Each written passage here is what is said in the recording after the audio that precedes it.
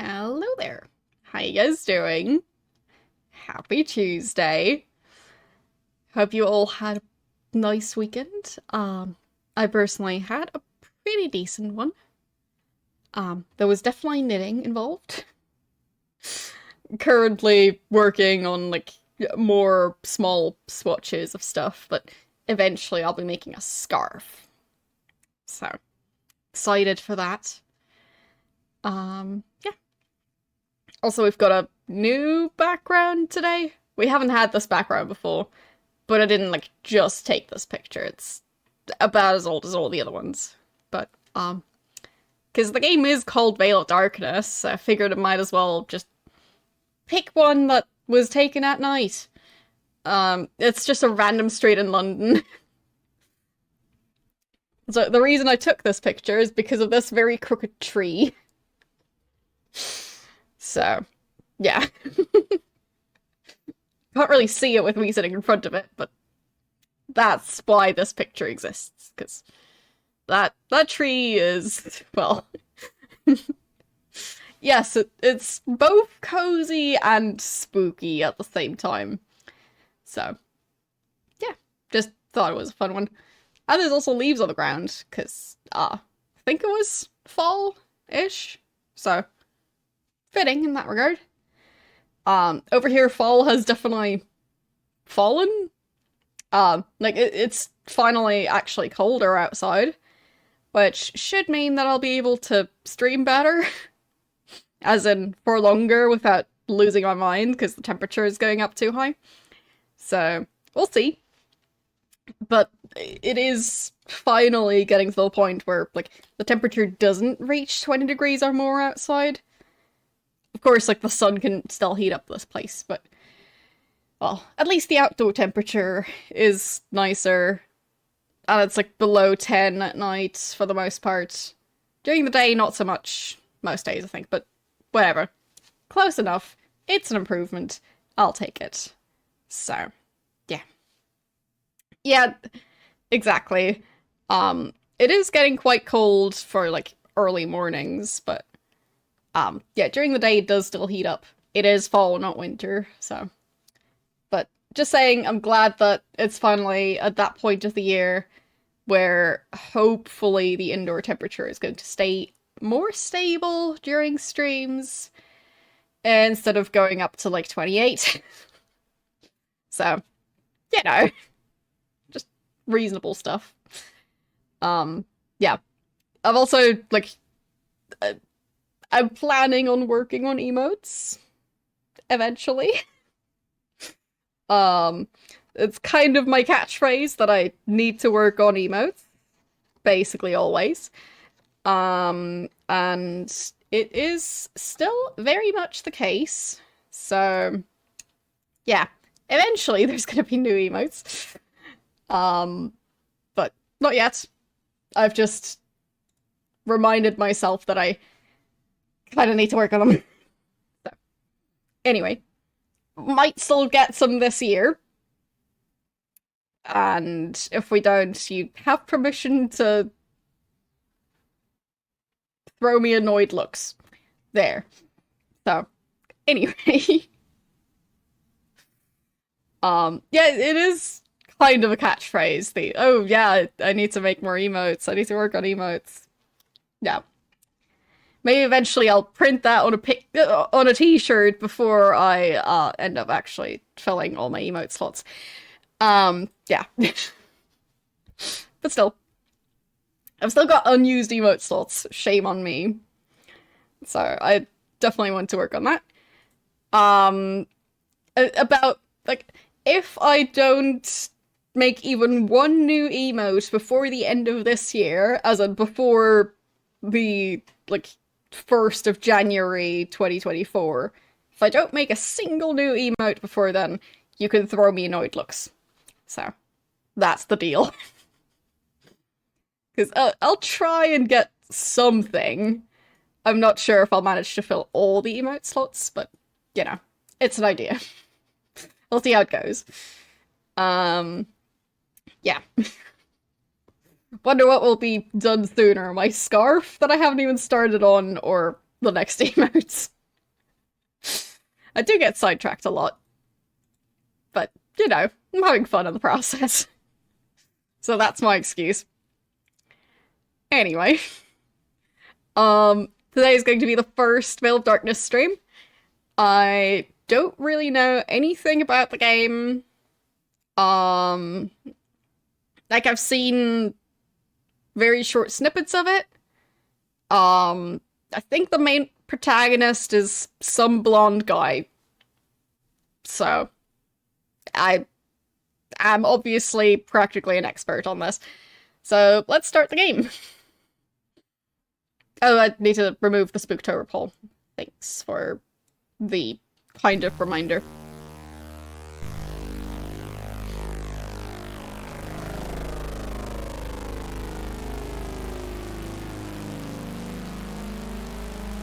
Yes, Veil of some blonde guy.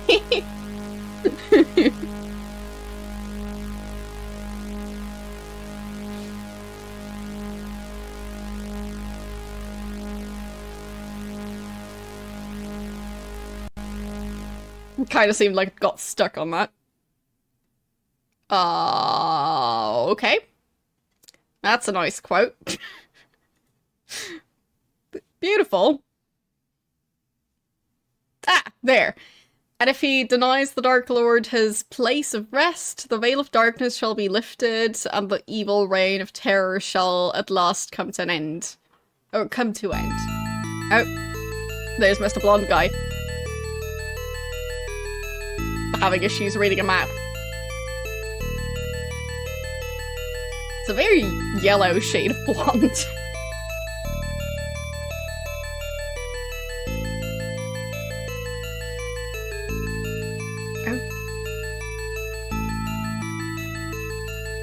Is he gonna get bitten? Okay.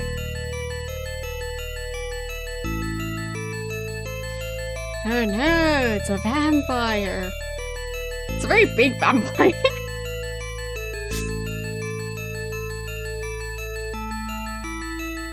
Veil of Darkness. I'm not sure if it's supposed to be this frame rate. It is from 93, so it might be. You've flown your small cargo plane through just about everything. So flight over the dreaded Carpathian Mountains, steep within the heart of ancient Romania, was of little concern. You do not even see the danger lurking within the sickly green hue of the sky or the darkening clouds. Unfortunately, you have not gone unseen. Evil unknown to the modern-day world watches from the mist-enshrouded valley below.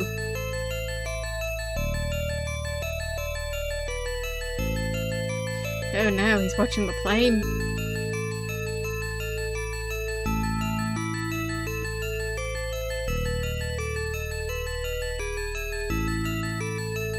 Okay. Am I supposed to steer this? I'll just assume no. It's just a very close-up cutscene. A tingling creeps up the back of your neck as you are engulfed in a cold chill. Should have brought a blanket. Suddenly, all the gauges begin to spin out of control. Maybe they also needed a blanket.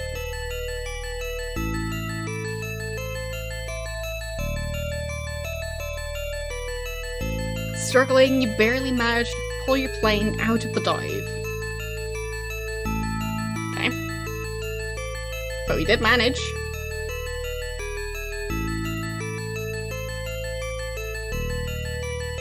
The green guy seems confused by that? Yeah, he's got a head on his wall. Nice.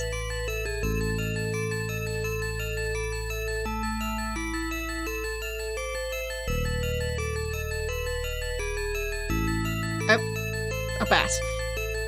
windshield and engine hopelessly destroyed by the sinister stuff.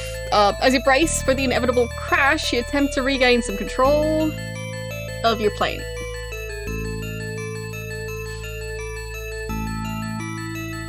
Amazed that you're still alive, you stagger from the wreckage.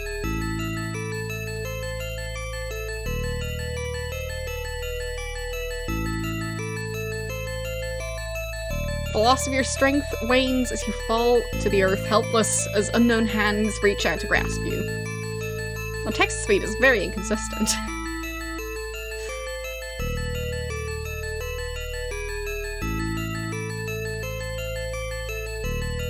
A shadow beckons and is quickly joined by another.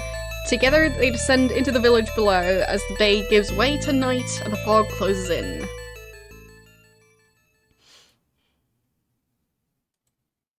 You awaken. Oh no, a lady!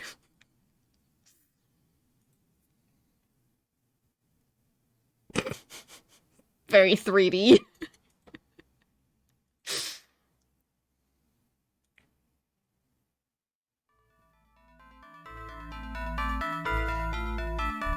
Okay.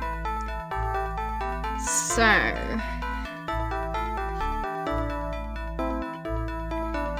my head. I feel like I was slammed by a speeding truck.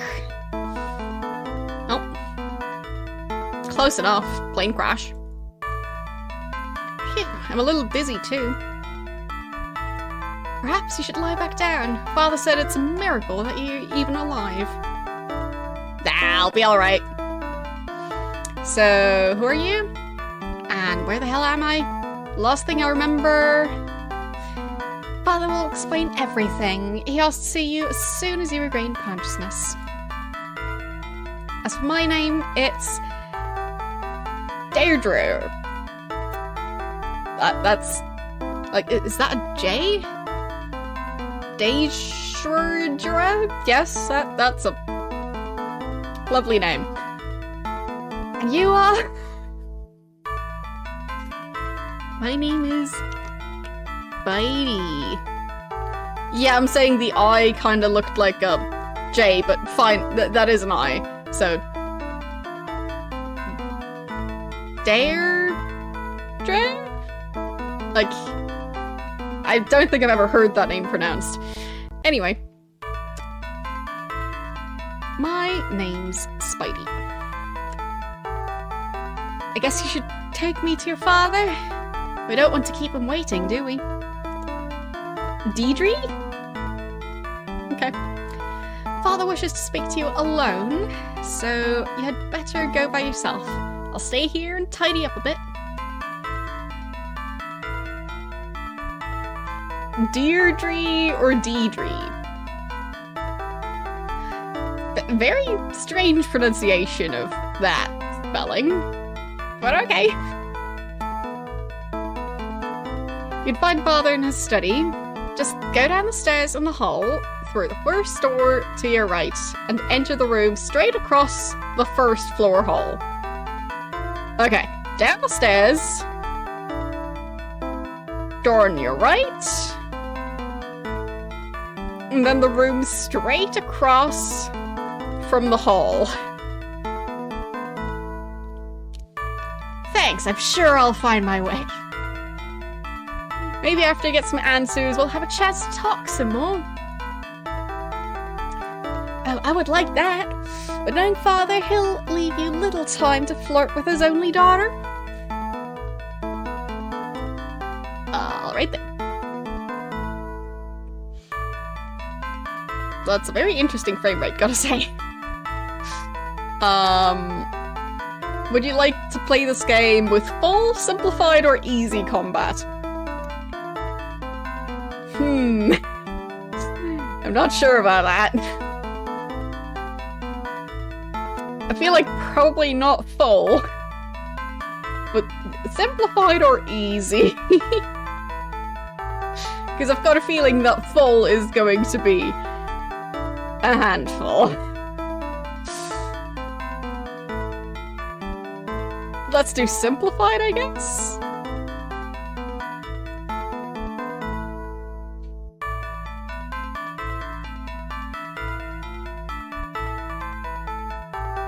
Well, I want to be able to make progress and not be stuck in combat for like hours at a time. So which door did we come out of? The stairs? Hello, game player. From time to time, there will be doors behind which there's nothing important. In that case, I will print the message, "There's nothing important behind this door," so that you know you do not need to figure out how to get past the door. Enjoy Veil of Darkness. Okay. Nothing important. Nothing important.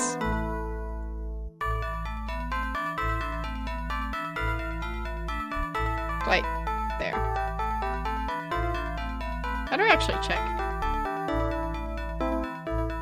I'm still figuring out the controls. Not quite sure. Mini picture of the monitor?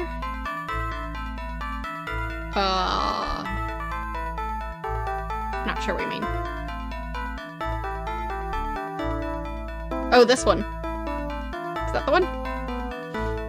Oh, that one. Ah, fair.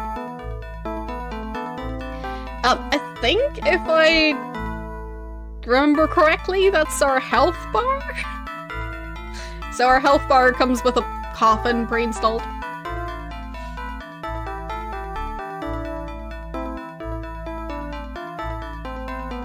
But as I said, I have not seen much of the game at all, so... I see you're alive, Mr. Christoveric. Will be most pleased. Pleased? So I've heard. I believe he's waiting for me. Yes, he is. So please don't keep him waiting, Mr. I'll just call him Christoph. Is a very busy man. Bye. Okay, so door to the right? Is that this door? Nothing to take. How do I interact with doors?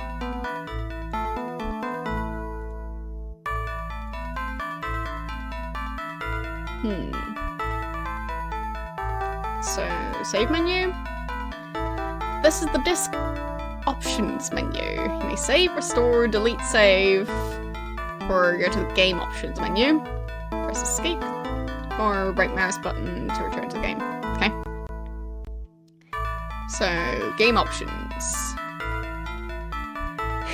This is the game options menu. You may modify conversation logging, magnify, or battle text options. You may also quit, start a new game, or go to the disk. Okay. Alright. What's the magnify option? I've dropped object magnification off is the normal mode for play. Turning it on will make dropped objects larger for easier play. Dropped object magnification is currently off. You may turn it on or return. Let's turn it on. That way if I drop stuff, I'll be able to see it. Because I like the sound of that. Because, like, it feels like the art is going to be quite small. As in, the possibility of, like, items the size of 1 pixel. So. Nothing to hit. Okay, so those are combat buttons. Nice. That's health points and weight of my inventory. Okay. Okay, so that's how I go through a door. Or not. Oh, we're outside. Didn't mean to go outside.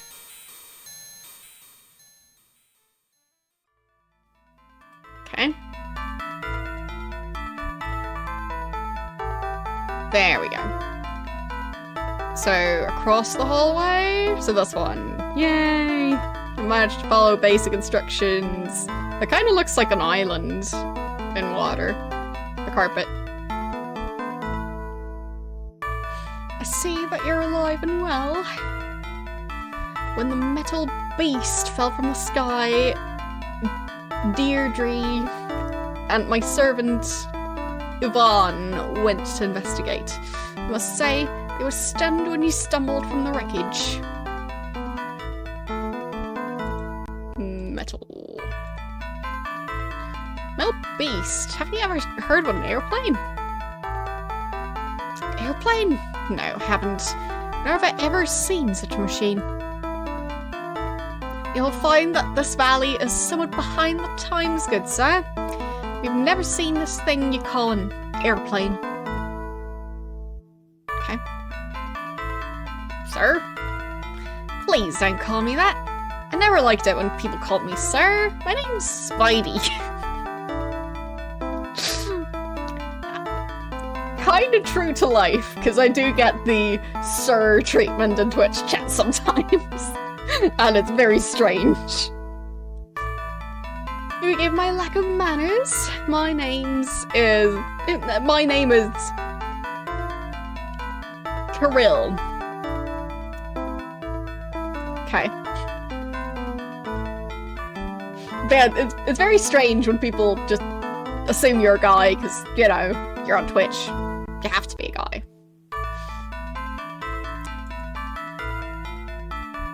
I would appreciate it if someone could show me where I crashed. I would like to take a look at my plane.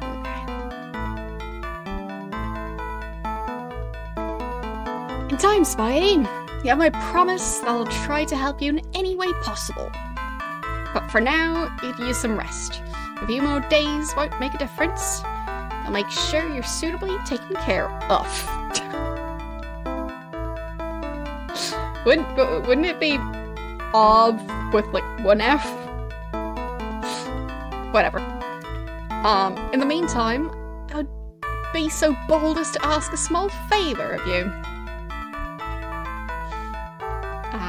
Favor? How can I say no? Your daughter quite possibly saved my life. What do you want me to do? Some time ago, I lent a fine carpenter's hammer to a fellow villager. Good tools are hard to come by in the valley, and Edward hasn't made an effort to return the hammer to me.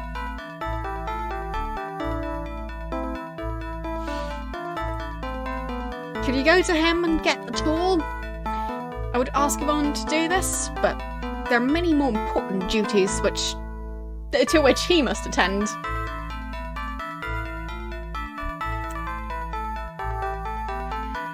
So his servant, his time is too precious to do this. So let's ask the guy who just went through a plane crash, who's supposed to rest.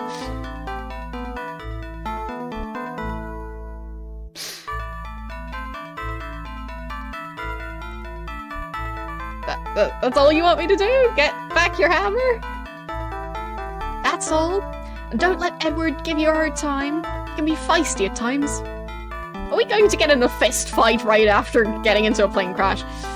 Come back when you've got the hammer and we'll talk some more. Oh, by the way, before I forget, be sure to ask everyone for some coins, and if it interests you, there's a tavern in the village. Feel free to use the coins as you wish. Okay. Bye. Yes, maybe we'll get into a hammer fight. Agreed.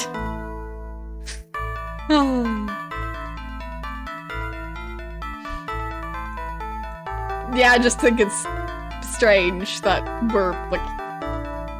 we're not allowed to go to the plane, because that would be too much of a hassle, traveling all the way back. Even though they presumably carried me all the way, so it can't be that far. But yeah, it's just way too much to walk back there, but beating people up within the village to, like, deal with fetch quests that his own guy isn't willing to do. Yeah, that's perfectly reasonable. Thank you for the 20 bits for me to use as I wish.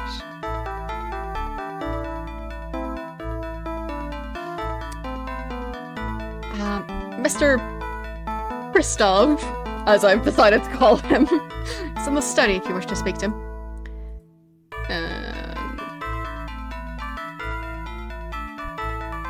Let's...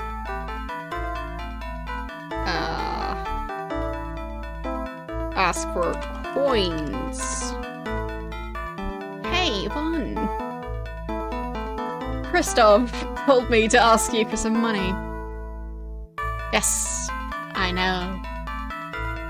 Here are the coins I was asked to give you. Make sure you spend them well, stranger. Let's ask about spending. Lighten up. He told me I could spend the coins on whatever I want. That may be true. Nevertheless, spend the coins wisely. Okay. I'll try, I guess. Oh, there's stuff behind this door. Same carpet.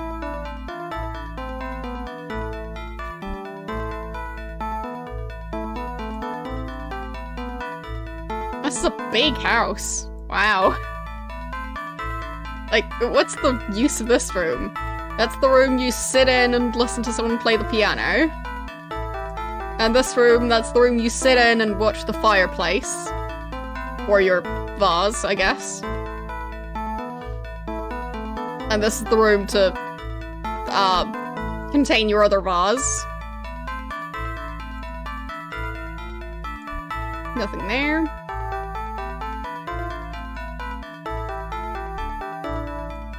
Nothing there.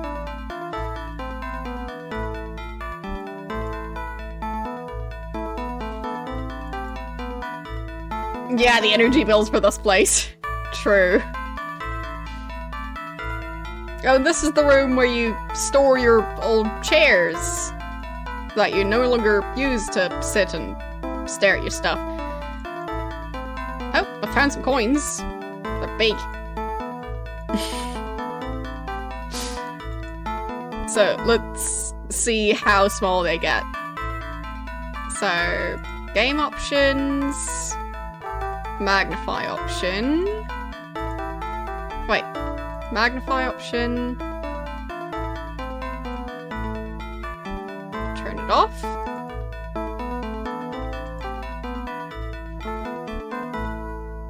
Yeah, that's quite small. I guess we'll leave it at that for now. Because with, like, picking up new items, I thought it was more for, like, items that I dropped, but no. Seems to be for picking up new items as well. Anything I can do with this? Nope. Can I put these in my pouch? Nice. Not sure if I can check how much stuff I've got. Oh, interesting. Okay.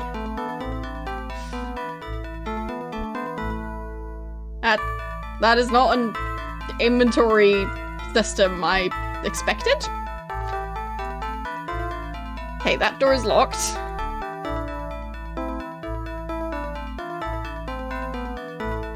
Yeah, the inventory system is... Or, well, the entire user interface. It's out of the ordinary, gotta say.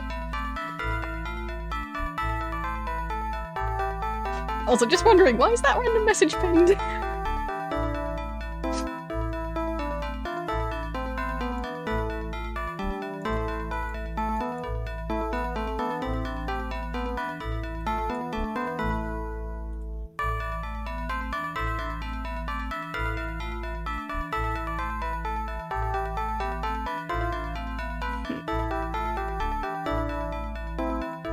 Anything back there? Nope.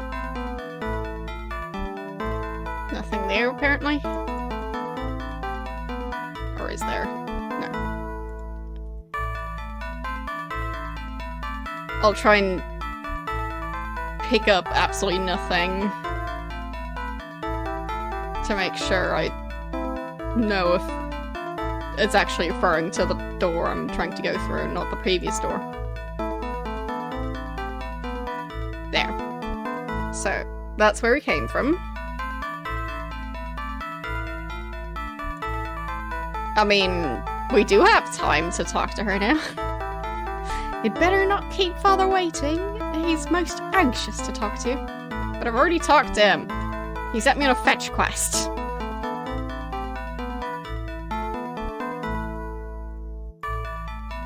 Nice calendar.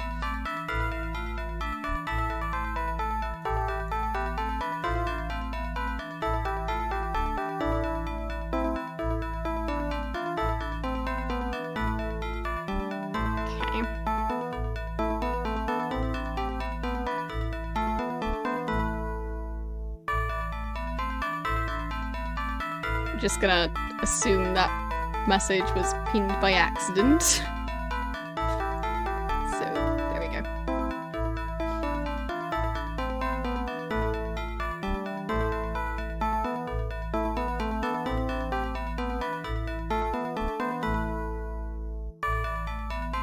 Okay. Through this door should be... Going to the front door. This house is gigantic. It doesn't look nearly as large from the outside, but, like, it's fine. So, sign of a beheaded person. That sounds welcoming.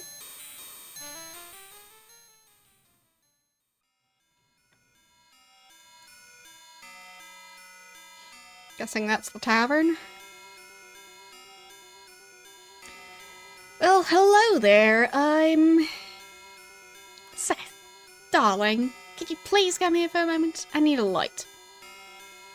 Sophia, can't you see I'm talking to this man? I'll be over in a minute. You don't smoke, do you? If you need a light, just let me know. Personally, I don't like tobacco, but I occasionally succumb to the pipe. Oh well, patience, dear Sophia, patience. Anyway, I'm Seth, the barkeep. Can I get you anything? An ale? Some food or wine, perhaps? Hello, Seth. It's good to meet you, Seth. My name is Spidey. Wait a minute. I don't remember seeing you in here before. You're not the guy that, came from that thing that fell out of the sky, are you? Maybe I am. Can I... talk about the plane? No, can't. Thing? There. I think I spelled it wrong before. Sky? No. Whatever. Barkeep. Are you just a barkeep, or do you own this place? The place is mine. It was passed on to me by my father. If I'm right, I think tavern's been owned by my family for several generations. It's not a bad way to make a living, you know. Actually, about the only thing I like better is collecting things. Like my cups, for example. You won't find a finer set in all the known world. Look at them, especially the gold goblet. You'll never see another one like it. Gold goblet that I definitely won't have to steal eventually. Yes, that goblet of yours is a very nice cup. And it's worth a good bit for when I steal it and sell it. Thank you, it's my finest, my pride and joy. I'm just aching to drink from such a fine cup. Of course, I'd never do such a thing unless I had the finest vintage. Only the best for such a fine goblet, eh? Yep. Only the best. For the cup that I'm going to steal. Yep, there it is. Definitely going to be stealing that. Can I be stealing those darts? Nope. Can I just climb over the counter? No. Talk to this lady, I guess. Hello there. Why don't you pull up a seat? I'll talk for a while. My name is Sophia. Do you want a drink? Thanks, Sophia, but not now. I'd like to, but I've got some things I've got to take care of. if you change your mind, you know where I'll be. So yeah. Go on, there. Okay. Can I go through that door? I can. The mystery door to the storage room.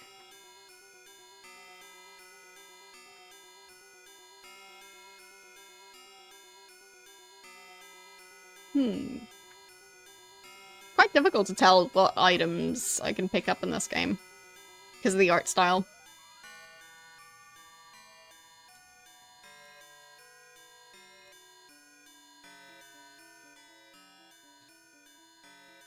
Very colorful. I'll give them that.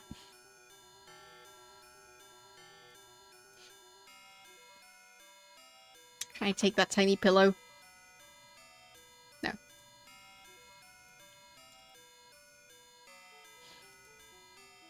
They've all got some pretty fancy calendars for the era this is seemingly supposed to be.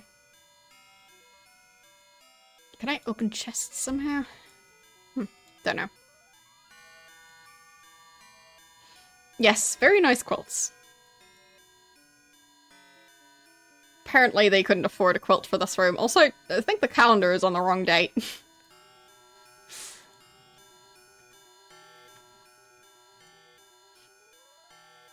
But those are some roomy rooms.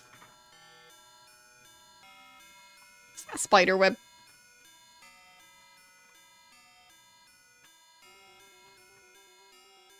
The quilts are nicer. They should add more quilts to the other rooms.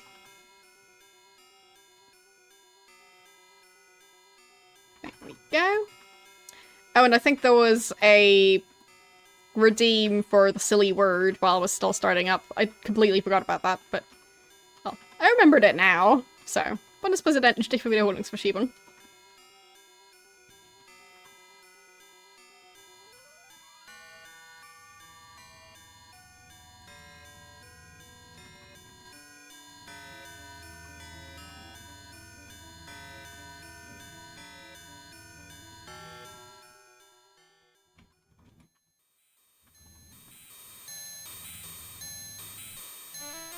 Alright. I do wonder what this place is called, because, like, the beheaded child? Because face just looks kind of young. Seems weird to have that as your logo. Hello, I'm Annabelle. Hello, Annabelle. My name's Spidey. I hope you didn't come here to buy something.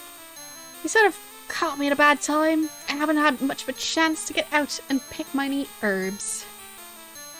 Of course, I do have some fennel seeds I'll sell you for a silver piece.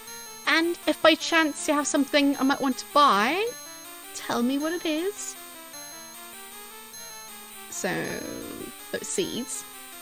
Is there a reason why I would want to buy fennel seeds? They look so distraught. I don't know. The seeds have several different properties, so I'm sure you could find a use for them. Do you want to buy them? No. Is that an option? No. Buy? Dang it, I bought them. Thanks. Here are your seeds. Didn't mean to buy them, but I have them now. Guess I'll find out what they're used for.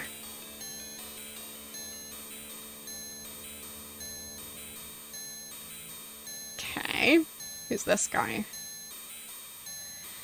Good day to you, sir. You're interested in buying something? Please tell me what it is and I'll let you know if I have it. You might be interested to know that I've got a fine oil lamp for sale. Do you want to buy it for a silver coin? Please don't call me that.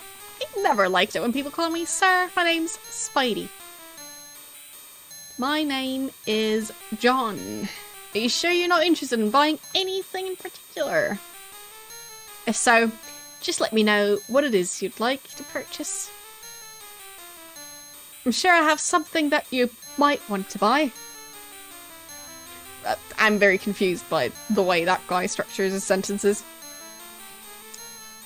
Can I say bye? I can, okay. Sure, you can give me a warning.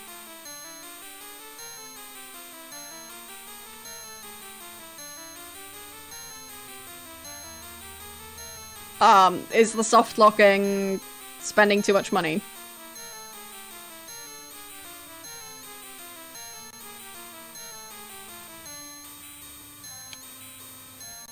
Okay. I figured it might be. I guess I'll have to check if I can give the seeds back. Yeah, are we already soft locked? Did I just sell it? I'm confused. I'm very confused. Restore. Like, how can I check how much money I have?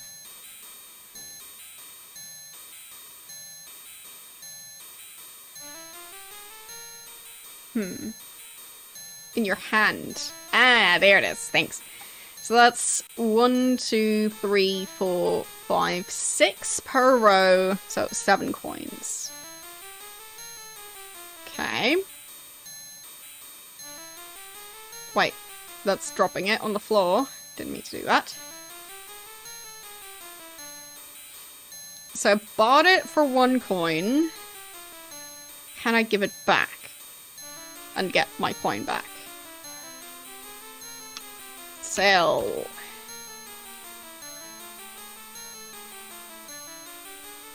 Can't buy something from you don't have.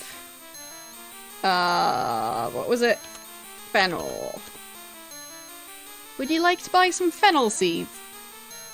I sold you those fennel seeds, don't you remember? Sorry, there are other things I'd rather spend my silver on. Fine. Interesting.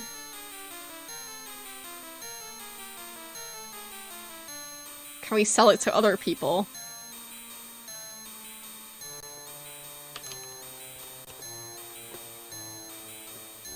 That's a plant or something? If so, you'll want to talk to Annabelle, because she's the apothecary. Okay. No, I have not done that yet. This guy does seem to be selling a lamp.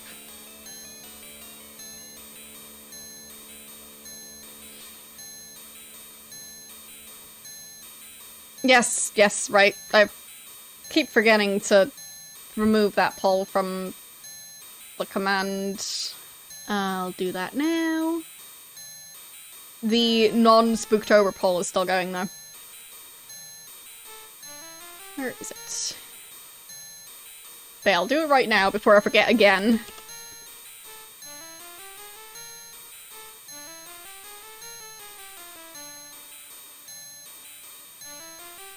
There it is.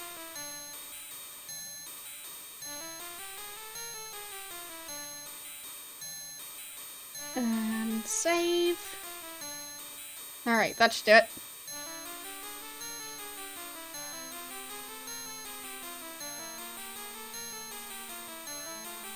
What do you mean, gotta put up Oregon Trail?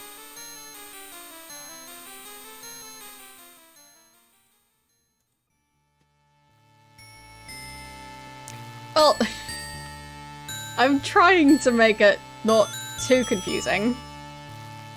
But, like, basically, there's just one poll going on right now, which is the general one. Yeah. But for the events, we have separate ones. That's all. Yes, the 3-month-old one. Because I started it before August, which was an event month. So, I know, it's a bit strange to have the poll running for this long, but it's because of August and October. So.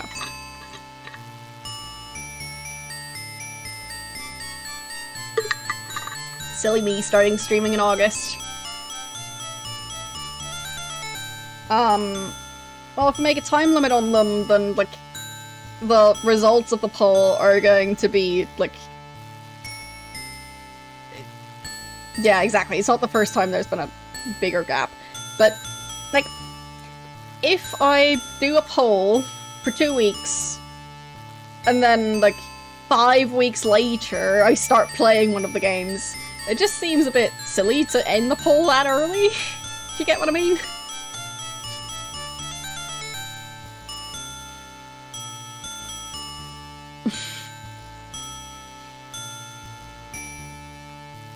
So I just don't really see a reason to limit them in time. I mean, this one I can close if everyone's just annoyed with it. But the thing is, we still haven't finished Roller Coaster Tycoon, Ultima 5, and XCOM Apocalypse. So those playthroughs are still going. As soon as we're done with the October stuff, we'll go back to those.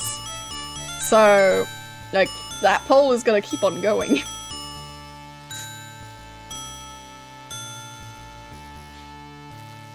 Yes, we need more stream days. I don't need time to, like, do other stuff. I should just stream 24/7. So, who are you? Did John let you up here? I told him to keep people away. I don't want anybody seeing my poor little Natalia like this.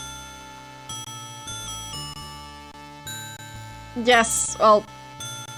My birthday is coming up, but we don't do a specific poll for my birthday. Like, what would the poll be? Should we celebrate my birthday?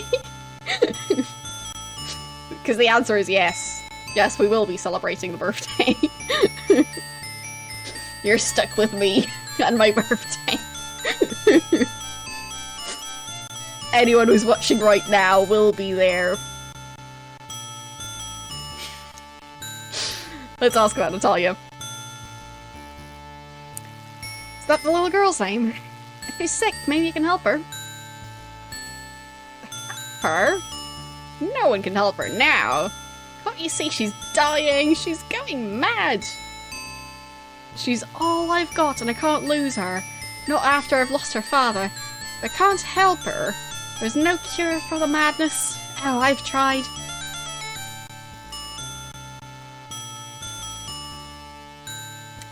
Don't lose hope. There's a way to heal Natalia. I'll find it. I promise. Let's not make promises we can't keep. I don't know who you are, but thank you for your concern. Would you please leave? I want to be alone with my little girl. Oh, keep it. Will do.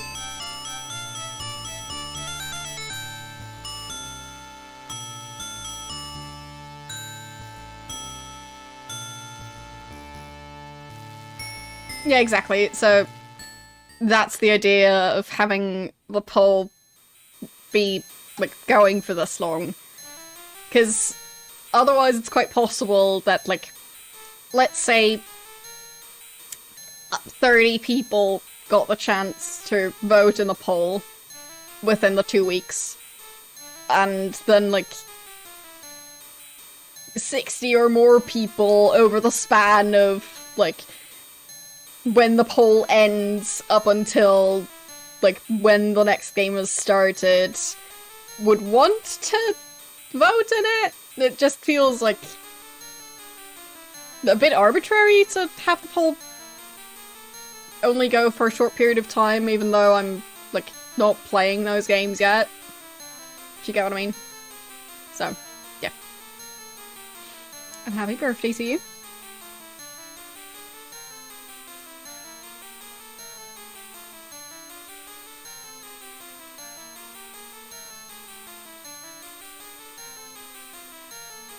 Yeah, exactly.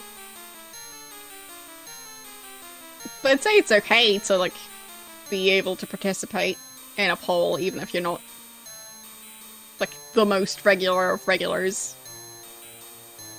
Like, technically I could, like, I don't know, have a subscriber-only channel on Discord and have that be the only place where I post the URLs to the polls, but like, it just seems very elitist to do it that way. So.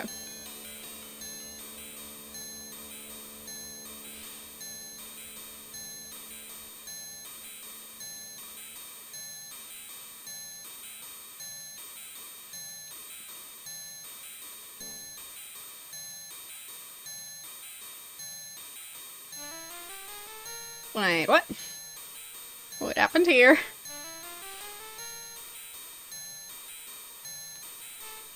I mean, I get why people do that, but, like, that's not something I want to do, you know?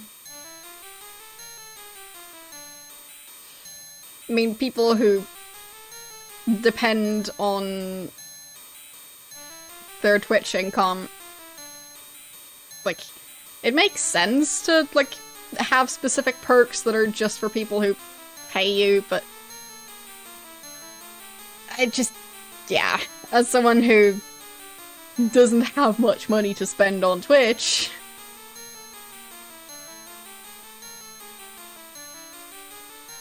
I just don't want people to feel left out, you know?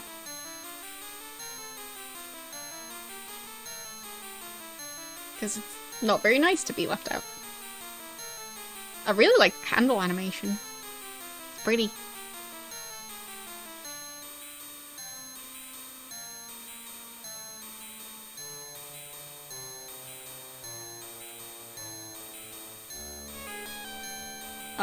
Okay. Aggressively playing with a bouncy ball. Like, that posture looks... like he might throw that thing at me if I talk to him. You're the man George was talking about. That's how I'm going to pronounce that.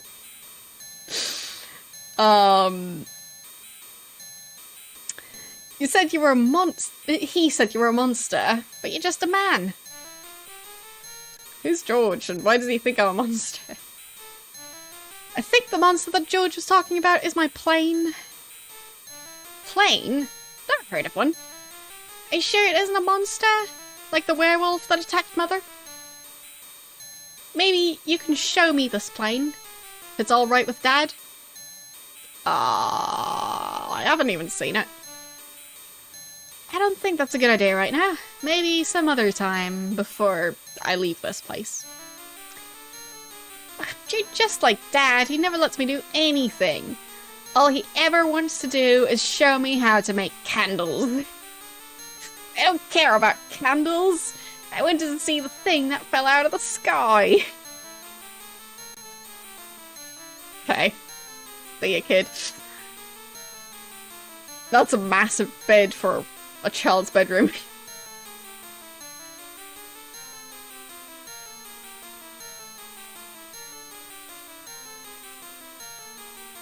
Okay.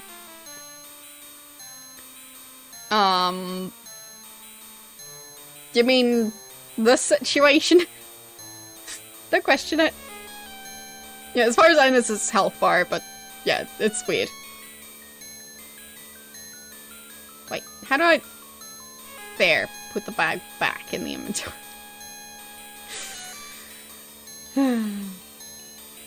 The controls are confusing so far, but I'm getting the hang of them. Slowly.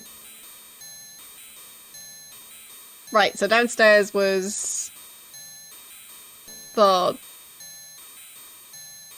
mother who got murdered? No? I can't remember which room that was in. Maybe that was a different house? Hello, my name's Joseph.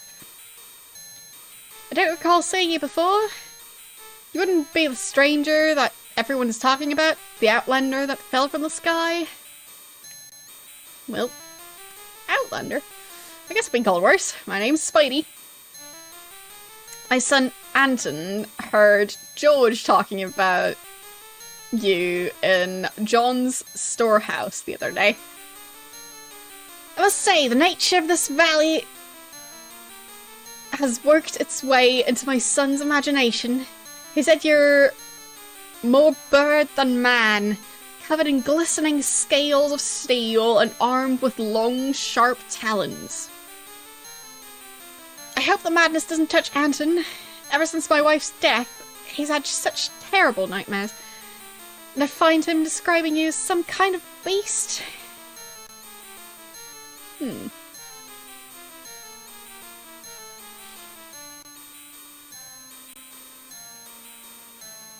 Sorry to hear about your wife. And I wouldn't worry about Anton. I think he just heard of my plane. It's quite alright. Death is an ever-present companion in this place. Sounds cozy. I've learned to accept the fact that my wife, like so many here, met a most untimely death. Anton and I live here alone. I've managed to make a modest living as a candle maker. There's always a need for light in a place as dark as the valley. Okay. Why is this place especially dark? Did you say you're a candle maker? Yes, I did. I'm also the only one you'll find. Hope to pass the skill on to my son before I pass away. Candles are normally 1 silver piece each. These candles aren't ready for sale yet. If you come back later, I'll have some to sell to you. And let's ask about Anton. Mind if I talk to your son? I already did, Now, go right ahead. You'll find him in his bedroom. Though, I would ask you to try and remember not to mention anything about Natalia. She's a good friend of his. One who is very sick and dying. Okay then. So, stuff is starting to connect. Because we saw Natalia in a different building. But where is the blood-smeared floor? Was that a different house? I wonder. Was it this one?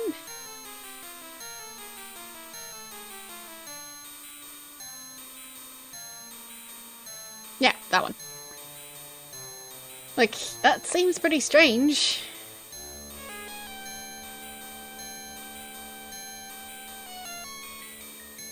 It's almost like that's a door or something.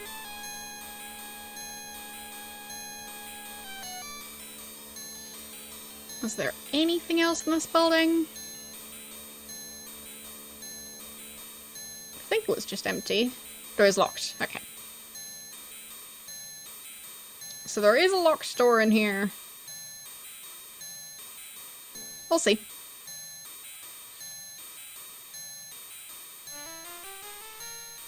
Anything down here? Apparently not. Just the edge of the map. So, which guy has the hammer?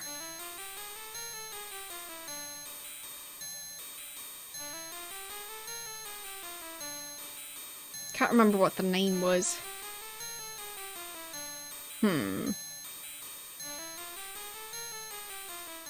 Yeah, the soundtrack is unique so far.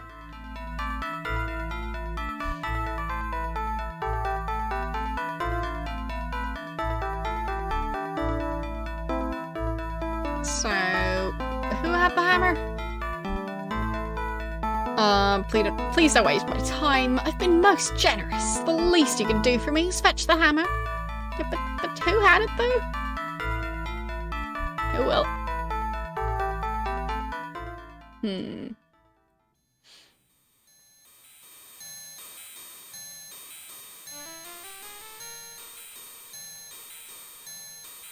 Was it this guy?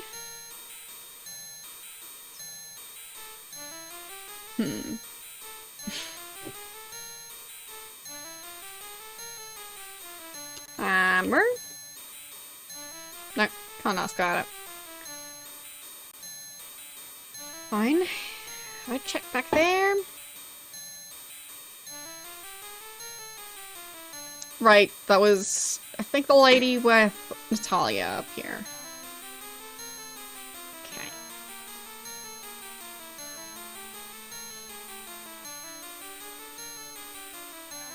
Wait, you're cooking rice. You can't find your rice and you can't find your maple syrup. Well.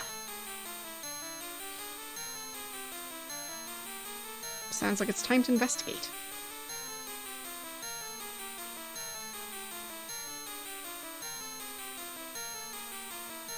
Must have been. Maybe someone in the tavern knows about it.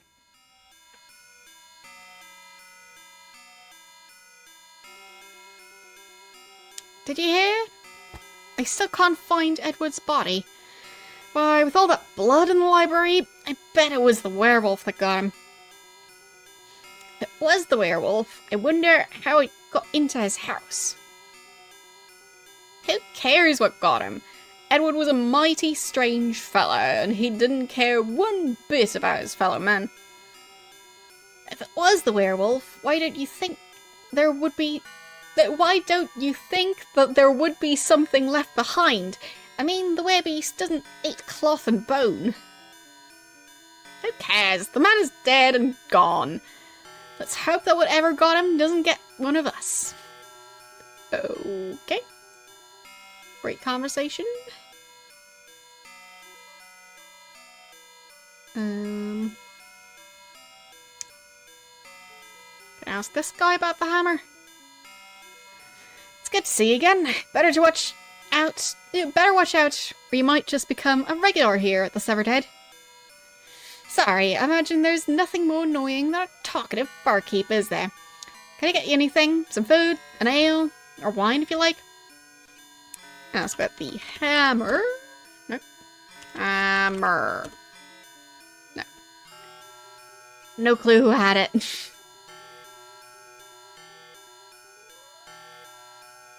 So I can't ask the people at the bar. Maybe the candle maker had it. Because I think he said that some guy borrowed it. I just can't remember his name, because I am horrible at names.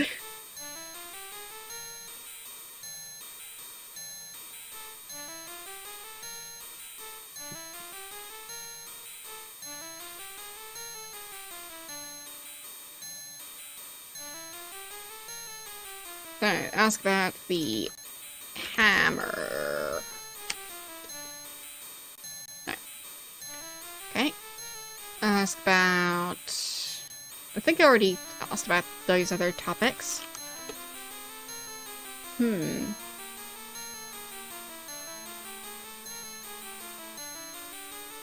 I'm supposed to find it?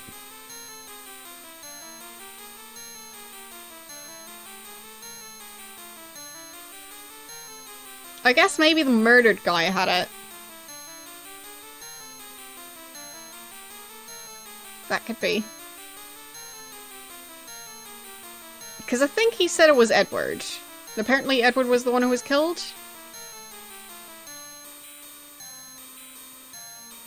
So maybe it's in here. Who knows? Torn fabric. Okay.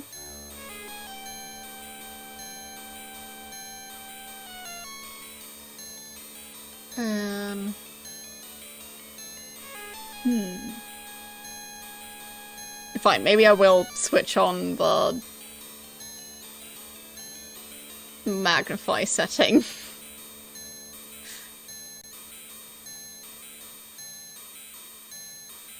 There.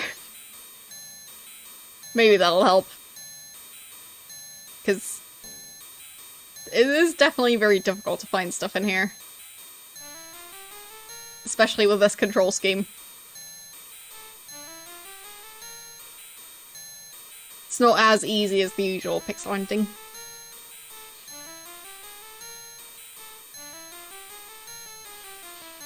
A bearded viewer poll, as in like a poll to find out how like the percentage of chatters who have beards is? Like, or a poll to decide on whether or not I should have a beard. Because I've got to say, my beard growing capabilities are quite lacking.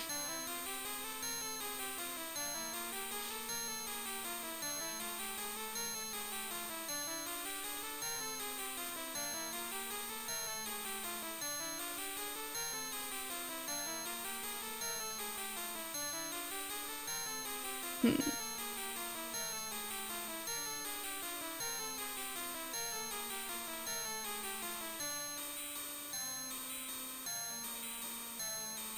I wonder if I can turn down the music options a bit. But I think it's just all together. What are the text options? Informative text messages during battles. Yeah, that's fine.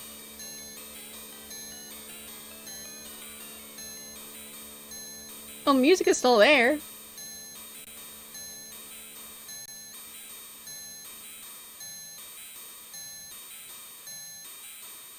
It just gets a bit silly in some rooms.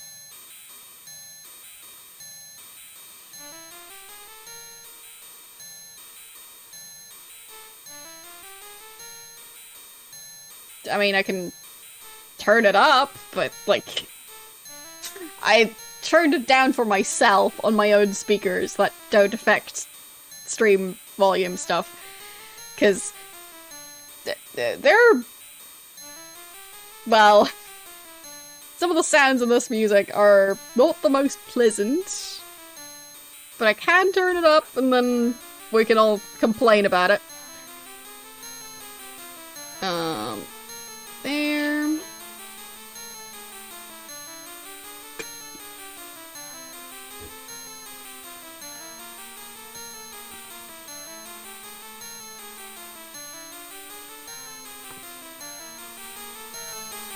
And there. Is that loud enough for you?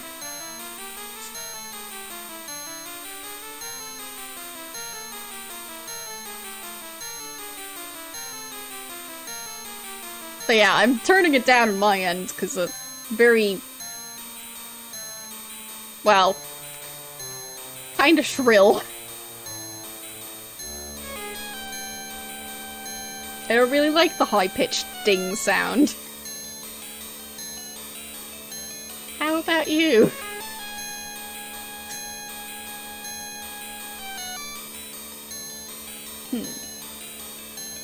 I just have the piece of fabric. Is there anything I can do with it? Doesn't look like it.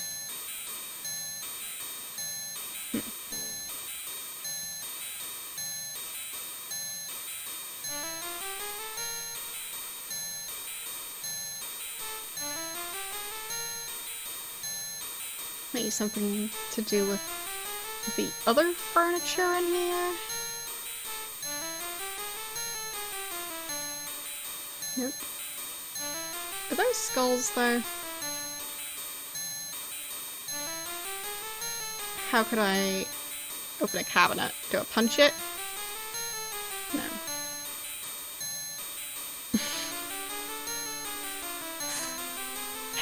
I'll turn it down again. There. But yeah, the game, like, some songs are better than others.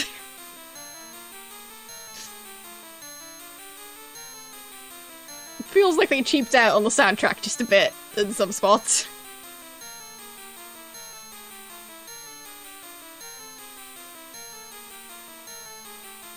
As in, very short, very repetitive, and very shrill.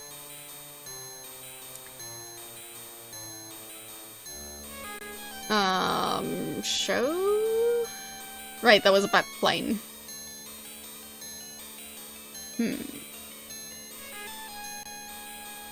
Maybe I just bring back the scrap of fabric? Like, I'm supposed to fetch the hammer, but like... Seems like I got murdered, so... Nope. There.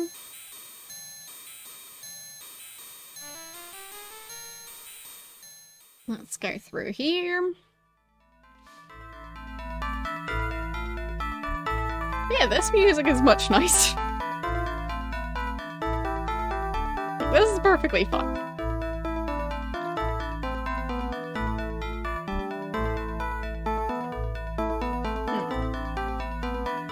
put it in my bag, dang it.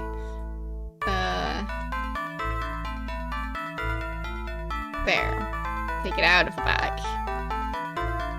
The menu is so weird. There. Yes, kind of.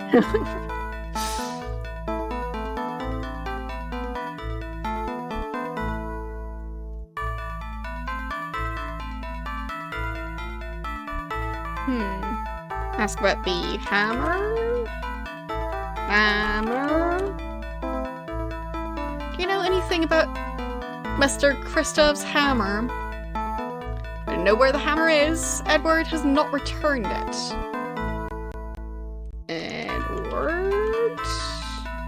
How do you spell that?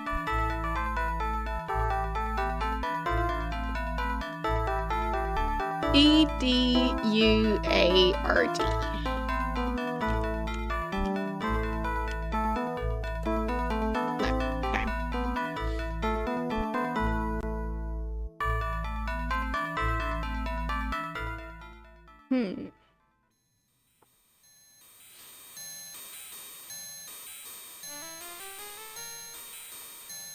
To me, it reminds me more of a machine that maybe needs to be oiled. Like the weird repetitive rhythm with the screeching sound as part of it.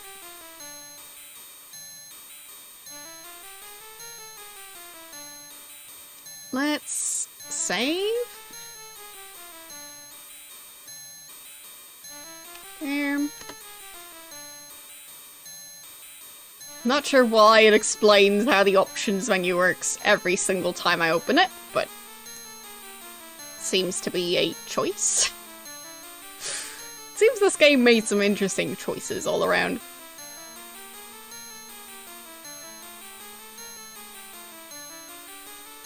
Yes, agreed.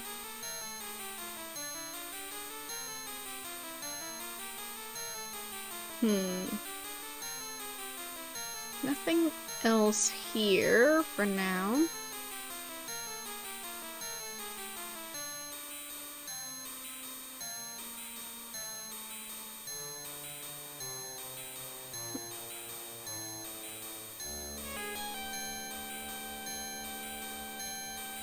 Ah, there it is. Now I managed to open the door. Okay. So I got a coin. Got another... Oh, got the hammer. Got another coin. Can I examine the corpse? No? Okay. I'll just leave it here, I guess. So he got killed with the hammer in his secret room. Okay. Neat. There, I stole the murder weapon. All fine. I switched it so that items show up bigger than they actually would be. It's a game option, so... Yeah, I can turn the audio down even further if you guys prefer. Like, genuinely, I could even turn the audio off for this game.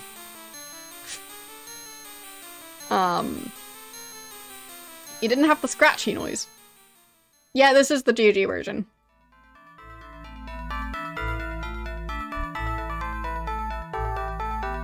Like, this seems pretty normal to me.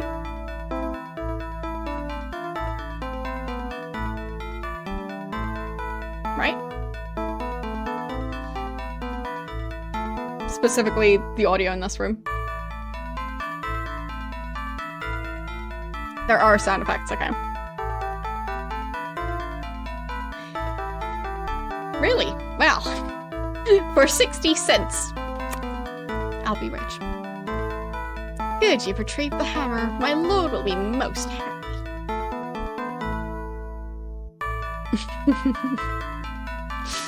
He's anxious to talk with you again. Now that you've returned with the hammer, you'll find him in the study. Okay. Bye. But it might actually be like 2 cents. Who knows?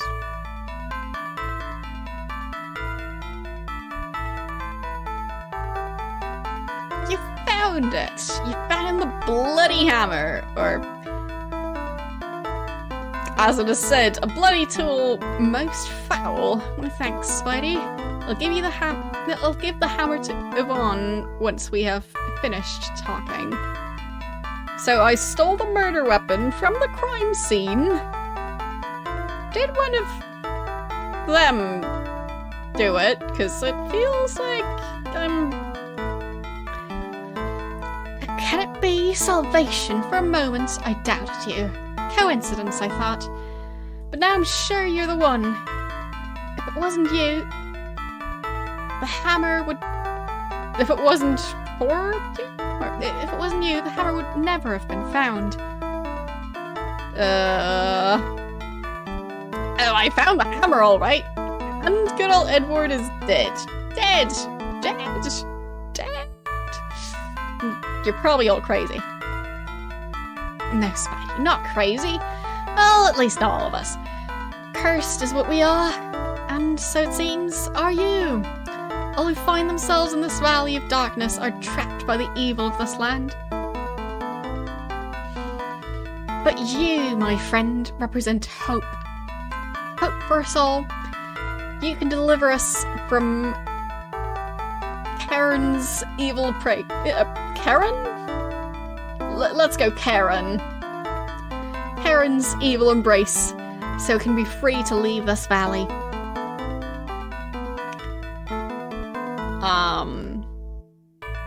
Hope? I think you've got the wrong guy. I'm out of here.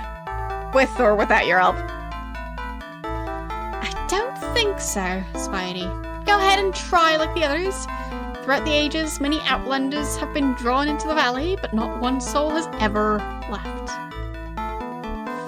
The mountains are high and offer no passage, and those that attempt to leave go mad or are slain by creatures of the night. And I haven't mistaken you for someone else. There are many things in the prophecy that I don't understand, but the first few lines are clear.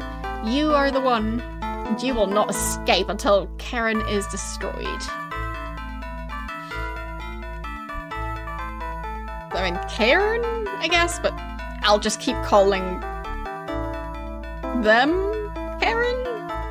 I'm not quite sure what they're referring to. It is a capital letter, so presumably someone's name, but I don't know. This Karen, who is he? And yes, I'll keep on mispronouncing the name, because a silly name to read. The very name stings my tongue. He was once a man, but now he's no more than a monster, a vampire, a creature that lives by drinking the blood of others. He's very old and very powerful. Take these, they're the pages from an old book that chronicles the history of the valley and Karen. Read the pages when you have the time. The story is much too long to tell. Okay, ask about the prophecy. You want me to believe that I'm the one mentioned in this prophecy of yours? Take the prophecy, Spidey. Read the beginning verses. Even you cannot argue with me. It's clear that you're the one. I've studied that piece of parchment all my life, and I can learn no more. It's up to you to bring down the Dark Lord. And if you want to leave this valley like the rest of us, that's exactly what you'll do. So everyone wants to leave the valley. Okay. Escape. I promise nothing. I plan on leaving as soon as I get the chance. If that means fulfilling this prophecy, then I guess that's what I'll do. As you wish, Spidey. But I think you'll find there is no other way. I want you to know that I will offer you any help that you need. You may come and go from my mansion as you please. Okay. See ya. So I'm the guy from some prophecy, and the first thing he has me do is fetch a hammer from a crime scene. I wonder what sort of prophecy we're talking about here. Let's go back inside to read it, because the music is nicer in. Yes, he is. He is not very nice at all. How do I read it? Nope, that's dropping it. So, just throw it at his face. Wait, how do I... This is the story in your manual. Fine, I'll look at the manual, I guess. From the ever dark sky shall he descend in a bird of steel. Salvation for those that have been unrighteously damned. He shall deny the part he is destined to play until he finds a bloodied tool most foul. He must free a man cursed for curiosity's sake, and dispel one dead but forced to serve. A youth in madness he shall willingly heal. The hangman's grief he must unveil. 7 lost souls have favours to ask. Once appeased, he shall be allowed to pass. He shall find and slay the hound that hunts the night, claiming a purse of silver to serve his needs. A hidden place he must pry from one quite mad, and speak to evil incarnate, the Dark Lord's bane. He shall turn aside the vampire's charms, and stand strong against claw and fang. Then he must make his own most holy attack, and the imprisoned light must he set free. A true name must be spoken for evil's power to wane. He cannot falter, not even once, for it means his death. If he denies the Dark Lord his place of rest, the veil of darkness shall be lifted, and the evil reign of terror shall at last come to an end. That's quite the to-do list.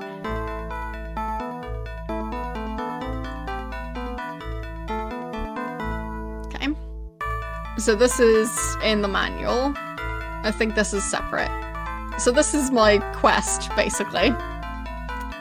So, free a man cursed for curiosity's sake. Do we free him because we're curious, or is he cursed because he was curious?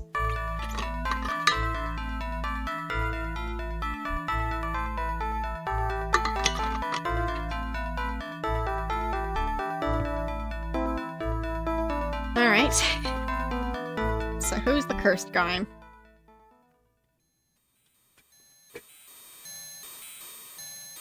I mean, I guess we could also read the manual, since that seems to be a separate thing. So I'll check for that. Let's see.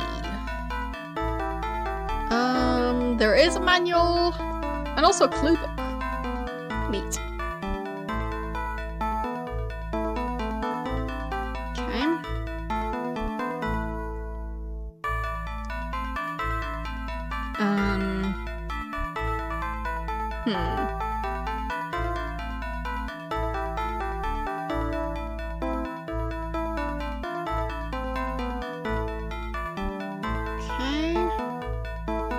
Where did that download go?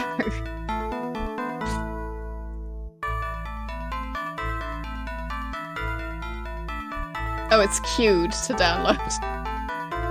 Great. How about we unpause that download? There.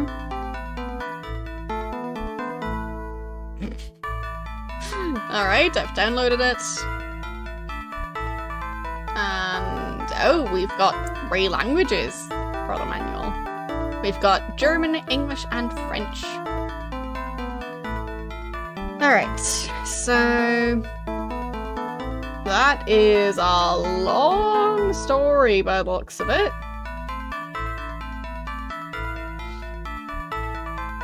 Yeah, that's a 32-page story.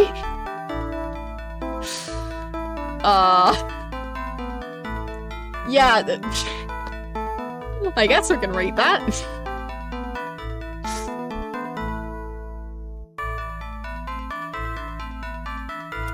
So, let's zoom in. Alright. Yes.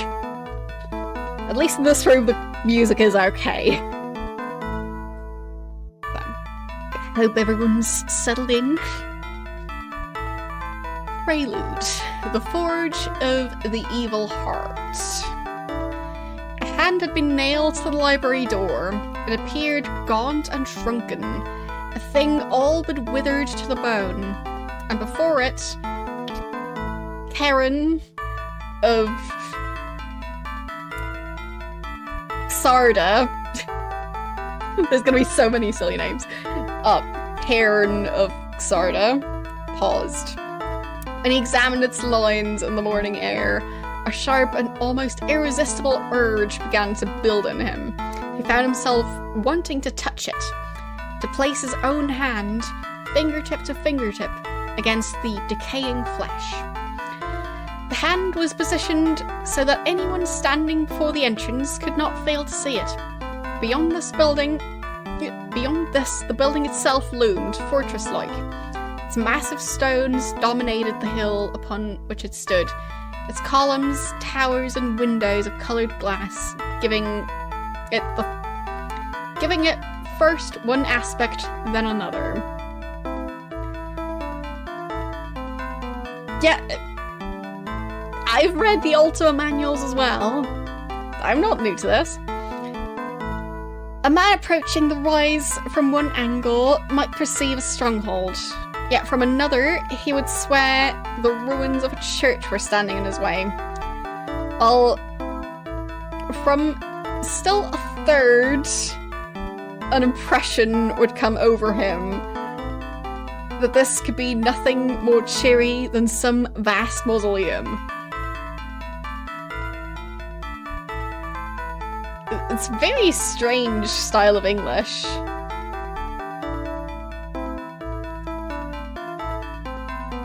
A man approaching the rise from one angle might perceive a stronghold, yet from another he would swear the ruins of a church were standing in his way. Well, from still a third, fine, a third angle. Fine. Okay, it's just complex sentences.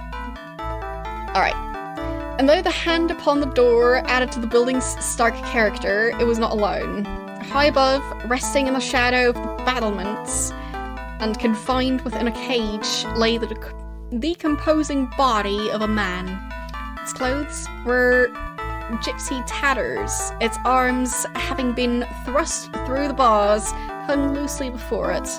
The hands were still clasped together. It seemed to Cairn that the wretch to his last must have been pleading for his life.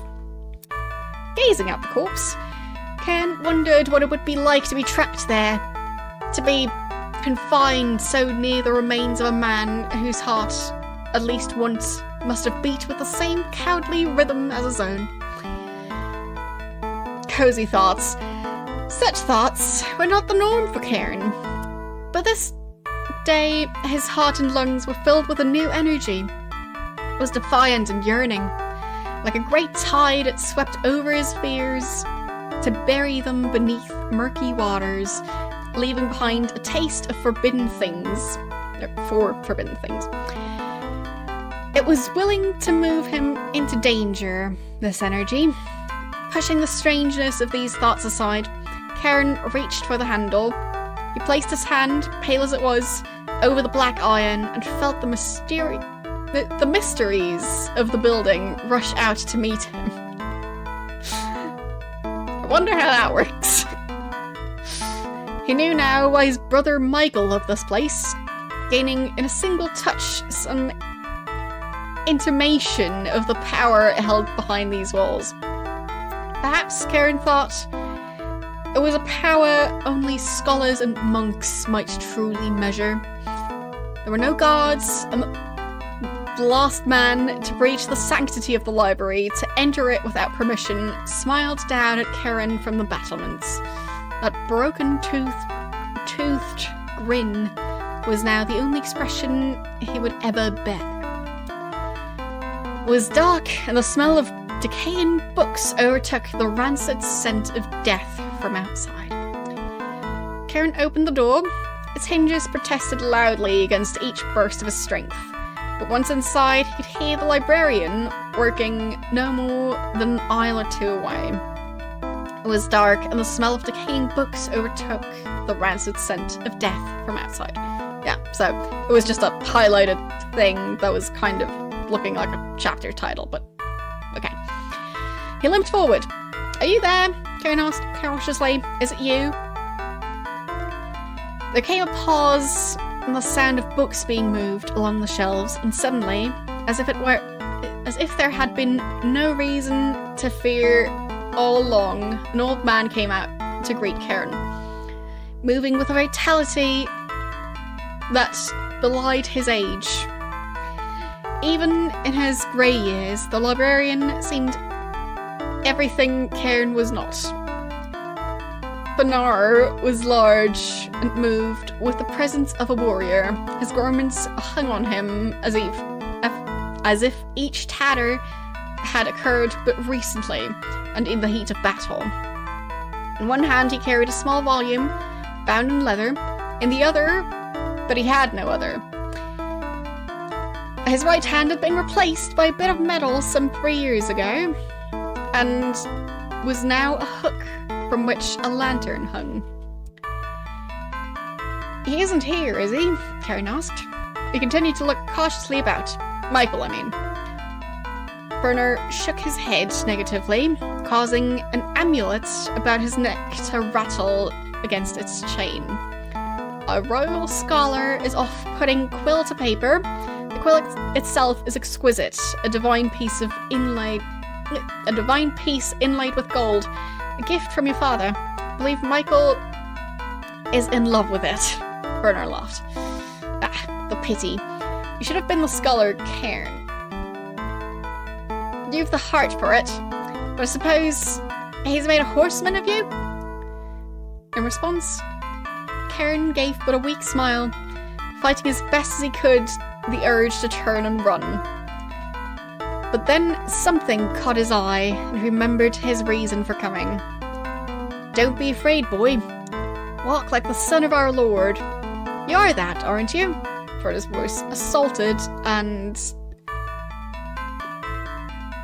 buoyed. I have never seen that word before. B-U-O-Y-E-D. Whatever. Frodo's voice assaulted Karen's spirit. Even with the Master's fifth son. Even the Master's fifth son should go where he pleases. But let's have a look at you. I haven't really seen you since we became a man. 18 now, eh? Is that it? Karen asked. His eyes fixed on the book in Ferner's hand, on its worn cover, and the rough edges of the paper within. He licked his lips. Were my messengers clear about what I wanted? Clear enough. Though I wish you'd come to me yourself. These days, even trusted servants can't be trusted. Your father's spies are everywhere. I had my own men verify the story. Is that it? Karen repeated. No, not this, the librarian answered. This is a simple book of curses. Your father ordered it from the city of Cluj. And I have yet... No. Cluj? I think it's C-L-U-J. Cluj? Cluj. The city of Cluj. I've yet to inform him of its arrival. But what you want... that I have at my desk. Come. It's a very strange writing style, I've gotta say. Like... It's not so much the length of this story, it's just the style it's written in. It's so strange.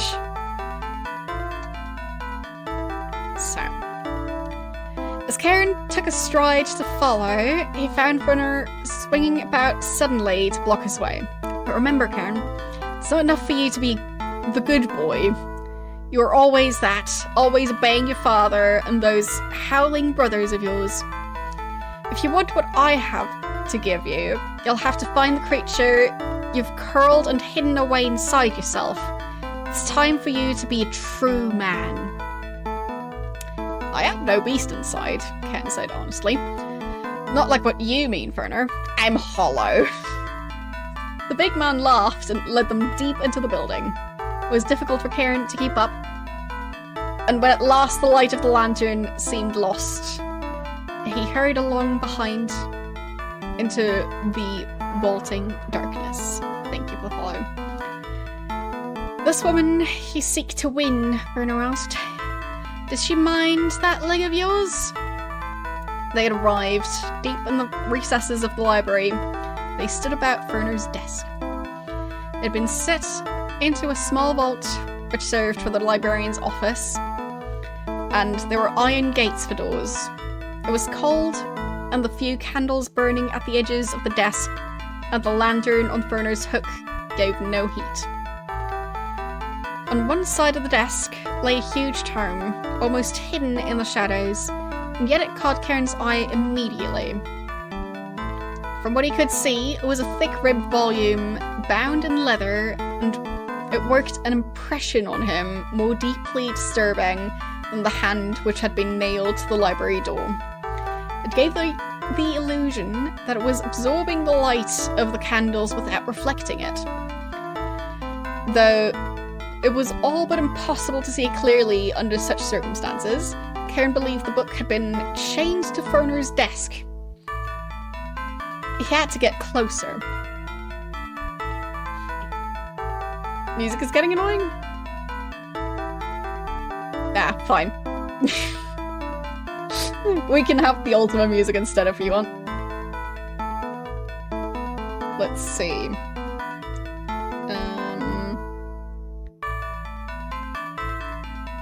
But yeah, let's just have the Ultima music instead than the very repetitive game soundtrack. Let's see, where is it? There. So, no more game music for now. And the slightly longer loops of the Ultima music. Let's do...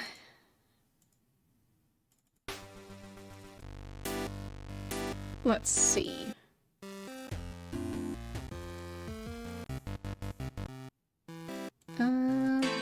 There. That one feels like a good one for reading. Alright. Where was I? Maybe I should have saved before doing stuff, because I'm not sure if this game is timed at all. I'm going to save now.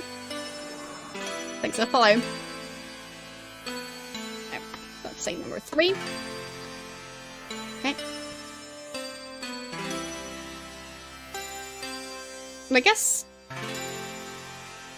we'll go to the room with a fireplace, because it just seemed cozier. Oh, lady is down here. That's different. There. We could just pretend to be sitting on one of these chairs.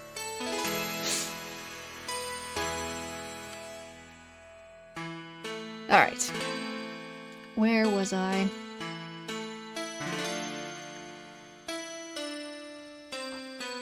Yeah, so Karen believed the book had been chained to Werner's desk. He had to get closer. What is that? Karen could not resist asking as he moved towards the edge of the desk. The librarian blocked his way, snuffing out those few candles nearest to the volume. Nothing you want to be involved with, Werner boomed critically. Something newly arrived came in from Cluj with this book of curses, and I haven't had time to take its measure. Now, I asked you a question, boy. Does she mind that leg of yours? I told her I fell from a horse, Karen answered. And that's true enough. I once failed to clear a hurdle, and father threw me from the saddle in a rage. But, old man, you've tested me long enough. Do you have it? Yes. There are a few enough of these in the world. From the darkness, at the foot of his desk, from some secret drawer, Werner pulled out an almost tiny book, whose golden lettering seemed to glow, adding its light to the room. The verse of Po Chu, translated from the 9th century Chinese into Romanian love poetry. Wait, into Romanian love poetry. As in, it wasn't translated into the Romanian language of love poetry. So, it is 9th century Chinese originally, translated into Romanian, and it is love poetry. Anyway. Karen reached quickly for the work, but Werner pulled it aside, and Karen tried it again. It was with the same result. Puzzled then, thinking it a matter of the agreed-upon payment, Karen reached to his belt. The purse he had tied there jingled as he loosened it. The coins within made a musical sound as they were tossed out upon the desk. Take the advice of a wise man, Werner said. Forget this woman and your schemes. You'll bring only harm to yourself and to her. Leave now, and word of this will never pass my lips. No. How goes it then? Werner asked. Teaching your love to read? Without answering, Karen tried again for the book, yet this time the librarian secured it within the folds of his tattered cloak. The hook and lantern moved threateningly to guard it. Fool, boomed the big man. First make believe she's worth the risk. I lost a hand betraying your father's interests once, and all the silver in your purse wouldn't bring it back. There's a gypsy out front, poor caged bird whose only daughter was burned alive on a pyre of books I'd sold him. Now helping you win the heart of a peasant girl is treachery. Yes, it is. And if all that weren't bad enough, you've chosen, I hear, a Hungarian sweet, a descendant of Magyar dogs. Karen's blood stirred. Do you deny it? His eyes flashed, yet Karen's voice did not rise in anger. Instead, he paused as if in thought, forming for himself the words that might break Werner's resistance. Nothing, Karen said. Nothing which we are to know in this world equals the power of her beauty. She's a stem of glass, a fragile rose, a petal locked in crystal. All that is frail and weak and wanting in this world can be perceived in her eyes. And when her hands arrive in mine, they come to me as silent as the winter, more gently than the snow. And I will teach her to read, to be Romanian, and to charm my father's heart. Ah, it is I who am the fool, Werner admitted, for believing such dreams and for letting you hang us all. I know you, old man, said Karen. You'd defy my father with your last breath. You're right. And with that, Werner brought forth the gold leaf volume and handed it to Karen, who quickly hid the treasure within the folds of his own garment. At the door of the library, Karen turned back to the larger man, meeting Werner's gaze eye to eye. That book in your hand, Karen said. The one of curses. Will you use it against my father? No, Werner assured him. It has no power. The small one. Your father bade me acquire it because of the stories surrounding it. You understand how to help one king curse his enemies or another to see his future in the stars. But true books of power have no such tales. How do you know? but Werner only laughed and sent Karen on his way. That's the first 7 pages. Still got plenty to go. Just staying hydrated.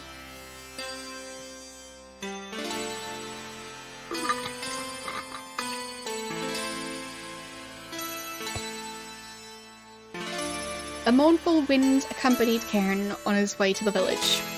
After taking a horse from the stables of the keep, he rode out, as he told the stable boy, to practice for the autumn fair. There was soon to be yet another race his father would expect him to win. He passed graveyard and monastery, always keeping the library and his family's stronghold to his back.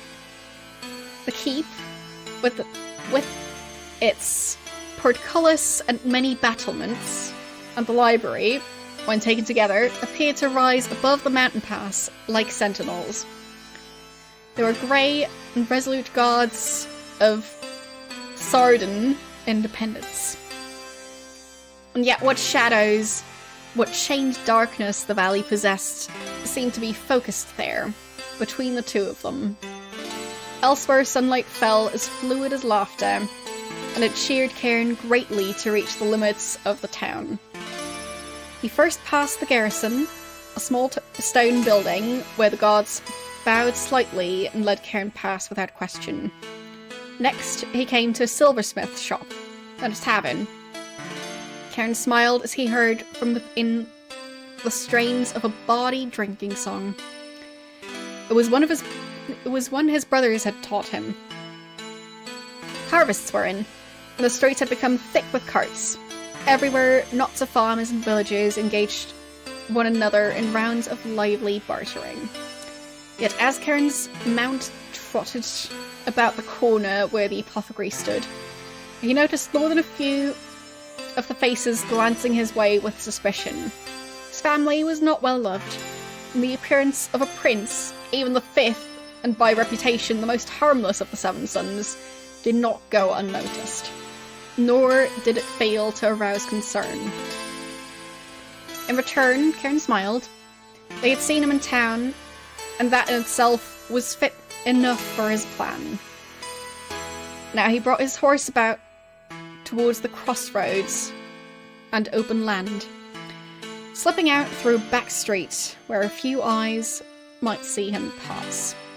Barns, pitchforks, and the tents of a gypsy camp glittered in the noonday sun. But Cairn rode on, spurring his mount towards one of the most distant points in the valley. Along the way, he looked up into the snow-covered mountains and found himself distrusting them, as though their stones, even now, might be in cold communion with his father. The trees themselves seemed to whisper evil things at his passing, their voices eager to reveal secrets, his secrets, to anyone who asked. At last, after leaving many an unsuspected turn in his path through the fields, woods, and mountain streams, Cairn came out along the holdings of Jacob, the farmer. From miles away, he could see the house, a column of smoke rising from its chimney. Yes, I always hate it when trees start whispering my secrets to others.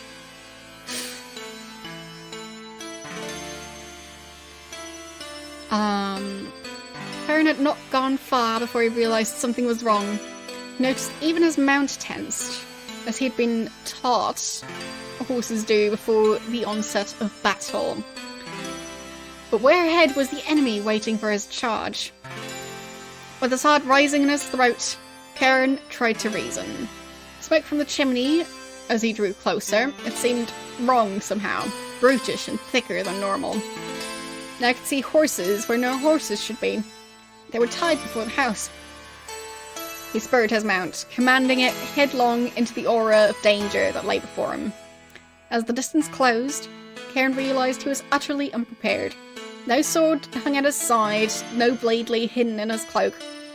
And at his belt, his purse hung hollow, swinging empty with each jounce of hooves against the hard ground.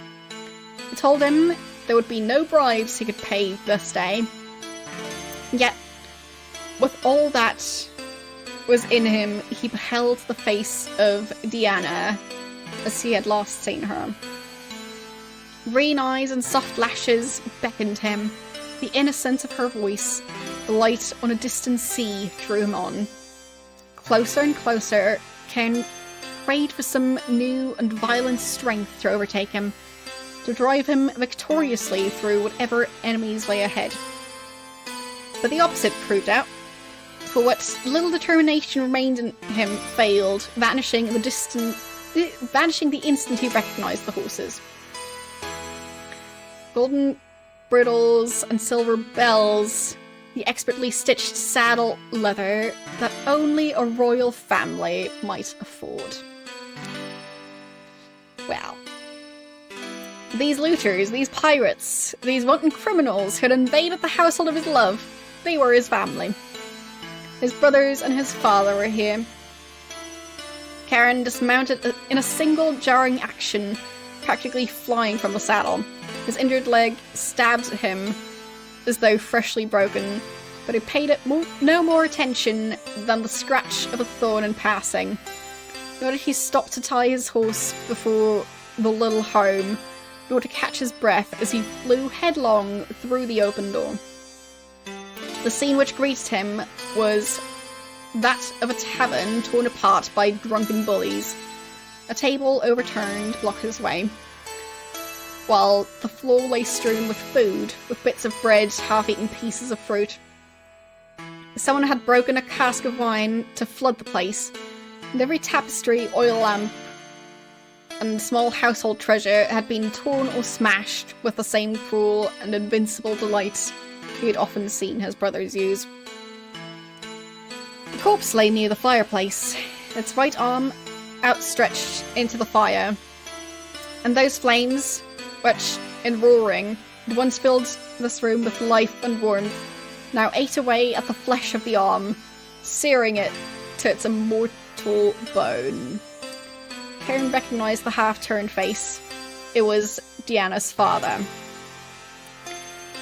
Waiting in the depths of the scene, with the stench of burning flesh all about, a shattered form looked up to meet Cairn's gaze.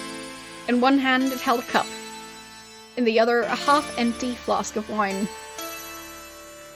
Its eyes were remorseless and restless all at once, pale orbs lit only by the reflection of the flames, and its entire countenance was everything that is the worst in predators.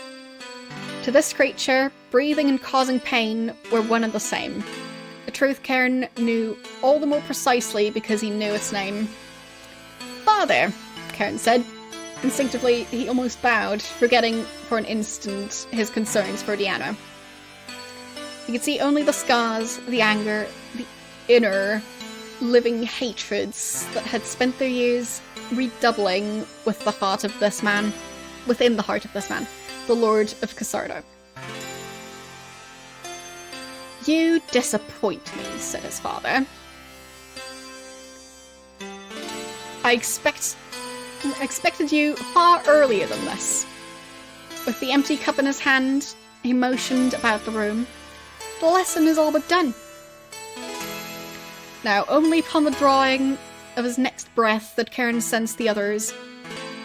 Only as his heart ceased to thunder in his ears could he detect the laughter echoing from deeper in the house. He heard the muffled screams, while, like the crack of bone, his father's voice brought silence again. "Bring her here." "Diana!" Two of his brothers brought her in, while two more came along behind. Beside her, they were giants, laughing gods of the mountains, warriors whose berserker rage no regular army might hope to tame. But each knew the pride of their father, holding it more dearly and deeply to themselves than their own lives. There was Christian, the minstrel, with his lute dangling on his belt, and Nathan the huntsman with his most beautiful cap set jauntingly above his brow. And with the jeweled sword of their ancestors ready in his hand, Alexander did no more than smile at Karen, giving him that same knowing smile he'd borne on the day of his knighthood. All these sights might have comforted, that's how you say that word, comforted Karen, giving him that same knowing smile. I missed my spot. Comforted Karen in another place, at another time. Even the drunken leer of Theodore, the vainest of them all, might have seemed comical if in his hands and with all his strength he were not holding Diana. Also, fun fact, that is the strangest spelling of Theodore. Like, I'll type it in chat. There. That's how they spelled it. I'm guessing they mean the name Theodore. But like, with an F? Whatever. Yes, exactly. But like, that's how they spell it in the manual. Anyway. At the sight of her, Karen rushed forwards. But two of his brothers pinned him, holding him against one wall while his father watched. If he could have expended all the life in his heart and lungs, used it in a single rush to break his brother's grip, he would have. He tried. But while Karen's thoughts leapt like tons of flame, and while in all his life his soul had never burnt more brightly, the strength of his arms proved no equal to the forces holding him, nor even to the evil laughter in the room. Yeah, all the names are spelled very strangely. Like, Christian is spelled like that. So, yeah, it's difficult to, like, figure out how to pronounce them just looking at them. So, sometimes I stumble over the names a bit, because, like, what's that spelling? Anyway. Karen, Diana called his name. Her lips were swollen, her eyes red with tears. Bruises lay like tattooed patterns on her forearms and her cheeks. Theodore, Christian, let her go! Karen screamed. Yet suddenly it became clear to Karen that the forces surrounding him were caught up in some terrible frenzy of bloodlust that grew all the stronger for his protest, that fed upon his fear. Though they wore leathers and swords, though their beards were trimmed and their rings jewelled, and though golden chains dangled about their necks, they were animals. Whatever kinship may once have bound these creatures to Karen was gone. In their hands, now he was no relation but prey. Trapped and held in that instant before the killing blow. So, Karen wants a woman, his father exploded in rage. A Hungarian animal to dilute our proud Dacian blood. Reaching out, the ruler of Cassarda tore the sword from Alexander's hands. Its point surged wildly towards Diana.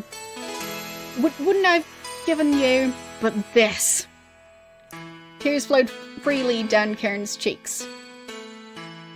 He could hear nothing but Diana's frightened breaths, their quickness like that sound so small, the cry that escapes a deer whose throat is in the jaws of a lion.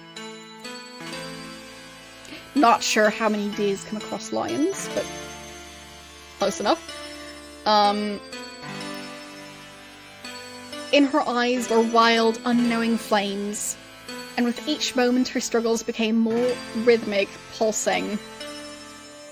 It was as if something inside her knew it could not escape, and now wished only to hurry the inevitable along. Karen wished he could talk to her. but they were beyond all words. Forces of darkness held them both, and they might come together now only insofar as their twin racing hearts might burst each upon the same instant. The jeweled blade rose between them, and suddenly Cairn lost all sense of himself and of her, and of the raging, mad voice of his father, which overtook them all. This, then, is the only marriage you will have, Cairn of Casarda. But to Cairn the words meant nothing. Before him the universe went black. Warmth. He later would remember the warmth of it, and the brightness, deeper than all roses. As they poured the wine down his throat, the cup was pressed against his lips. Voices urged him on. Drink. His throat opened, and once again Cairn swallowed, swirling in darkness, almost drowning in the glory of wine. But that was not wine. It was blood. It was Deanna's blood. Yeah, I was about to comment on the warm wine. Without identity, Cairn soared above a darkling sea, skimming ever closer to unseen waters, almost remembering. After a time, the slightest of sounds came to him. He recognised the hushed movements of servants. He heard a centipede make its hurried manoeuvres against the wall. Was it days or years since his lost thoughts had come together? Cairn couldn't say. But at last, without opening his eyes, he knew his name. Once again, he took possession of his limbs, his breath, and his beating heart.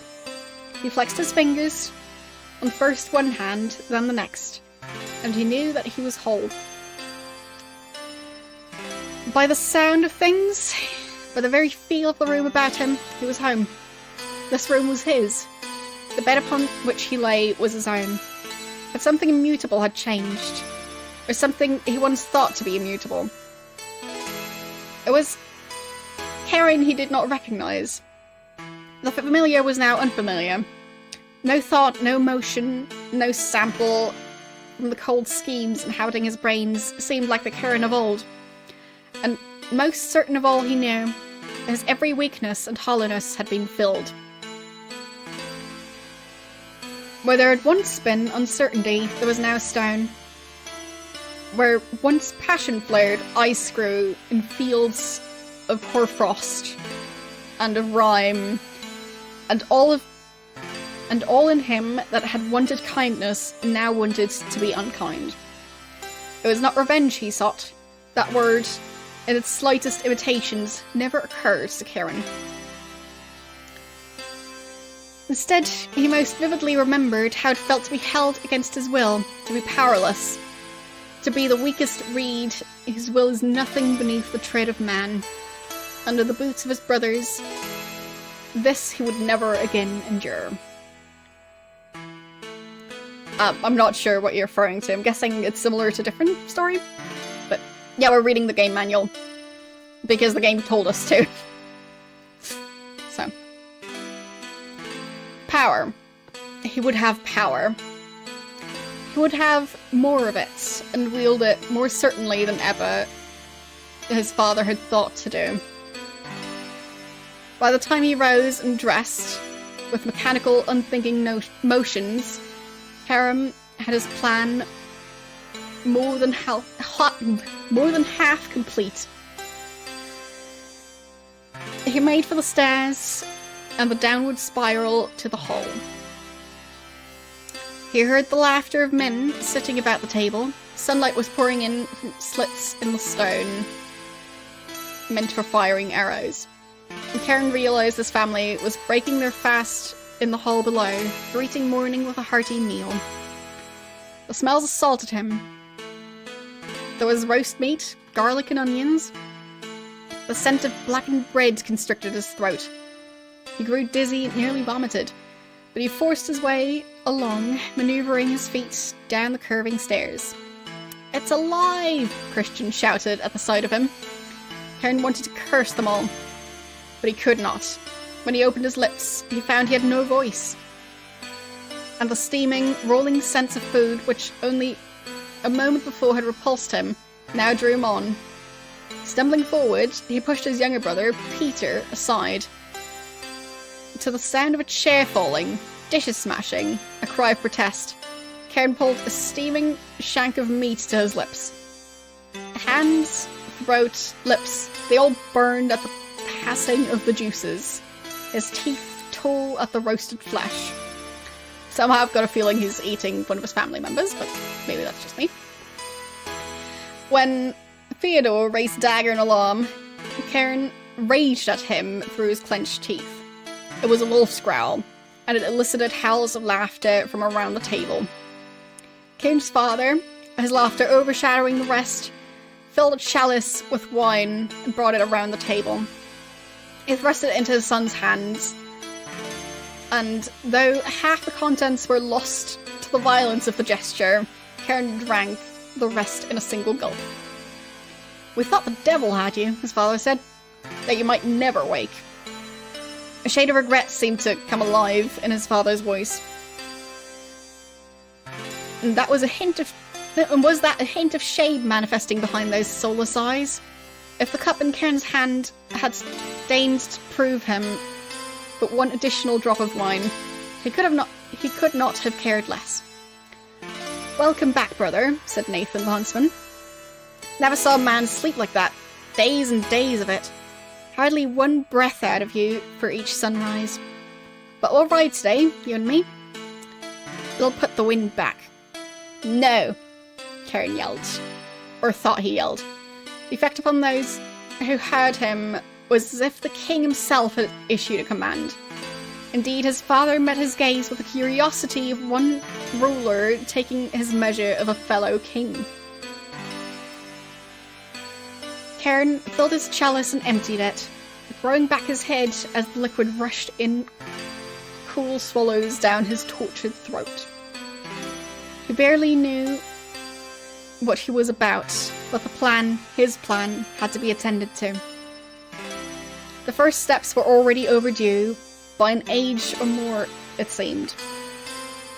"I have decided," Karen said, "to take over the duties of the royal librarian. Ferner will be dismissed, and my own staff appointed. Father, do you—" He had almost asked if his father agreed. Instead he finished, "Do you understand?" But whatever reactions he might have anticipated, laughter was not among them. Yet that was precisely what they did. It was somehow a great joke to them. Was it his agony? His transformation? Was it the sternness of his voice, which caused them to double over in delight?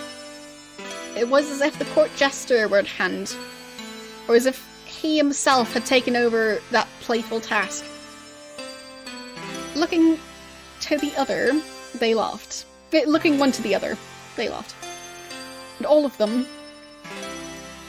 it was his father who laughed the loudest and the longest. I'm going to have some water, and then we continue.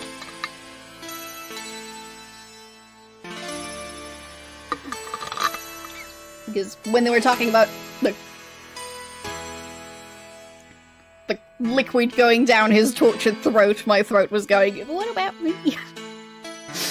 Because it is a lot of reading. But it's interesting. So. It's the manual, so I've got it open in a separate tab. So. The text is on my other monitor. When Karen reached the entrance to the library, he pulled a hand from the door. First he broke its wretched grasp from the nails securing it. Then, using all his weight and leverage, he eased the iron itself from the planks. This he threw as far from the door as he was able. And in that action, Kane's attention was caught by a glint from above, by a reflection of light on silvered metal. He looked up. The gypsy corpse no longer inhabited its cage alone. It shared that space with a new apparition. This creature, though bloodied almost beyond recognition, sported a hook in place of one long-gone hand. The glint of which had caught Karen's eye was Ferner's amulet, now hung, perhaps in jest, about the neck of the gypsy corpse. "You look so small now," said Cairn. At last he understood his father's good humour, and though it took him the balance of the morning and more daring than Cairn first realised, he climbed the battlements and, once there, leaned dangerously away from the ancient stones to retrieve the amulet. His injured leg stabbed at him. It became an agony which he welcomed and strangely sought to extend. But the chain about his neck... He put the chain about his neck, but paused before pulling himself back to safety. Bringing his lips near to Ferner's ear, he asked, "Was it worth your life?" "You are a fool," he continued. "I shall not make the same mistake." He descended into the depths of the library, making his way without delay towards Ferner's vault, the desk, and the mysterious book he had last seen chained there. So, he convinced the guy to break the rules, and now he's telling the corpse of the guy off for breaking the rules. Sure. After gathering lanterns from around the library, lighting them, and opening as many window screens as he could reach, Cairn approached the book. The library beyond Ferner's vault was alive with light. Bright patches of red and blue, falling from the stained glass, decorated the heavy timbers of the shelves and the dark volumes resting there. And then those beams, throughout their length and breadth, stirred the dust of ages past. Even Ferner's vault was aglow with the yellow flames of lanterns. To Cairn, the place seemed a tomb, ancient and untouched. With a dry sound, the bodies of beetles, dead for centuries, crunched beneath his boots. "I must stop thinking of this as Ferner's place," Cairn said aloud. It was as if the words he spoke were meant to break a spell, to dissolve the feeling in his heart that he was intruding into a place that was not his. "This is my desk now. The mysteries of this great book are mine to unravel." And the book itself had not moved, nor had it grown any less mysterious. Measuring 3 feet by 2, with a ribbed spine, thick as a man's outstretched hand, the book seemed to weigh down the desk where it sat. To Cairn's amazement, the rough-hewn timbers had actually begun to sag. Then there was the matter of the chains.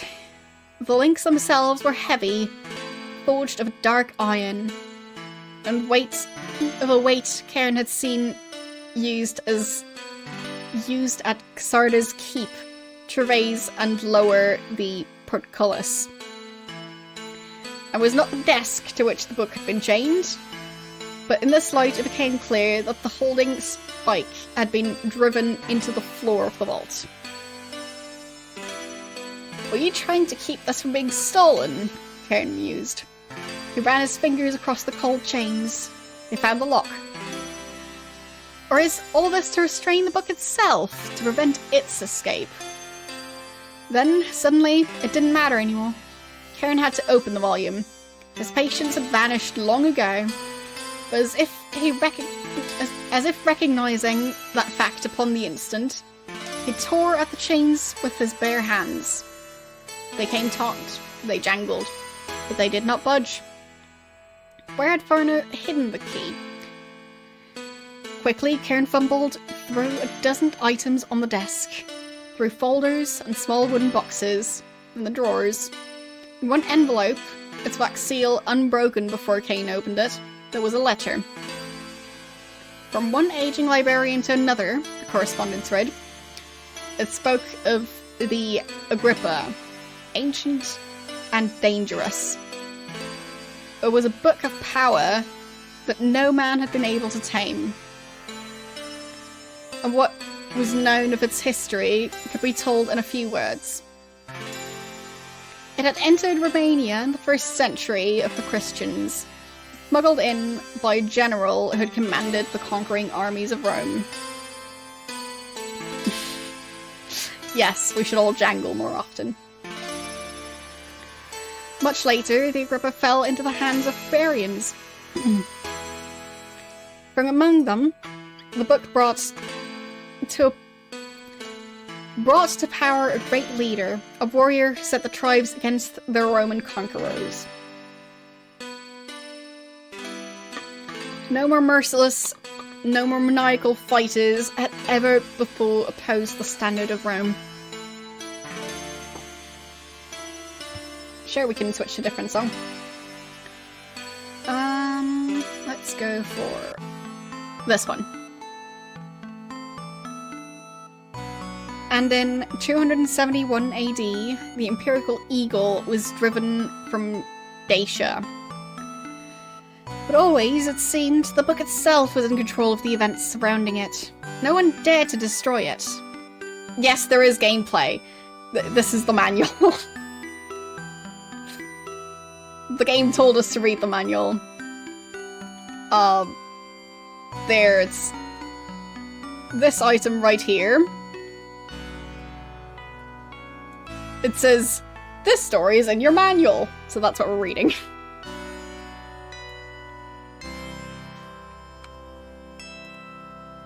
So, yeah. Where was I?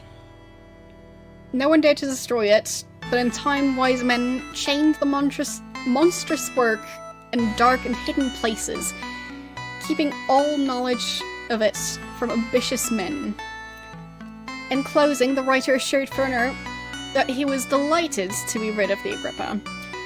The silver he had received for it would ease the nightmares of his waning years.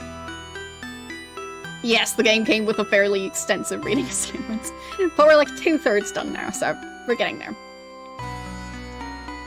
Karen opened the glass of the nearest lantern and set the note aflame. As he watched the paper burn, it came to him where Furner would have placed the key, and in reaching down, he found that he was right. In the same hidden compartment from which Furner had drawn the book of poems, Karen felt the steel of a key as long and cold as the finger from a dead man's hand. Not a live man's hand, dead man's hand specifically. Apparently people's hands change a lot. Though the key turned with difficulty, Karen released the Agrippa from its chains within seconds. He brushed the restraining links aside. Then, holding his breath, he opened the cover. He might as well have pulled back the lid of a coffin or turned away the sealing stone from some ancient tomb. There was a breeze, more known than felt, as if it were a cold wind of the heart. And yet the flames of the lanterns faltered and grew dim. The scent was the scent of animals. Each black letter on the page, drawn by hand, caught and held his attention. They struck Karen as if all truth were embodied in their straight, dark runs of ink. Yet he could not distinguish a single word. This was no Romanian alphabet, nor were they Hungarian letters, nor even the ancient Latin of the Romans. They were utterly and irresistibly alien. Heavy, rough-edged pages turned beneath Karen's hands. His eyes searched for repetition, for some sense of letters used in the pattern of a language. But every turn of the page and every drag of the quill upon these pages revealed no more to Karen than 1,000 upon 1,000 different individual symbols. For his understanding, there was only the wind, that strange and featureless stirring of the air. It called to him. It whispered his name. From within the leaves of the Agrippa, an evil light began to seep forth. The whole enveloping strangeness of the situation was such that Karen could not distinguish what was real, or what of it, if any, was not. Like the glint of unexpected gold, the light of the Agrippa drew him closer. Bathed in its glow, his eyes began to make sense of the words upon the page. He saw his name, and then, without warning, it seemed to Karen that a knife was driven through his teeth. the sudden murderous force of the blow throwing him away from the desk. Oddly specific to stab someone in the teeth. As he fell, the sense of the blade stayed with him. It drove into his tongue, filling his mouth with blood.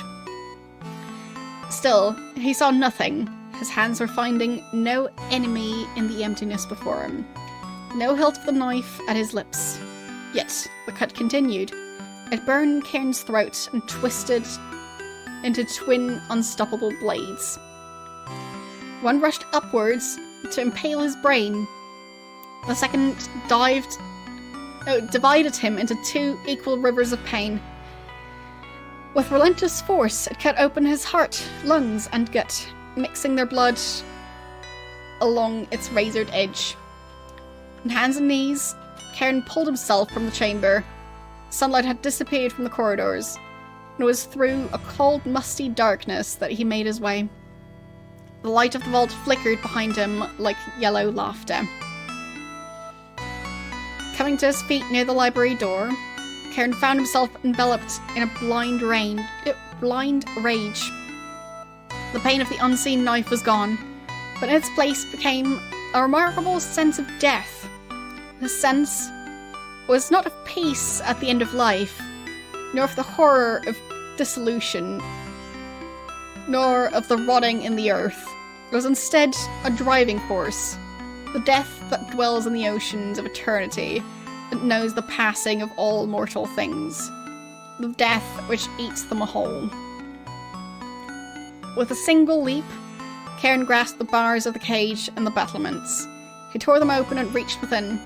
When he descended again to the ground, it was with the cold heart of Furner in his hand. He had torn it from within the ribs of the corpse, as if he were brushing aside a wall of reeds. He had leapt to the battlements and returned with the ease of stepping from his bed. His leg no longer knew the pain of having been broken, nor of having healed badly. Yet this improvement Cairn did not notice. With no trace of revulsion, he brought the dead flesh to his lips. He began to eat it, and with each swallow, with each dread morsel that fell like ice down his throat, the valley dimmed. Step by step, it fell beneath a curse more powerful than any mere words could have conjured. Yeah, so we went from his girlfriend being murdered and him being force-fed her blood to him now eating the hearts he just tore out of decaying corpses of his predecessors. So, he's moving up in life. Cairn did not see his family for the rest of that day, nor for all of the next. He wandered about the valley. In a fever, his thoughts raced. Images and schemes filled his skull until it became like a hive, a humming thing alive with the bits of disconnected but deadly plans. Yeah, it's 30-something pages. 32. And we're on page 22. So 10 pages left.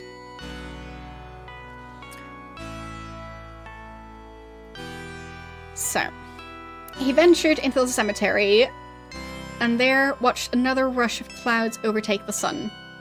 It did not seem enough that in the course of the day he had unalterably changed.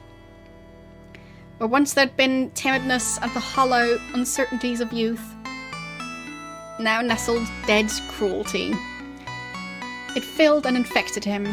Not only had Cairn the power to inflict great harm, the desire for it now overwhelmed him. So strong became the urge to kill that Cairn shook from its force. It exhausted him.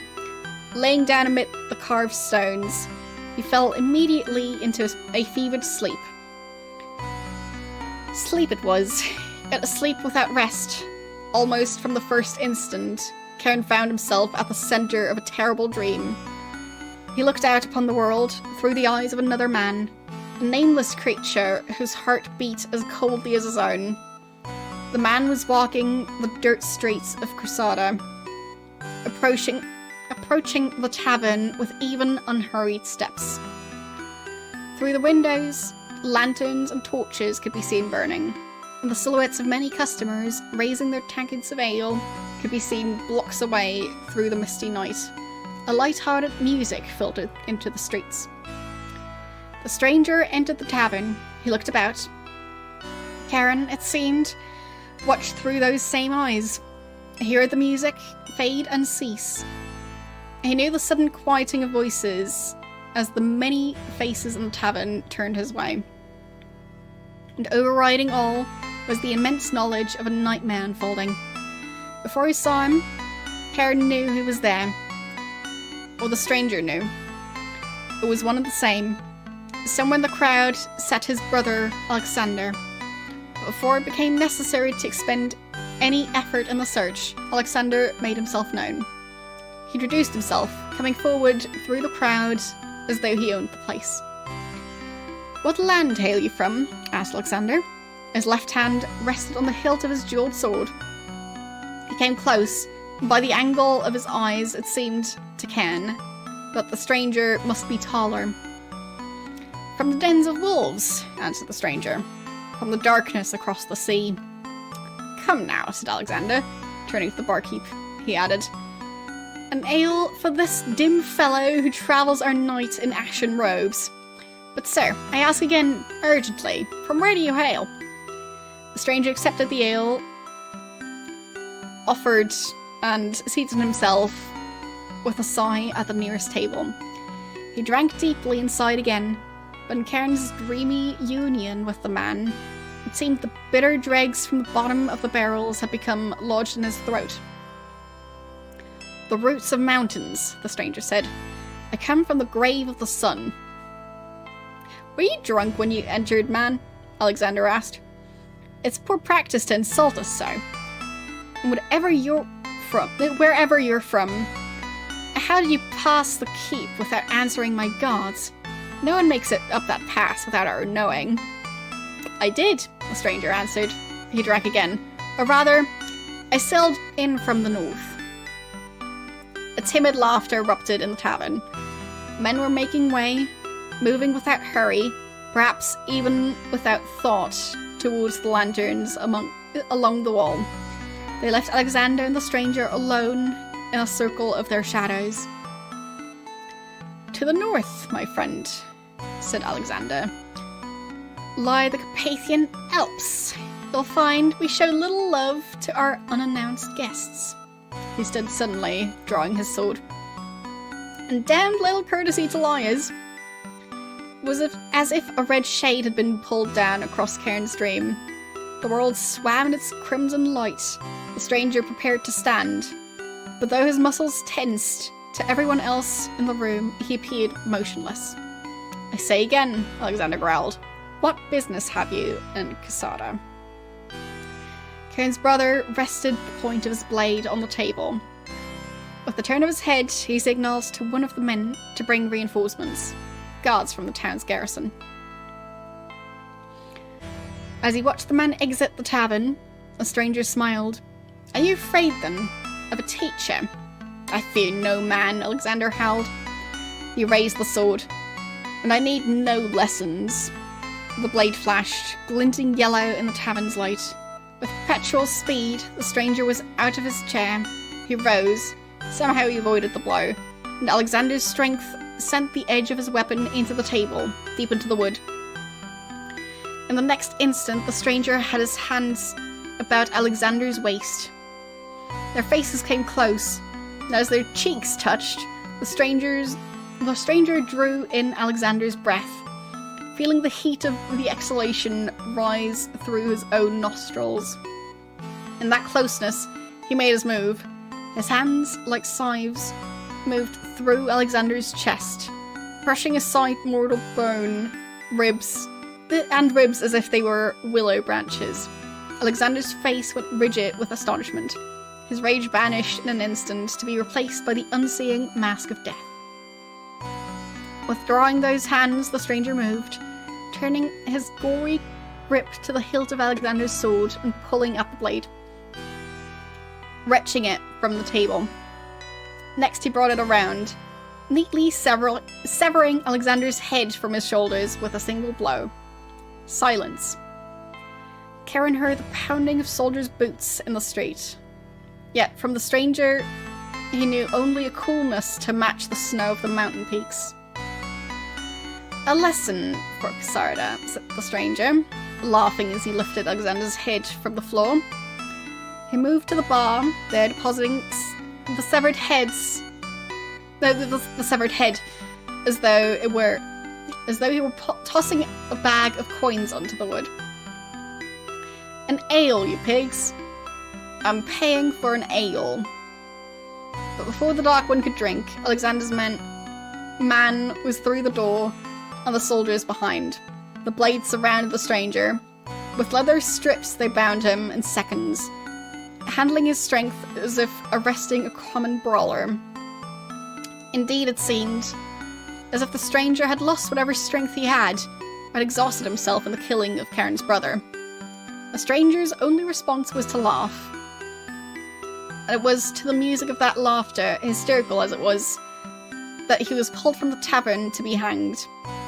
Then Karen passed from the dream and back into the cold night of the cemetery. There he lay, face down among the gravestones. His teeth were bared, his tongue cold against the earth. He's licking the ground in the graveyard. That's... yeah, but one way to spend your evening.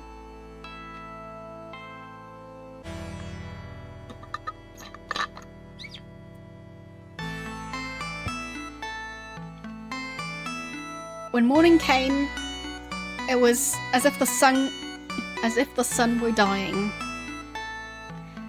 For though it remained aloft, it seemed stricken with some mortal wound. Above, the sky rushed with clouds, scudding grey and black. Scudding grey and black monsters, which did all they could to blot out the failing light. Still though, only a remnant of the sun, a dim shield struggling to remain fast behind the clouds, rose into morning. It hurt Cain. His blood burned, and rising from the midst of the cemetery, he hurried home. The keep was familiar and unfamiliar all at once. The stones were the same guards stood before it with their knives and their bows. Yet the feeling of the entire place had been transformed into a scene of such startling emotion that it took Karen off his guard.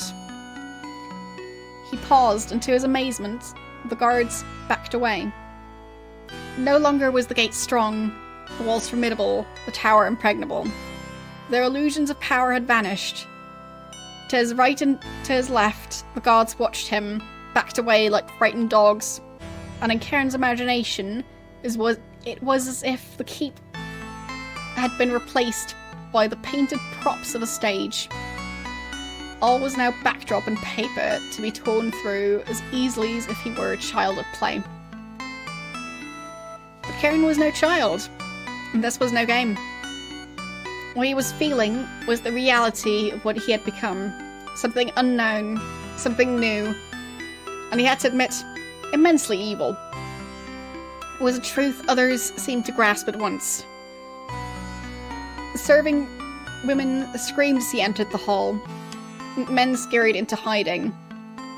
For all the world, it was as if a predator were now prowling the keep. Yet it was not Karen's concern to sow terror among such unimportant beings. He headed straight for his father's room. Inside the keep, away from the light of the sun, it appeared to Kane that he grew stronger still. His blood no longer burned. As he approached the oaken door of his father's room, a determination grew in him that was like the ice of glaciers breaking into the sea. Placing his hands upon the door, Karen tensed. He heard the voice of Nicola, so his father. His father was shouting and screaming with him. Screaming within. The sound of a whip cracked in the air. Without pause, Karen dug his fingers into the door. the hinges creaked. Planks of solid oak buckled and sent streaks of dust into the air as the door gave way. Karen burst into the room. So suddenly, with such supernatural speed did Karen enter the room that, for an instant, he saw things as though he were a thief in the shadows. A girl lay tied and bleeding. From the few words he had been able to discern, Karen knew her situation. She had been accused of theft. It was then that the townsfolk had brought her before their lord, Karen's father. Now he sought the truth of things at the end of a whip. When he burst through the door, that whip had been arching back. Now it lashed near Karen's cheek. Yet, to his new eyes, the blood-flecked tip crawled forward, providing little challenge when he reached to snatch it from the air. He pulled the whip from his father's grasp, spinning the older man around. With a growl, Karen moved forward, past his father, his fingernails like razors cut through the leather straps binding the girl. For those of you just joining in, this is going to be the villain we have to fight in this game. Moving at supernatural speed, having supernatural strength, and apparently having daggers attached to his hands. It's great. But yeah. Where was I? She looks up at him. She was golden-haired and fair-complexioned, a beauty in the perfection of her youth. Yet her lips contorted as her eyes caught his. Her gaze filled with fear. "Leave here," Karen said simply. He pulled her up and pushed her towards the door. She stumbled over the broken planks and vanished into the keep, leaving behind only her blood and the soft, fading sound of her sobs. In a heartbeat, Karen turned his attention to his father. The Lord of Casarda had drawn a knife, taking up a defensive crouch as though he were about to combat an assassin. In fact, those motions seemed as slow to Karen as those of a corpse. His father was circling, getting ready to lunge. "It's you," his father said, as a beam from a lantern revealed Karen's face. "Yes, father, I'm back." The Lord of Casarda smiled. Suddenly, the tension disappeared from his face, and he began to laugh. "Is this some lesson you hope to teach me?" he said. "By saving a peasant girl?" Karen too smiled. Yet for him, it was more a baring of teeth, that moment of tension in which a predator unsheathes its fangs before the lunge. Toward his father, he felt no fear, no love, no emotion whatsoever coursed through his veins. It was only blood which rushed without rhythm. It filled him with a cold to rival the mountains and their icy peaks. "No lesson, father," Karen replied. "I hadn't thought to save her, only to thwart you. If I'd caused her pain, you would have thought I was joining you in your pleasures." Perhaps so, Karen's father kept the knife he had drawn level with his waist. As he turned it, Karen could see the light glinting off its finely honed blade. He watched his father's eyes move quickly to take in the shattered door with a single glance. Then they grew pale, as they always did in the moments before someone was to die. "Your brother Alexander died last night. They say the man who took him was possessed of great strength." "Did they say they hanged that man?" asked Karen. "So they say." "Would have had the guards impaled for saying less." Yeah, things are quite spoopy. It seems we're going to be, fighting quite the villain. So, yeah. Karen made his move. Like the fall of a shadow, he stepped forward. The blade flashed. Karen caught the hand that held it, feeling his father rush in against him.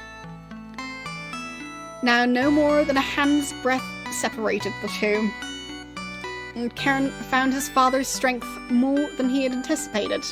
The old lion was testing him, feeling him out with each twitch of muscle and every bending of the joints. For a mortal, he was immensely strong, but Karen held him, nearly lifting him from the floor. From his deepest parts, Karen felt a surge of desire, of some new realization. No hope, no wish, no plan for the future would ever hold this same promise. At last he had become his father's master, and never again would he be afraid. Yet, even in this victory, in the instant of his realization, an image of Deanna came to him. That part of him which had loved her remembered. Alone in him, isolated, it knew that she could never love him as he was now. Karen growled. The thought disturbed him. It worked curiously against the joy of his newfound strength, and he despaired. With that despair cold inside him, Karen released his father's hand, letting the blade drive deep. It cut. It entered him like fire, and turned between his ribs. "Kill me," he whispered, his lips all but caressing his father's ear. "You destroyed my love. You tried to destroy me. Destroy me now." Yet the strength of the blade tearing inside him did little to weaken Karen. Its presence became as nothing. A touch of winter air, and the futility of it angered him. At the height of his anger, Karen's lips came against his father's skin. His teeth, like blades, tore the neck, the hot flesh. Once more he held the Lord of Casada motionless, and the blood rushed into his mouth. It enveloped his tongue and coursed like wine down his throat. And though his father struggled, all his force was without meaning against the cold iron strength that Karen possessed. And when, at last, he felt his father's heart about to burst, Karen let him go. He let him stumble back, drunk with fear, into the shadows. Well, it's not really an audiobook. It's me reading the manual. We're almost done, by the way. "Oh, I will kill you, father," Karen promised. "But not today. Many years will pass, with you dreading the hours, the days until I come again." With one hand, Karen reached to his side, there to pull the blade of his father's knife from his ribs. He held it before him. The edge glinted in the light, bloodless. "Perhaps I'll use this. Or perhaps a stranger will. Another of the Dark Ones. One of the kind who found Alexander. But first I want you to see the others die. Nathan, Christian, Theodore and the rest. Watch them die. And when each sun falls, you'll know your own time comes closer still. I know you, father. You'll use the time well. Try to find me, try to hunt me down, to learn what I've become. You won't succeed, and you won't run. Near the last, perhaps, you'll find some wise man to give you a hopeful prophecy. Or perhaps you'll write one yourself. But always, I'll be there, in the shadows, remembering the taste of your blood." And with that, Karen turned, stepping without sound across the shattered beams, stepping beyond his father's door and into history. Epilogue. Returning to the library, Karen gathered up his book and its chains, intent on placing the volume beyond the reach of man. As he did this, a gleam of gold caught his eye. It was one of the lanterns. Yet he was not certain it remained a lantern, for some force, some power beyond his understanding had transformed the glass to shining panels, the brass to iron hinges, and within burned a fire barely seen through the finest cracks. Without words, a sense of understanding passed between the Agrippa and Karen. He knew what lay hidden behind the glint of the strange coffer. Imprisoned, there was the light of Casarda, the very warmth of sun and heaven captured in a box. With a laugh, Karen gathered the lantern to him, carrying it along with the book and its chains out into the midday dark. What lay before him now he could barely imagine. Centuries of strength, of an unyielding, merciless strength, a veil of darkness, which would never fall forever over his soul and the valley both. Like a disease, the dark would spread, relentless as it sought to bleed the men and women of the valley, transforming them without pity into creatures of an evil night. From time to time, Karen himself would seek release. In the heat of battle, he would hope an opponent might take him down, praying that one, at last, might destroy his tortured form and send his soul to hell. And when this did not happen, for long ages, he would forget and settle into an evil rule. Unconsciously it began. One by one, sometimes centuries apart, Karen would lure brave men into the valley. He challenged those few who might at last set him on the road to hell. But none, it seemed, proved ever more than diversions. From their agony he gleaned but the joy of brief and deadly games. Alright, that was the manual. Well, that was the part of the manual that's like the story. So yes, now we know.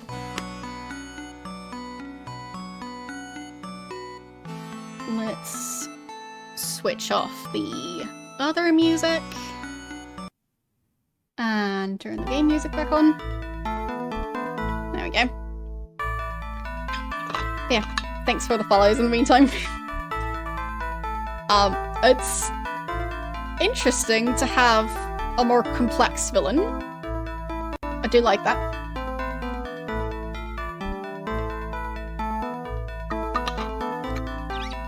But yes.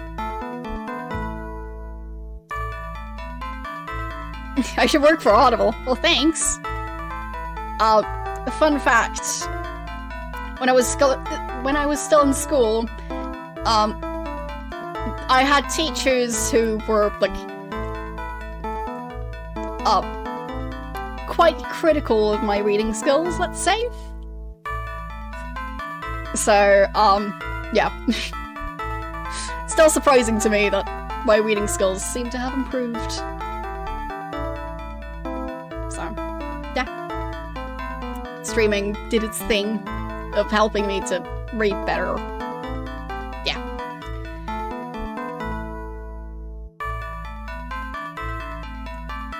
Well, I would say my reading skills have improved, yes. But I was basically singled out as, like, the person who had the worst reading skills and needed to reread passages all the time. So, yeah. Hello, I was afraid we wouldn't get a chance to talk. Did everything go well with Father? Did it go well? I'm not so sure. This is all like a dream. From what your father told me, I guess I'm stuck here. We all are, Spidey. This place is a nightmare for all of us.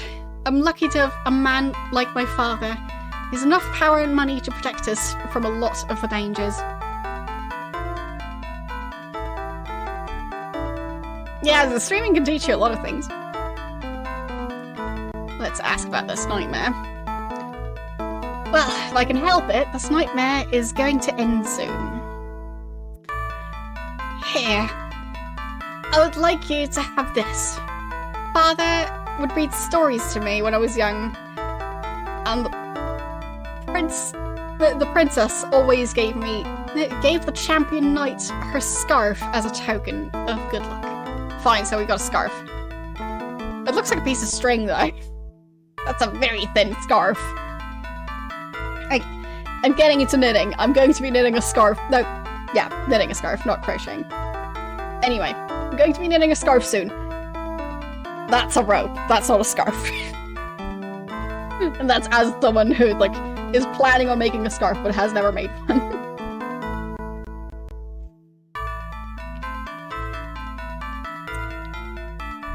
Thank you, Deirdre. You know, when all this is over, and we're all far away from here, maybe you and I can, you know, see more of each other. I would really like that, Spidey. let's hope that that day will come. I think your father is lucky to have such a lovely daughter. You flatter me, Spidey. Actually, I think it is Father and I who are lucky, because you'll free us. I just know you will. And when we are finally gone from this terrible place, maybe Father will let us break open a bottle of that wine he prizes so much, and we can celebrate. Yeah, we'll have to make sure to pack the wine in the moving boxes. It's essential. That wine you're talking... What wine are you talking about, Deirdre? Father has the finest wine collection in the valley. There's a wine cellar in the basement, but he always keeps it under lock and key. Okay. Bye.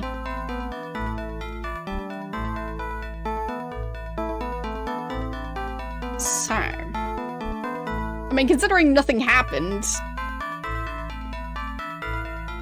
I feel like I don't have to reload. So for those of you who know the game, is there any sort of timer that I have to worry about if I stay idle for too long? Because I hope not.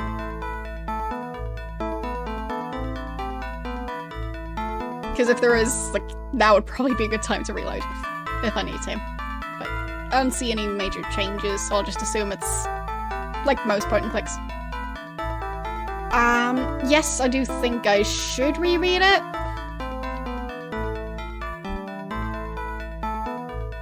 I mean, it could be that if I just know what words to use for other people. Oh, as in if I need to reread the entire manual. No. No. Not what I meant the dialogue. Thanks for follow.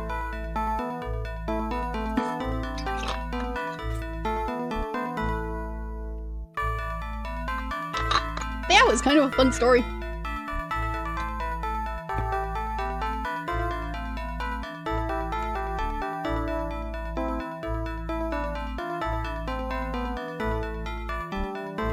Okay.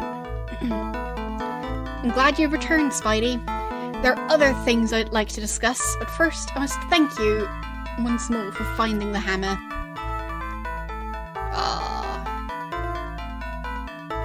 You know I found the hammer already. Yeah, we already read that. Wine.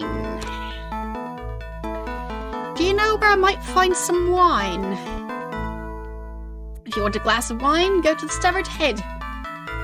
Okay. He's gonna not offer me his wine collection.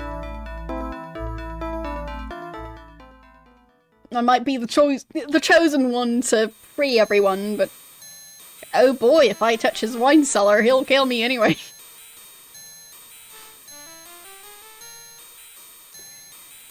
Alright, so our quest...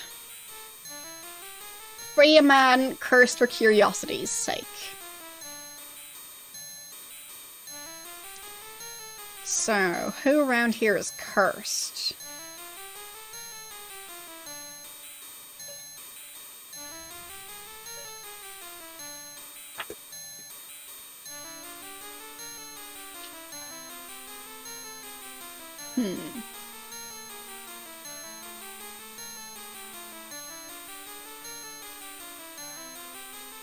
Well, I mean, it seems more like a guide. It is quite vague at the same time, so... So, who's cursed around here? Oh, that's the ribbon. So she didn't give me a scarf, she gave me a ribbon. That's a pretty flimsy scarf.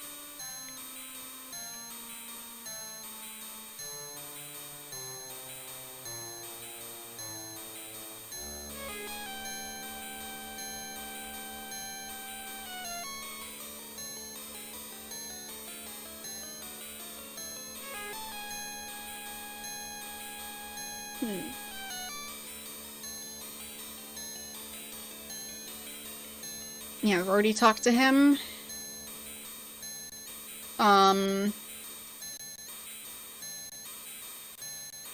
A story about his wife?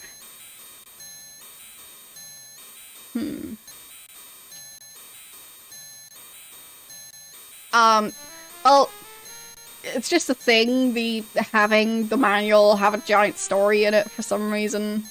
Ultimate Games did it as well, so.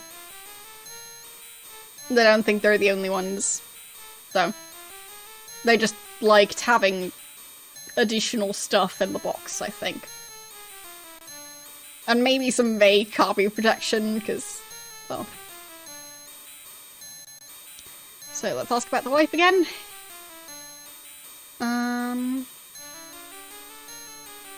Right, so let's ask about Anton. Mind if I talk to your son? We'll find him in his bedroom. Right.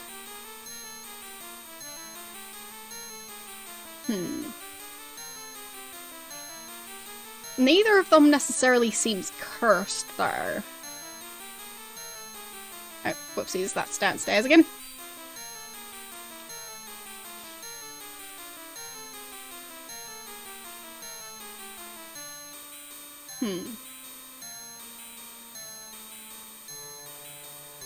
Hope you have a good day. Thanks for stopping by.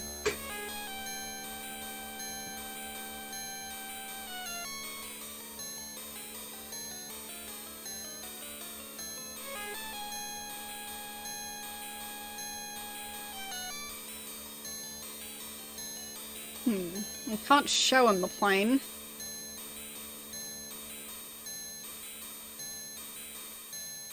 So what was the name of that girl? Natalia or something? I'll have to know the exact way to spell the name, because... well, with this game... I might as well start writing down names, I think.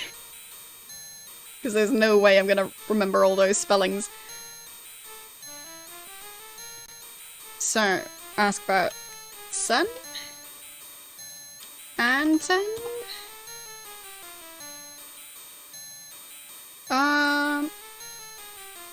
Natalia.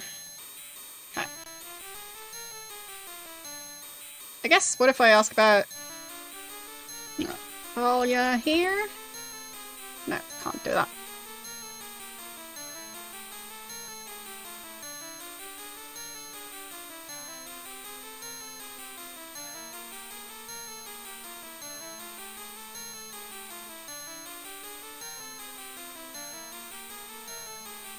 But yeah, the music is still quite strange.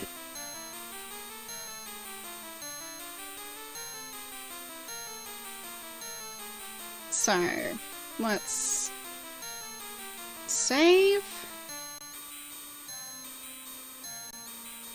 before asking.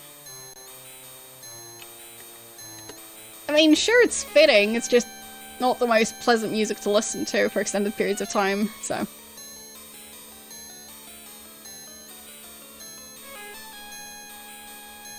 You kind of need to, like, have a balance between having the, like, sounds fit the location and not having the game, like, if it's portraying a construction site, having it actually be as loud and obnoxious as an actual construction site. So, I just feel like they didn't quite get the balance right.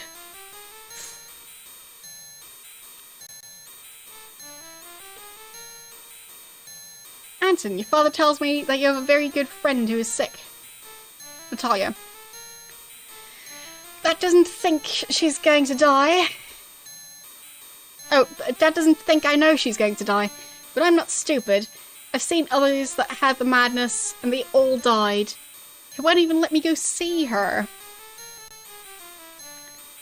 Stupid? No one said you're stupid, Anton. But you should realise there's always a chance that Natalia may live. Yeah, it's... like, it's not that short.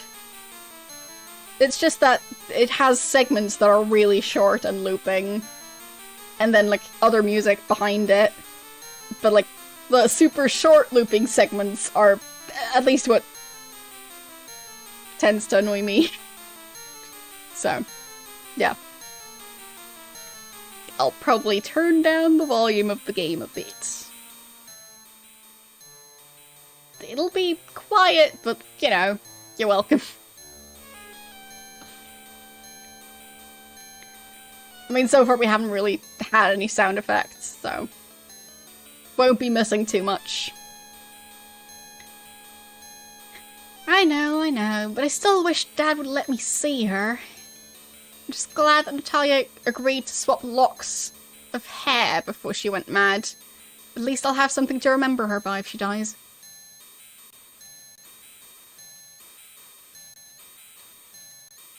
Okay, let's ask about the hair. I'm glad you'll have something to remember her by. Me too. See? Maybe your dad doesn't want you to see her because he's afraid you'll get the madness. You can't catch the madness, it's not like a cold. Dad says it's the Pale Prince's evil soul reaching out and touching his children, the people in the valley. Dad says we're all forsaken, lost to the rest of the world. Okay. So, our vampire guy seems to be reaching out to people's souls. And possessing them? In a way that makes them die? Okay then.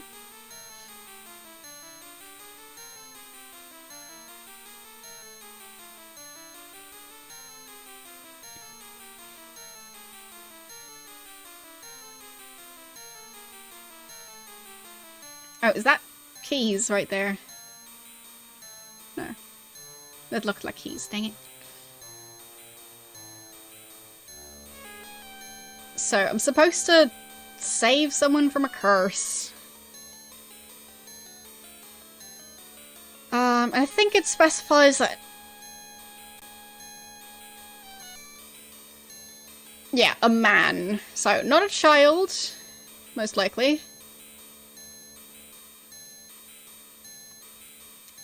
Okay. I mean, I'm guessing it's not the dead guy. Because the dead guy seems pretty dead. So I don't know how I would free him from that.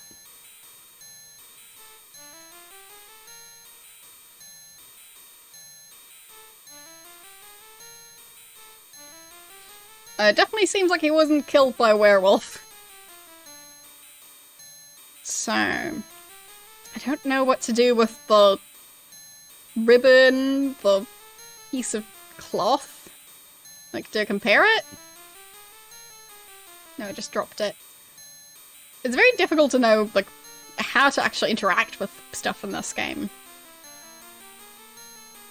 I just feel like this could have used a slightly more point-and-click type setting. But I can't go there.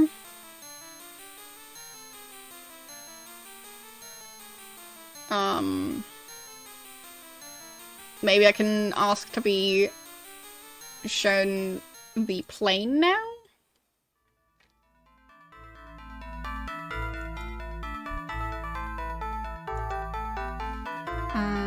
Plane... Airplane...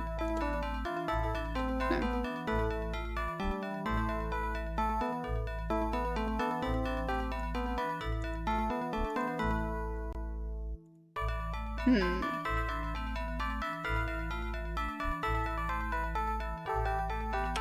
Plane. No.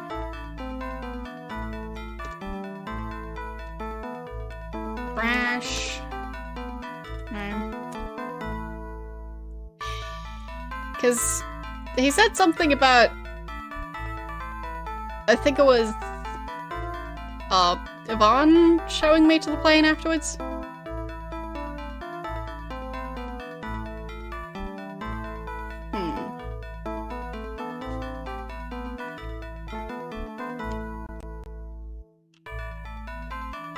No.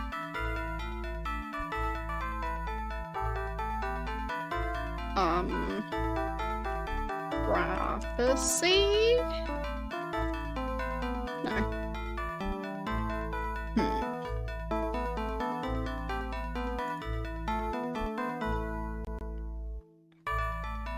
Stack?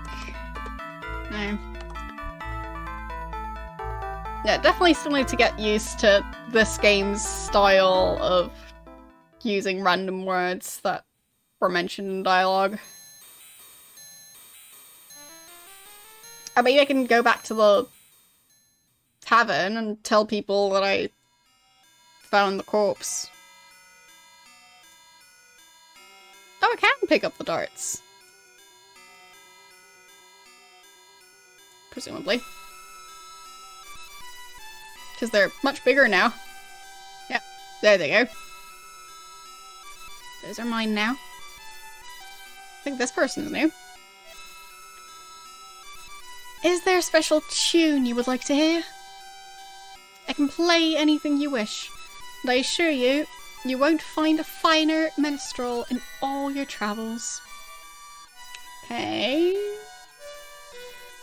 No offense, but I doubt you can play anything I would like to hear. I'm hurt, my friend.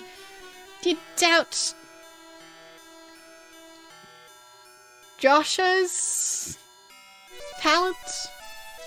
Like, is that their spelling of Joshua or something? I'm not sure. Why, not only am I the most talented minstrel you'll ever hear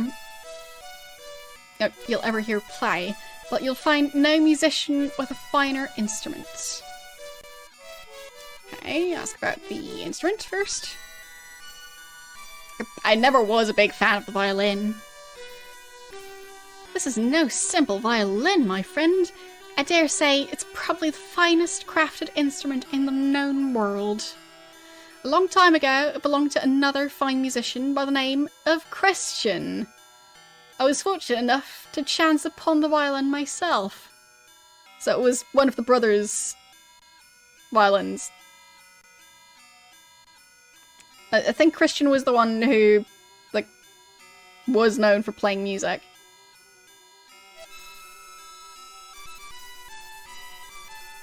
Do you play here all the time, sir? Please, my name is Joshua. I just arrived a short bit ago. I'm a travelling man, you see. My travels only bring me to this village once in a great while. Seth is kind enough to give me room and board, and in return, I agree to entertain his customers. Okay.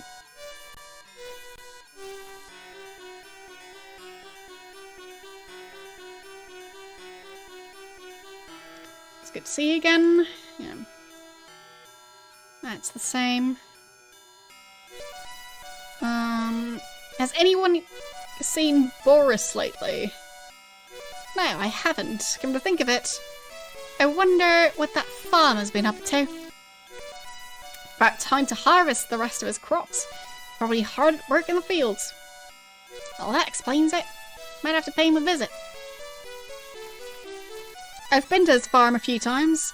It's not far from the village, and his wife, Silva, makes a mean beef stew. I don't mean to interrupt, but could you tell me how to get to this farm?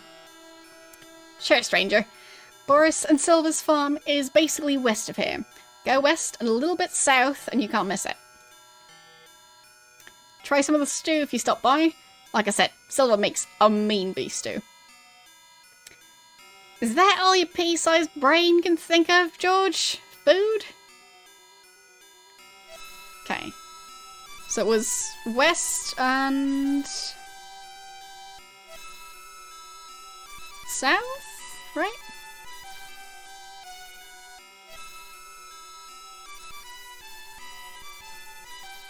Yeah. They won't say it again, so. West and a little bit south, thanks. Because I'll probably actually have to navigate there. Oh, a map. There it is. Fine. Don't need to navigate there.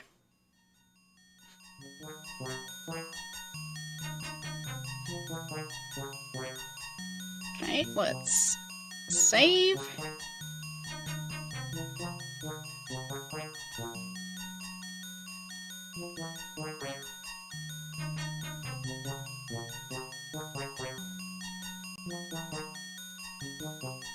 Yeah. I did get the number right. Boy, didn't anyone teach you to knock before you enter? Something like this could get a stranger like you killed. Knock. Come on. What about knocking? Sorry about that. I would have knocked, but your door was open and... No need to be hammering me with apologies and all. Forget about it. Just be thankful I'm not like the others around these parts. Or for that matter, you're damn lucky you didn't come in through the back door. My wife, Silva, would have skinned you alive with that butcher knife of hers. That woman's always chopping something up. Come to think of it, I'm lucky a finger or two of mine hasn't found its way into her cooking pot. Does this guy live with a serial killer who turns their victims into stew? Because starting to think she's a bit chop happy. My name's Spidey. I'm the one that crashed the other day. So, you're the one I've been hearing about. Been meaning to head out and take a look at the metal beast myself. Too many wolves near the crash, though. Far more than there should be this close to the village. Crash? Can you give me an idea of where I crashed? I'd like to take a look at my plane. Plane? Is that what you call that thing? The way it fell from the sky, I reckon it probably fell into my field to the northeast of here. Come to think of it, I'm damn glad we already stripped the fields out that way. It could have destroyed my entire sneezewort crop, I'll have you know.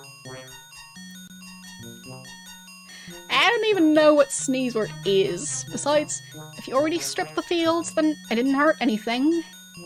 I wasn't accusing you of destroying anything. Sylvia doesn't like the stuff anyway. She thinks I should be planting garlic or onions out that way. I keep trying to tell her that garlic doesn't grow around here. And as far as onions are concerned, I don't like them. Okay.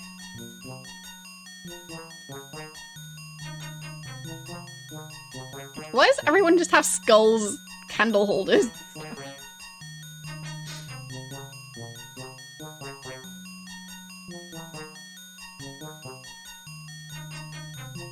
I mean, maybe that's just how they like to decorate?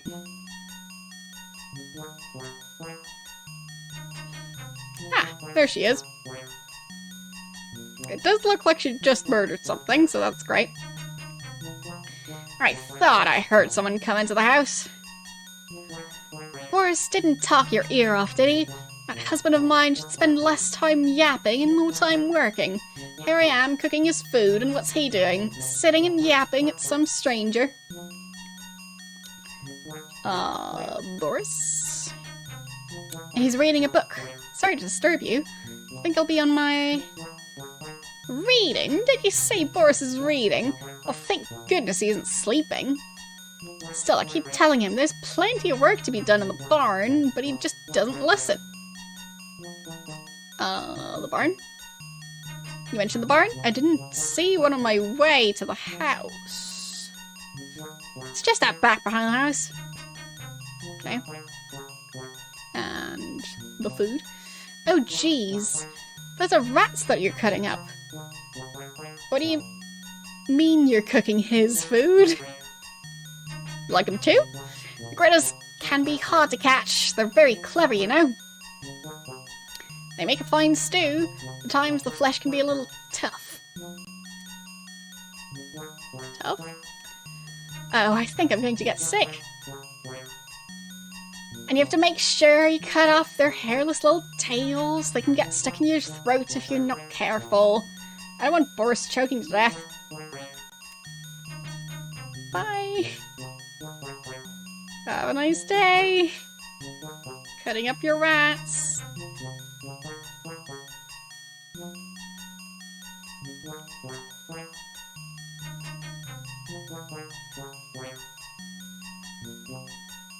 I'll just leave. Okay, there's the barn.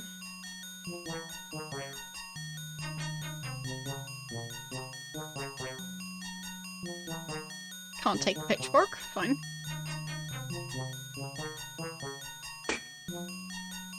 Two pigs, 3 chickens.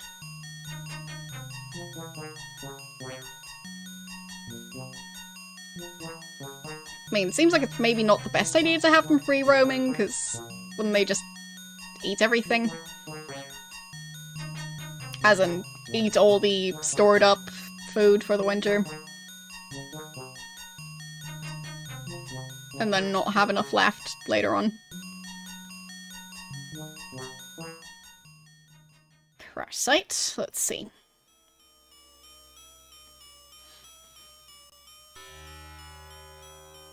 Ah, there are the wolves. I'll save. Because I've got a feeling we're gonna be in combat in a second. Okay, game saved.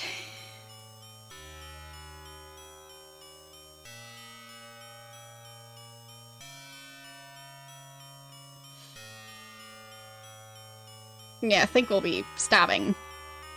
Definitely. Yep.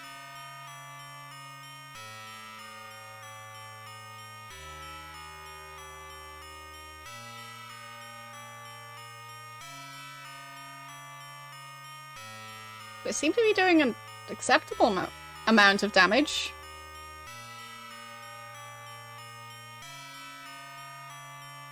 I mean, the wolf is doing damage as well, but... There. Killed it.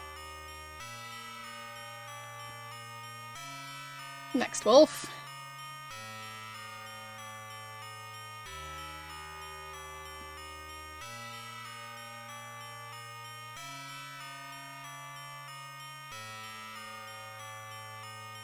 Okay.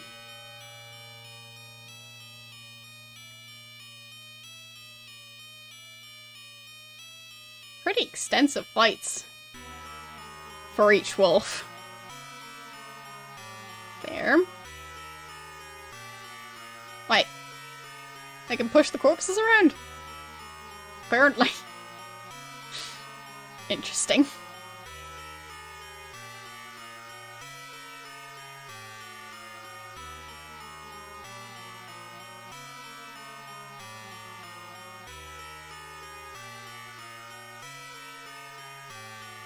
Okay. Yeah, I'm doing decent damage when I actually managed to hit the wolf.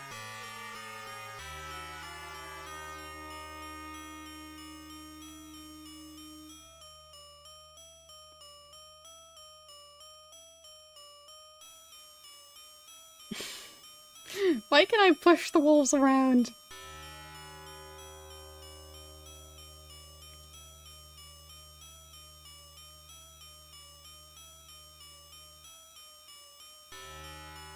Yeah. He seems to not be doing so great. Hey, buddy, over here! Okay.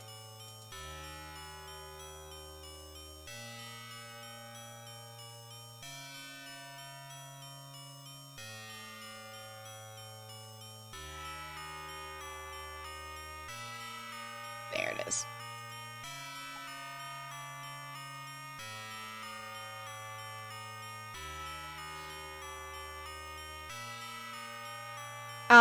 Yeah, I do streams on Tuesday, Wednesday, and Thursday now.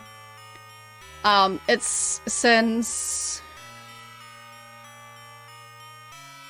When was it that I changed it? I think July? So, yeah. Different stream schedule now, and it's helping me have more of a stream life balance, so... Yeah. Basically, it makes me happier. I thought I would never see another living soul. May the Dark One rot for this. I want my body back. You gotta help me. Please, you have to find a way. Oh, please, the spiders, they're all over me. I can feel them crawling.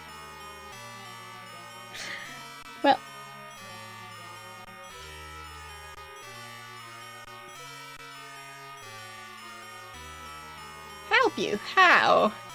How did this happen to you?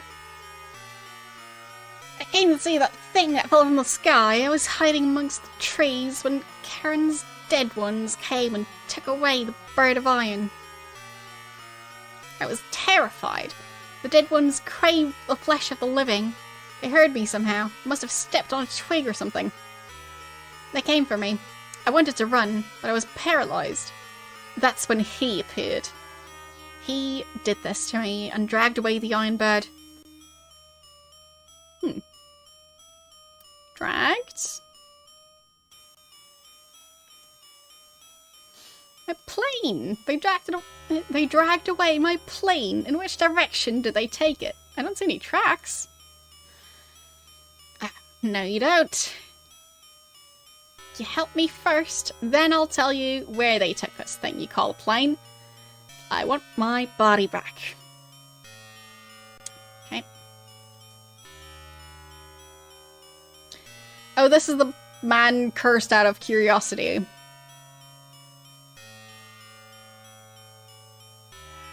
Who we need to help. I like how it's a plane-shaped hole in the ground. I wonder how we heal.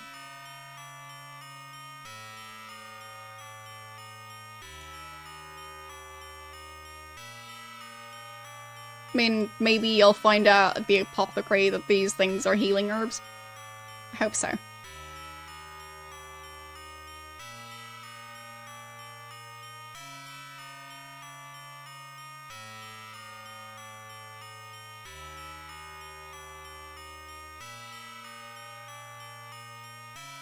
Yeah.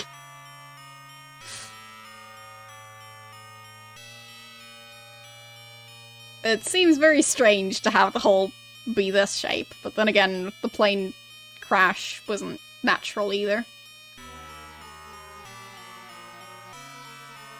So... it seems there's nowhere else I can go from here. So I guess I go back to the village.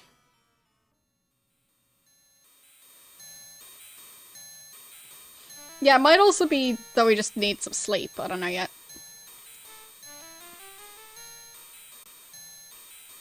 Can I use the pitchfork as a weapon? Looks like it. That's nice. I do like my stabby weapons.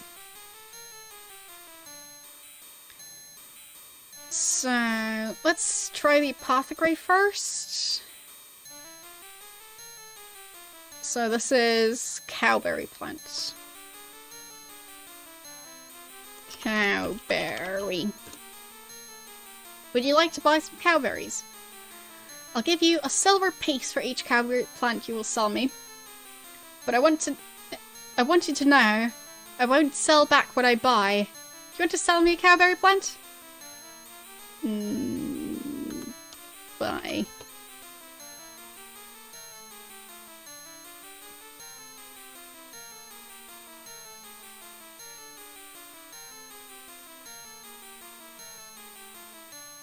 So it's a game that definitely wants to soft lock you.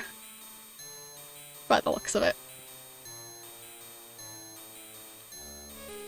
Hello, how you doing today?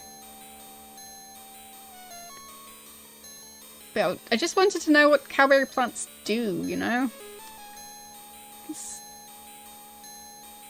I don't know how to heal yet.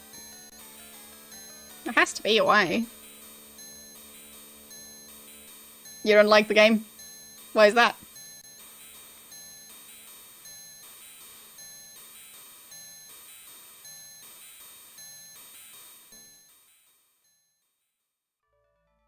I mean, yeah, it's strange, but a lot of spooky games are strange. Like, for example, Harvester. Would you say that game isn't weird? Because it's kind of what the game is all about.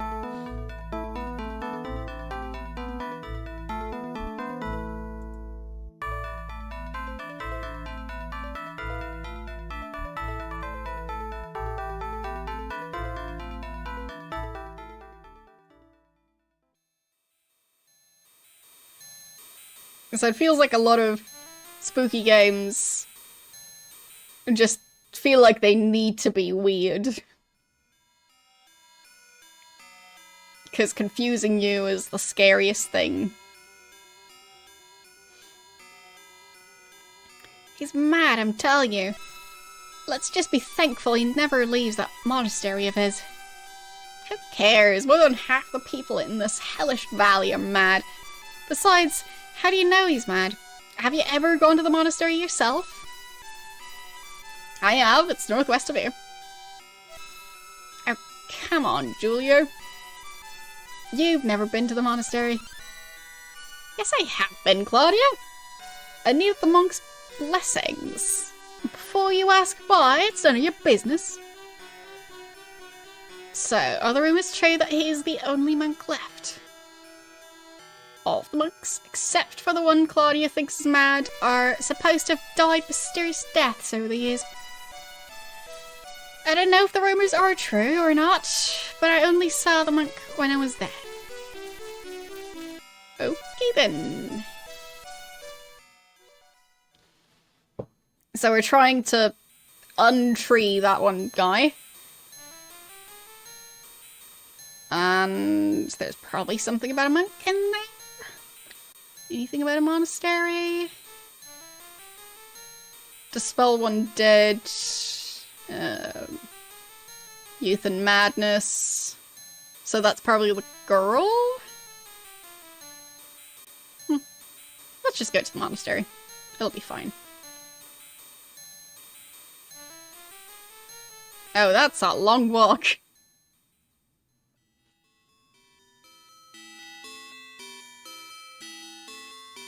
Ending alright. It's a fun but strange game so far, so I'm intrigued. Slowly getting the hang of it. And yes, I'm exploring the monastery before talking to the guy. Oh wow, that's a big place. Huh? That's more than one person. Found 2 people so far. Oh. A gothic ceremonial mace.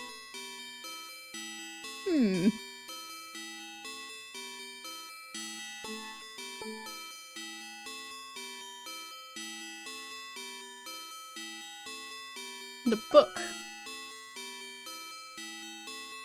Running out of inventory space.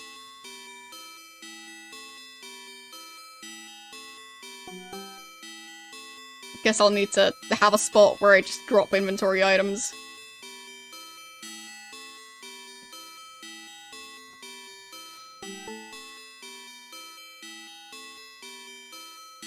So, what's back here? Another staircase.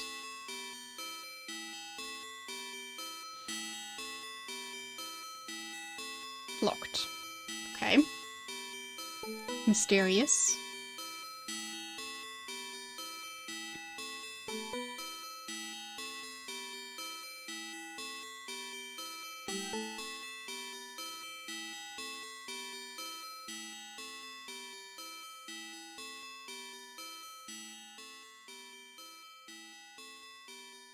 So, talk to this guy. Or not. There. Welcome. It has been some time since we last had a visitor. All are welcome here. Have you need of my service? No matter. If not, know that you are welcome, and that you may go where you please. If you have need of me or my brothers, simply ask. Let's ask about the services. What kind of services are you talking about? There are many, my friend. For donation, I can give you a vial of holy water. I can also impart a blessing upon certain items. I do believe, at one time, that I might even have been able to resurrect the dead. Okay. Ask about the holy water. What would I want with holy water anyway? Vampires. It is their undoing, that's why. And they are everywhere. The lesser vampires, that is. Men and women who hunt in the dark hours, seeking a throat to rip and tear, drinking their victims' warm and salty blood. These vile creatures have a single weakness, and it is the holy water. Oh boy, the music goes places in this area. I'm gonna turn it down even more. There.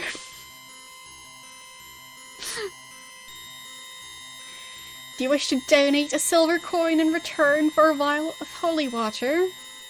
Not right now. Let's ask about the brothers. You're not here alone? Where are the other brothers? Alone? By all means, no. There are far too many things to which we must attend. Right, some of the brothers are here right now. Can't you see them? They see you. Isn't that right, Brother Leon?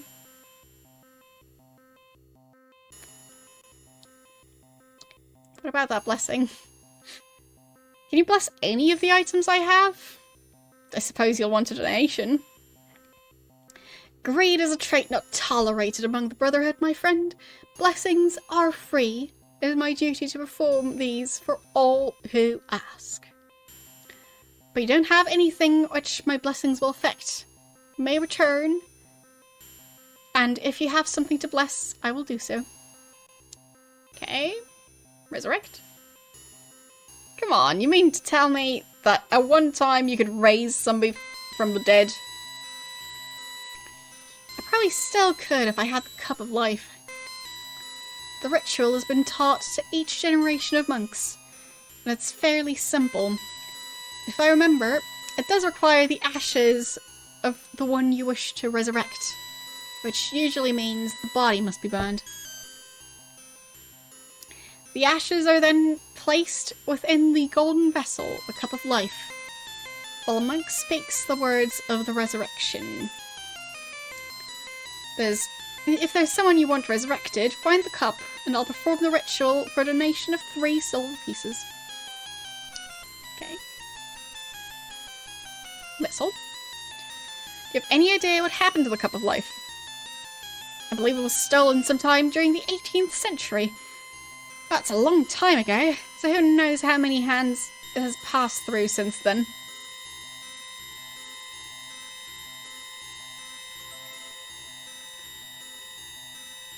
Thank you for the Prime sub. And subscribing is the meaning of life, because you reached 22. Anyway, hope you're doing well today. Yeah, it sounds a lot like the cap we totally weren't going to steal from the guy who collects cups. Yeah. Anyway, it was stolen sometime during the 18th century, but he kind of says that he has performed that ritual. So... how old is this guy?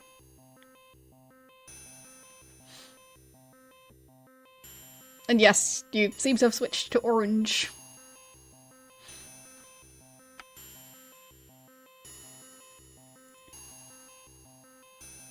Yeah, it's the 3.5-year cookie.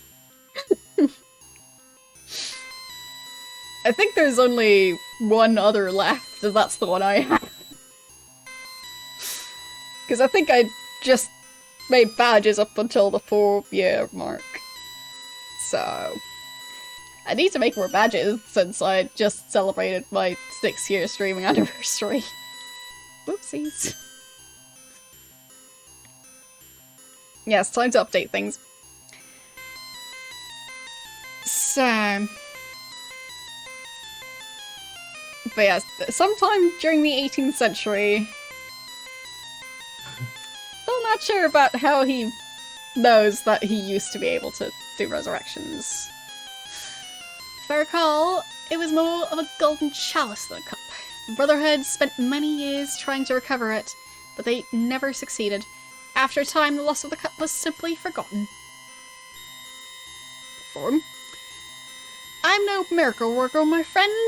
I told you I need the lost cup of life and someone's ashes to perform the ritual of resurrection. Don't forget the donation of 3 silver coins. Good thing they're not greedy. Like, I need to get them all the supplies. And then, like, maybe if I pay them, they'll do it.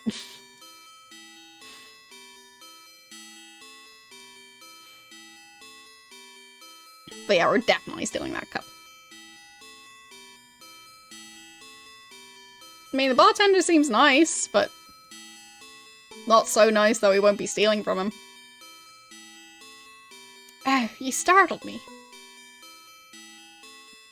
The Nameless One rarely has visitors, and even when he does, they seldom make their way to my quarters. The monk. Is he the Nameless One you're talking about? Yes. Been here for several years, but during that time, he's never told me his name. Oh, I've asked him enough times, but he simply ignores me. I don't see him very often, and I find it hard to leave this desk when my hand won't stop writing. Who are you, if you don't mind me asking? My name is Spidey. Me. I'm called Pius, is the name the monk gave me. I don't remember my real name, but I don't recall much about my past. Recall? Can I recall anything before coming to the monastery? Anything at all? No, not really. Last thing I remember, I was waking up here one stormy night. I was covered from head to toe in my own blood. I was bleeding from dozens of deep scratches and claw marks. Must have been attacked by wolves. There sure are enough of them around here. I owe the Nameless One my life. If it weren't for him, I'd probably be dead. Sure. Definitely. Pretty sure it was the wild wolves, yeah. Not the Nameless One being a werewolf or something like that. They would never. What do you mean your hand won't stop writing? Sorry about that, but all this writing makes me tired. It doesn't matter, though. I keep on writing whether I'm asleep or awake. It's this forsaken quill. It's cursed. The monk warned me, but I just wouldn't listen. It's probably not the first time my curiosity has gotten me into trouble. Fine, so maybe this is the one I need to... Like, is it the guy who was cursed to being a tree because he was curious about the plane crash who I need to save? Or is it the monk who was cursed by using the quill that won't ever let you stop writing because it was curious about it? You're trying to tell me that the quill is cursed. Look at me. Do you think I enjoy this? I'm telling you, I can't stop writing. There are many cursed things in this valley. The monk said it's Karen's evil taint. He also told me that the quill once belonged to the Dark Lord's brother, Michael.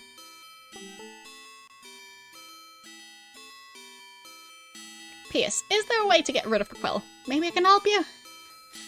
Actually, there is a way. But that's also part of the curse. Every time I try to... tell someone how to help me, the words just won't come out.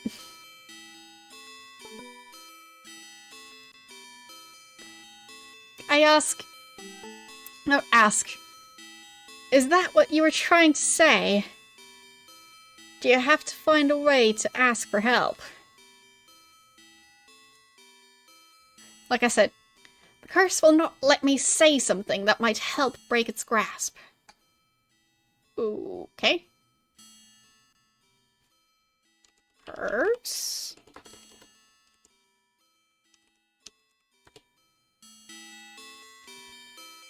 Is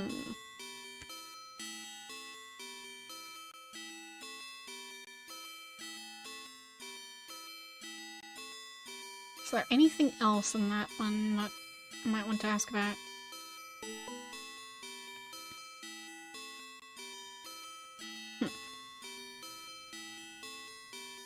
Maybe I can ask about the quill.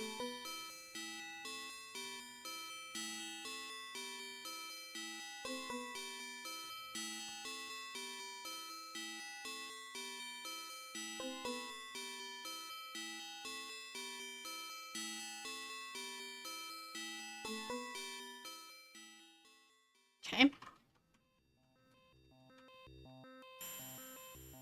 I want to ask about the will. No. P.S. Name. Curse.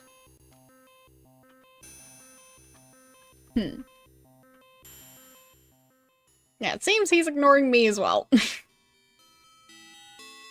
Just not answering.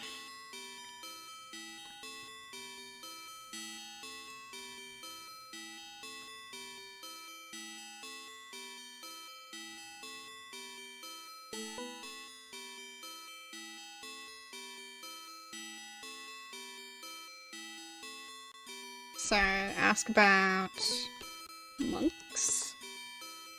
No. Ask about brothers? No. Brothers? I have to type really slow for this game to allow me to do that.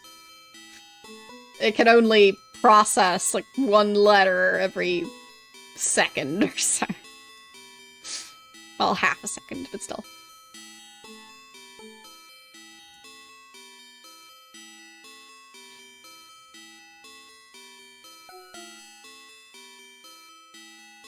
It does seem like there was a struggle in at least some of the rooms. 2 of the chairs are knocked over, so...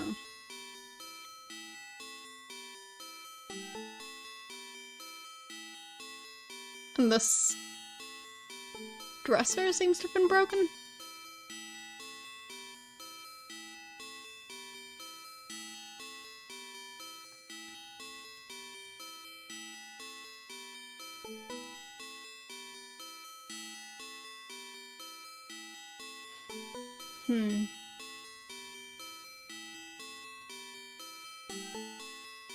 I mean, I read the manual, but it didn't say anything about a cursed quill.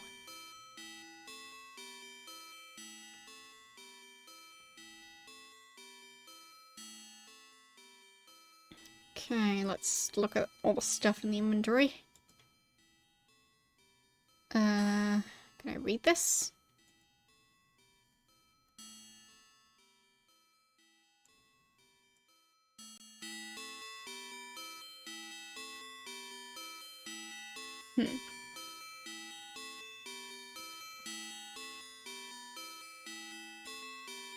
Weird. And the mace? I mean, it looks like a mace.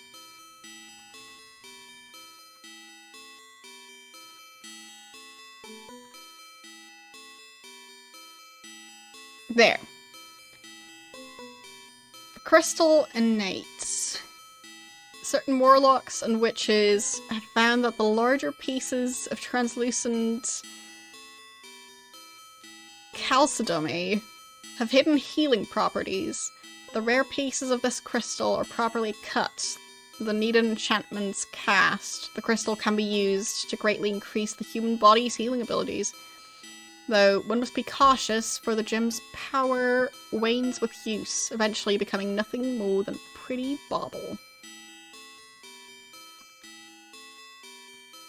But yeah, the font in the manual was quite silly as well, so... Didn't miss anything by not seeing it.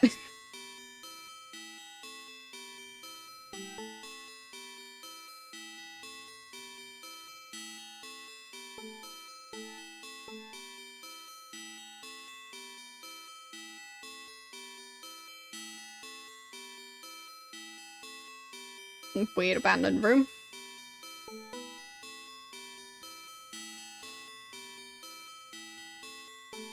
So what was this gem called again?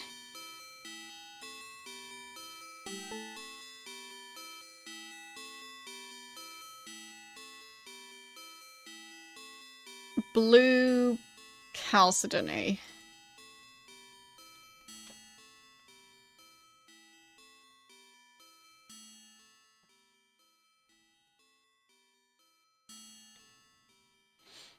It's a type of quartz, okay?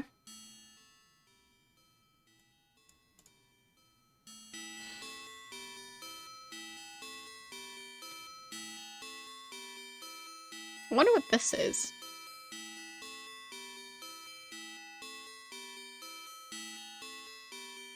Can't do anything but throw the pages.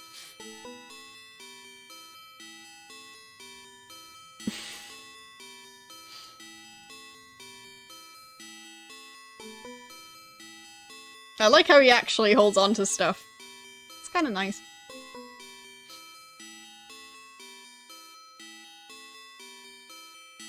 But yeah, it seems there's nothing I can do with any of these. The dart. Yeah, I can throw it.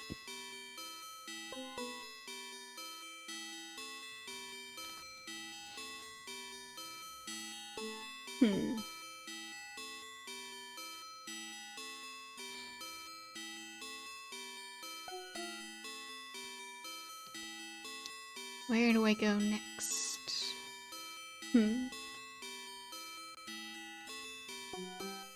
Maybe back to the village?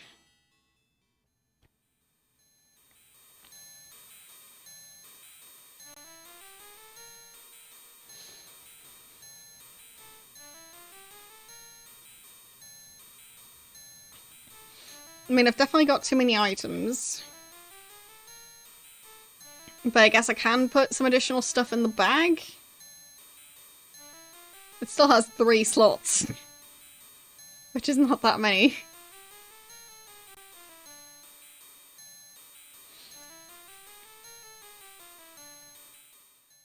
That's what I get for having this much money.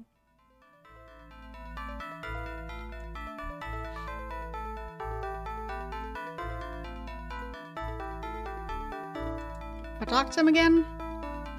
Yeah, finding the hammer. Well, thank you for the raid. How are you doing today? What are you streaming?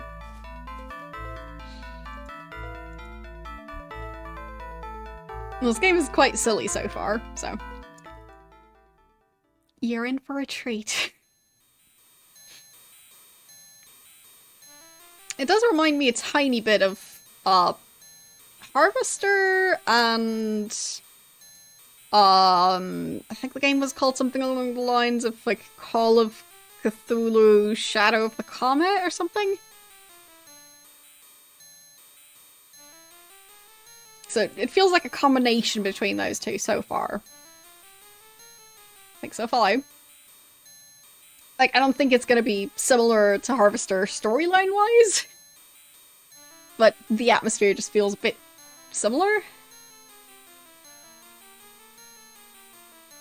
Like the weirdly abandoned town with everyone being weirdly fine with everything that's going on.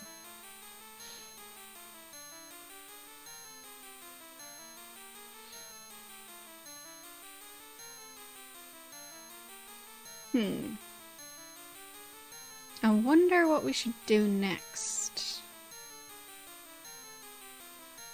I mean, maybe I could burn that corpse somehow? Is there a fireplace around? Not here.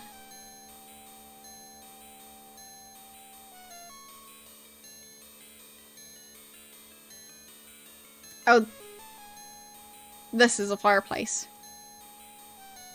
So maybe I could burn the guy and then use the ashes to resurrect him? As long as I can also manage to steal the cup for the ritual.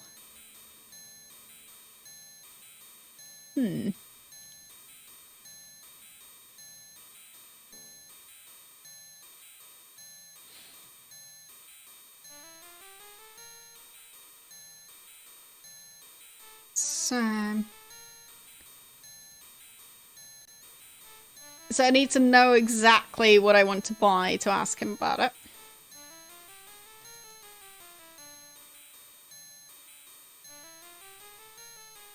Can't seem to look at any of the stuff.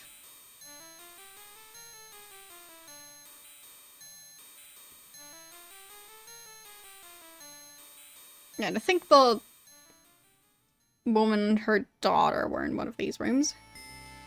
Yeah. That room right there. So I'm supposed to help the daughter somehow?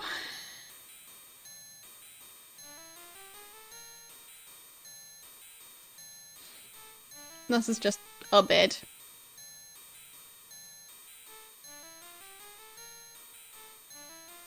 Still don't know how to heal other than finding those crystals that we haven't seen anywhere. We'll see.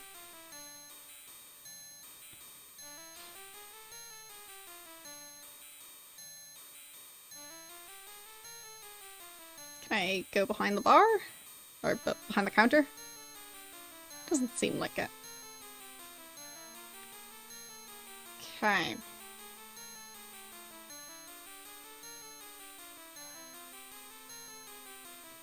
It would be nice to know what Cowberry does.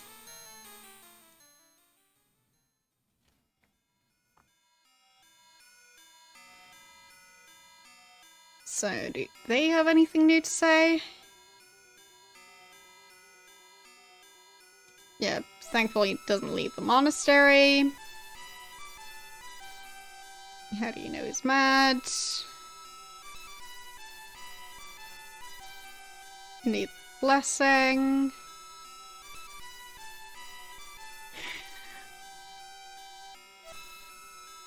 All of the monks except for that one are supposed to have mysteriously died.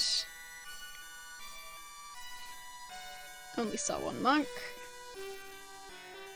Yeah, I think it might be one monk and one... I don't know. Whatever the position above monk would be.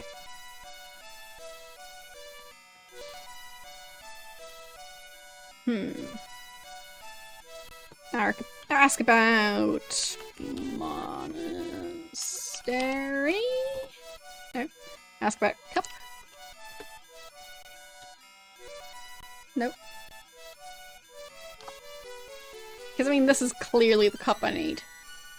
Right here. That one. The cup of life, or whatever it was called. I don't know who I'm supposed to resurrect, but like... someone, obviously. Can I combine items? Possibly.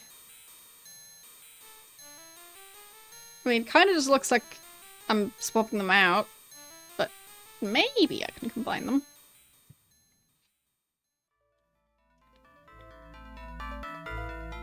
But yeah, their dialogue has not changed. So I'm probably done there for now.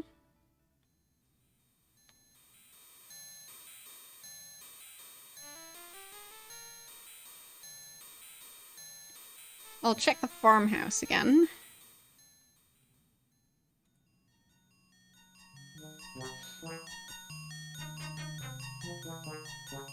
So, that's the same stuff as before.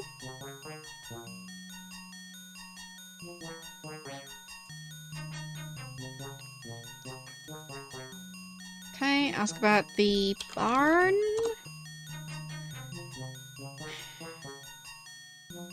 Back behind the house.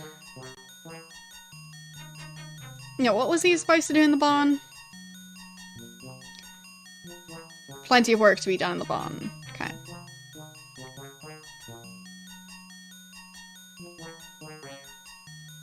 I mean, all I got in the barn was a pitchfork.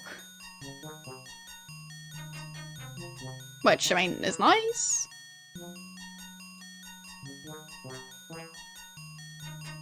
Never know when you might need a nice sharp pitchfork.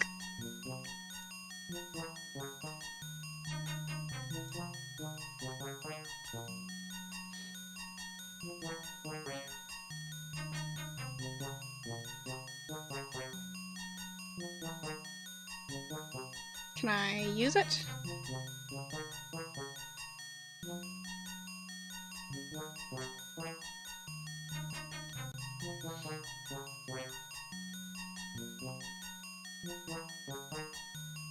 Wait, he tries to hit it with the side of the pitchfork. What?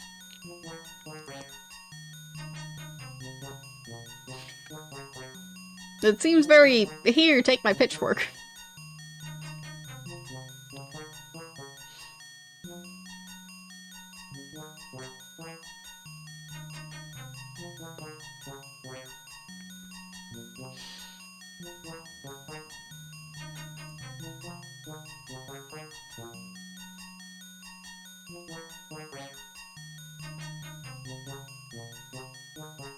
Hmm.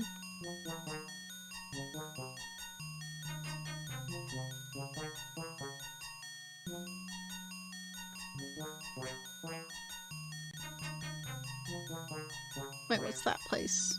Just a mountain. Okay. Kinda looks like there's something here, but I guess it's just a window.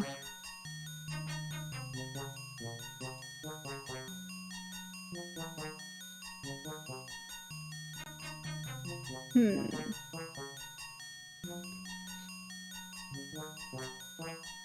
Anything by the lake? Nope. I'll try the monastery again.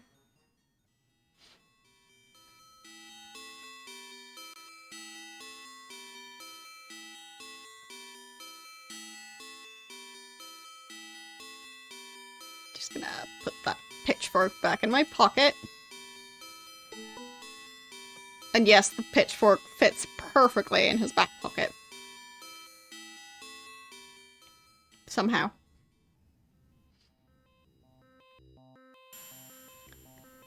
So...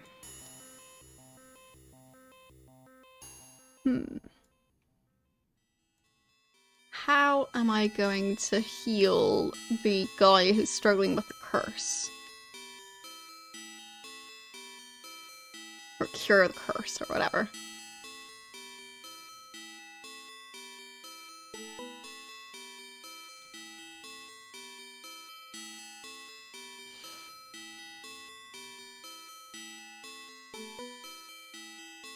Can I tie him up?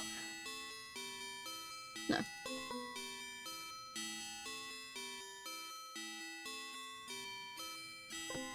So...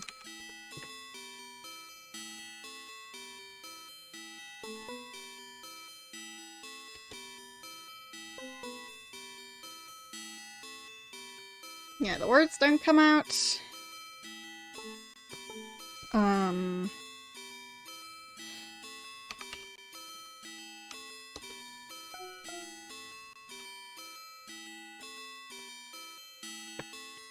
The quill, will you give it to me? Yes! At last, I'm free! Freed from that quill's curse. How did you... No, never mind. I don't really care. Take the thing. Though, for the life of me, I don't know why you would want it. Yay, he can finally sleep. Does that mean the next one is crossed off? But I did the freeing of the cursed man, right? Maybe not. Maybe I'm cursed now. Is he sleeping now or is he dead?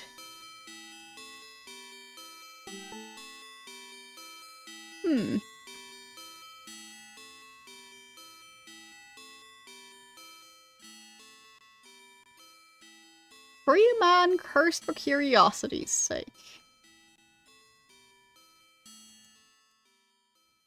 How free is he supposed to be?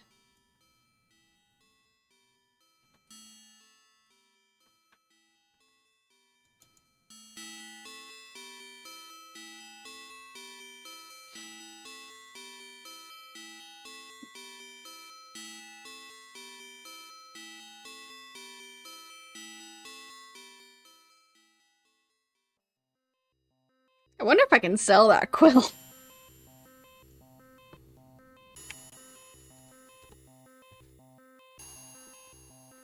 Yeah, so he doesn't react to it still, even though it is in my pocket now.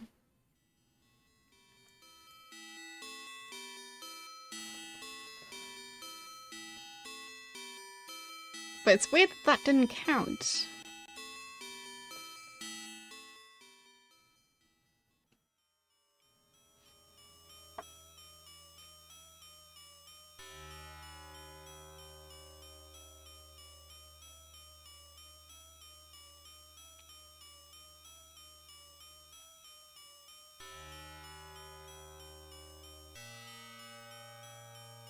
Yeah.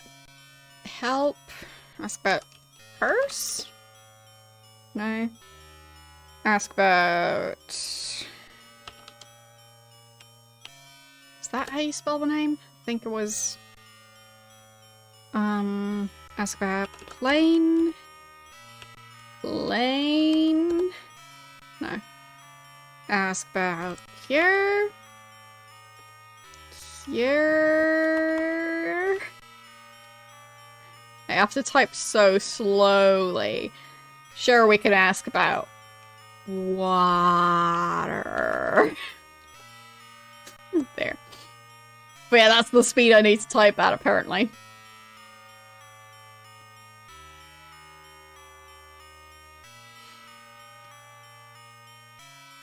Maybe he wants a ribbon?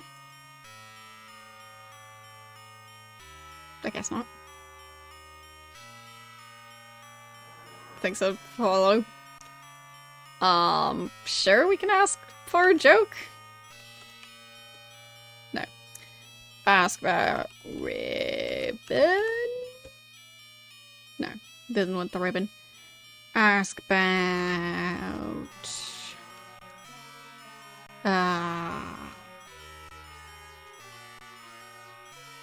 tree.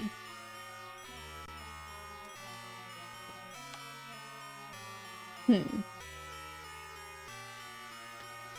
again, you gotta help me get my body back, please. You have to find a way, oh please, the spiders are all over me. Yes. How do I help?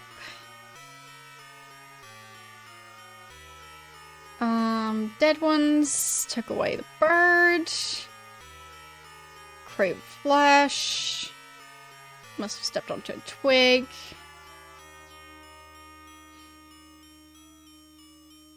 So, he did it.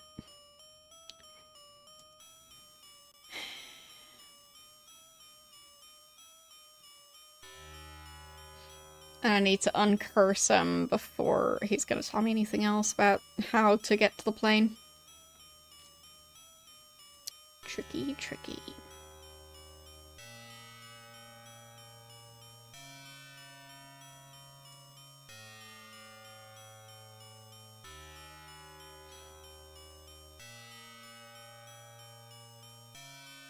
What? Did you just get an ad?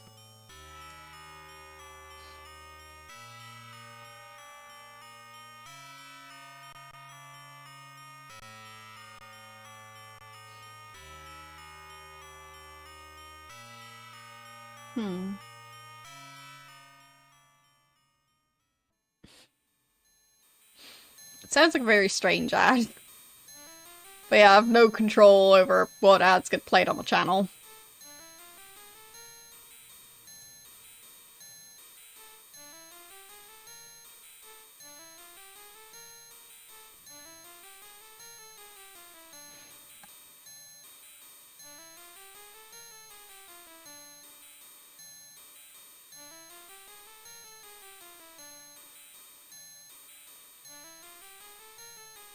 I mean, maybe now when I talk to them, they'll talk about something else, since I cured the mad monk.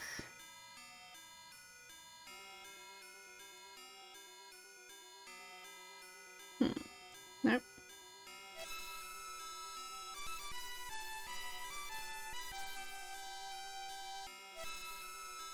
Weird.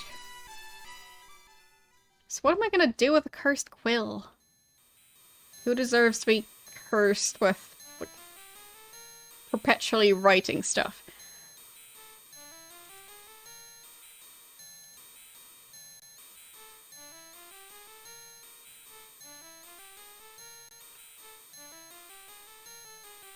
I mean, I'll just try and sell it, see what happens.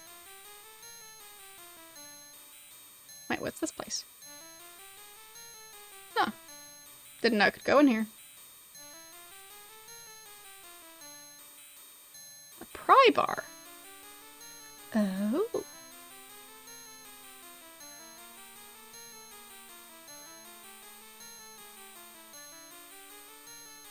Yeah, I saved right before coming in here.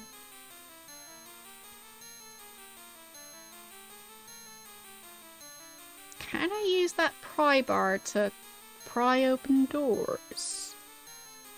Like locked doors. By any chance?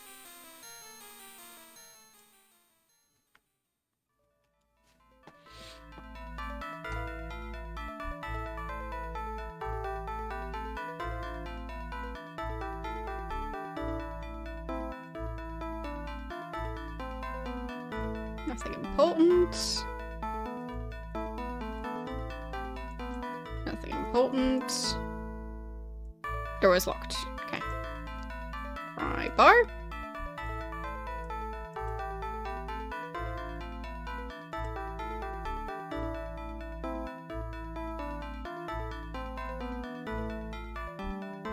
There.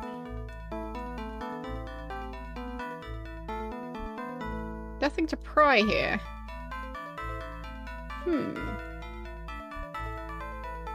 What if I pry open this chest while she's right next to me? Nope.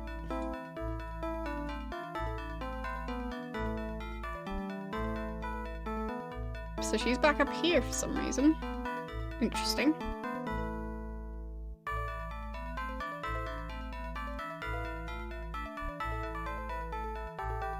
But yeah, it seems we can't pry open doors. At least not these doors.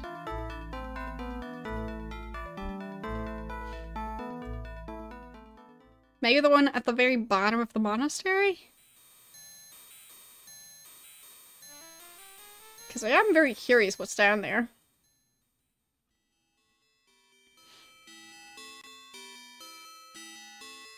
Door like way down in the cellar.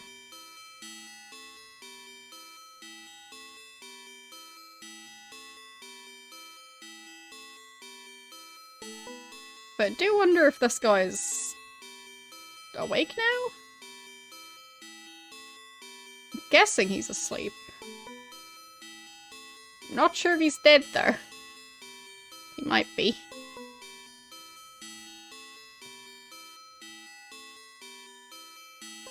He's just not moving at all, so...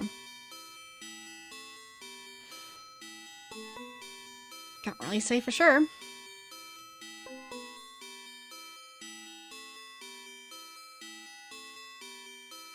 Yeah, maybe he's got finals on Monday.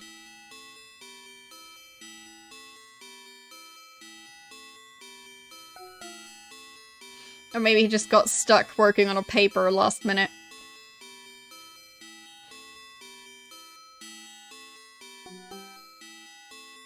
Now he finally fell asleep. Right in the middle of writing.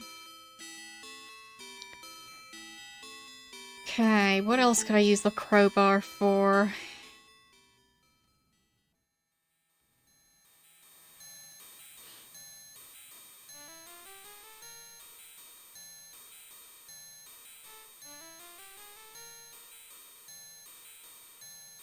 Okay, that's the candle maker.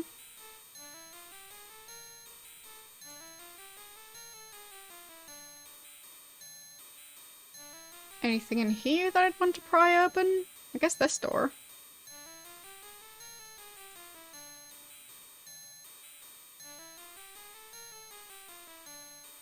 The clock.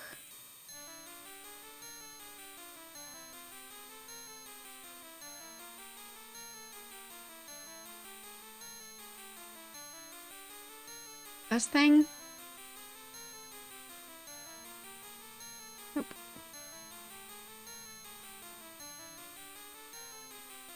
Can I pry open the desk. Nope.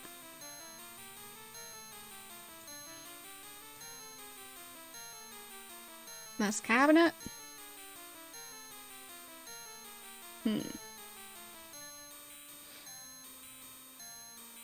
Strange.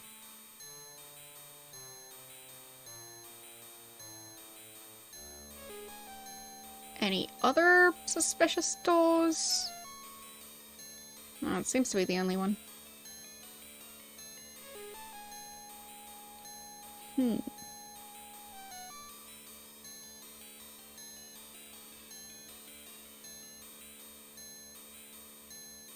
Yeah, I mean, of course it was me. Who else would do it?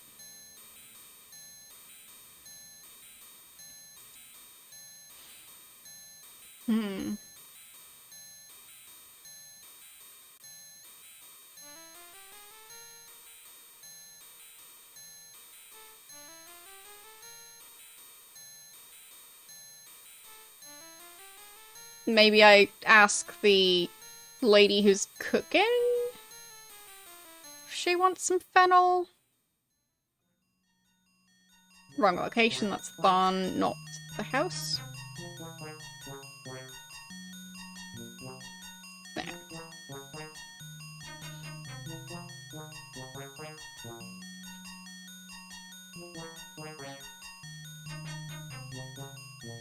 Fennel. No. Rats. Rat. Meat. Stew.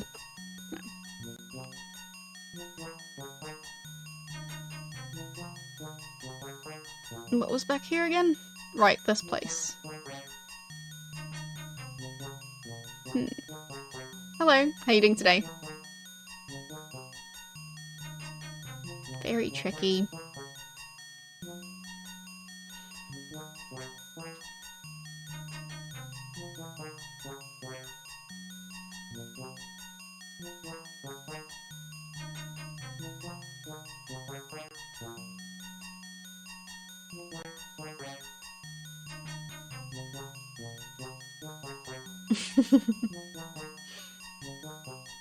Sounds like a plan. I still need to work on my Halloween costume. I've now got all the supplies, I just need to actually do the arts and crafts part of it.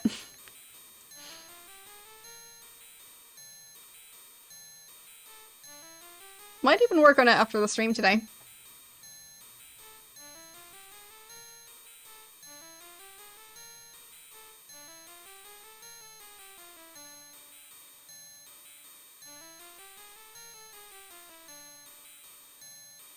It is weird how large the house seems from the outside.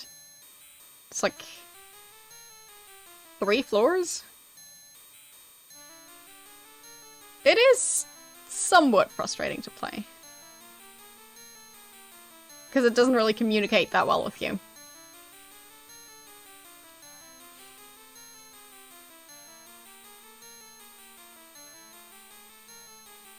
Speaking of which, I think I will consult the universal heat system and see if they have a hint for me. Because I feel like I need one.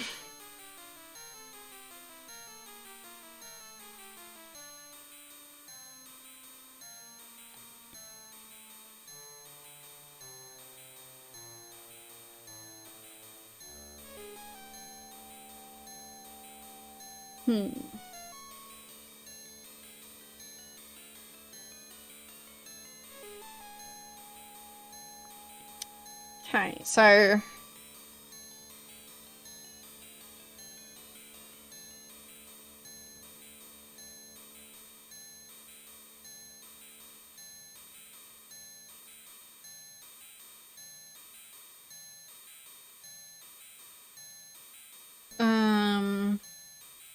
Get the pitchfork. Crash site. Ah! Okay. So, it seems the tree is the guy who is cursed. So I'm supposed to burn down and resurrect the tree person. Okay. So, lamp? An oil lamp? Yeah, got one. It'll cost you a silver coin. You want to buy it? Yes. Thank you for your business. If there's anything else you would like to buy, just let me know. So, do you need anything else for the oil lamp?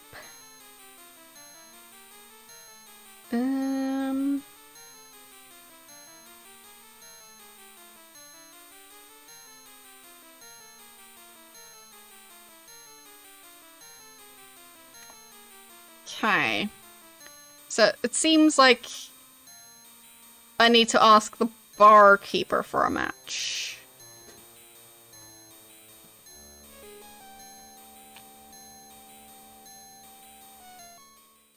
Okay.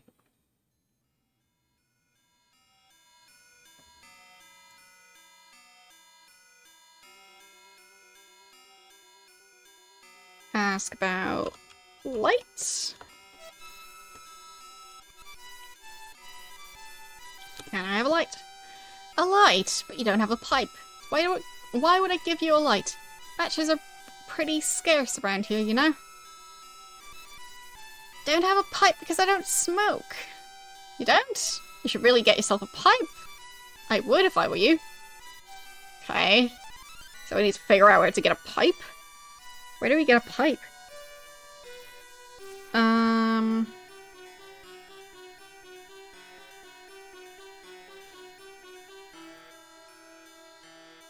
Okay, apparently I'm supposed to ask the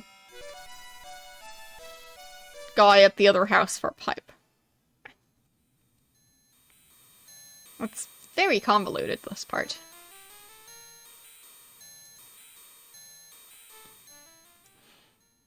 So I need the match for my oil lamp. But because I don't have a pipe, that doesn't count. So, ask about the pipe. Can I borrow one of your pipes? Suppose so. May have this one. It's not one of my favorites. Neat. I can get a pipe he doesn't like.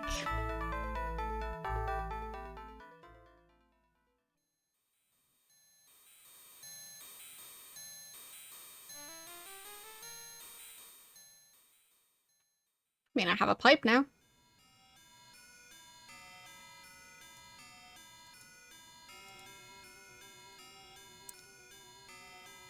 Can I have a light? Think so, but I don't smoke.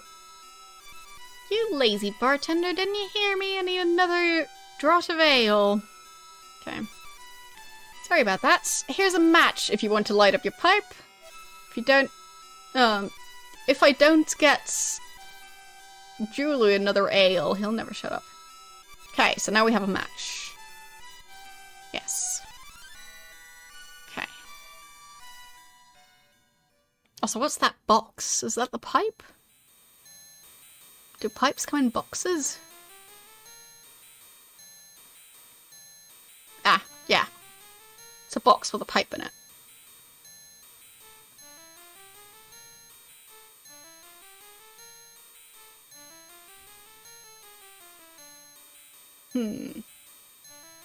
Gonna put the quill in there. Gonna put the ribbon in there, I guess. The book. And the piece of fabric. There. Wait, could I hit people with the bag? Doesn't look like it. Missed opportunity. And in here, I'll put the lamp? No? Okay. Can I put the match in there? Okay, that fits. The darts? No. No darts in there. Fine. But still, cleaning up my inventory a tiny bit. I guess I could walk around like this.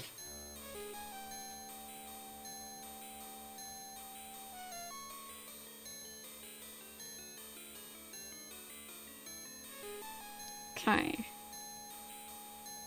I still need to get the cup, but maybe I need to burn the tree first?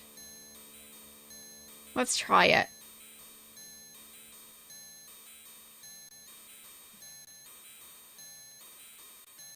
But I wasn't so sure that it was referring to the other guy, because we already saved the other guy from his quill.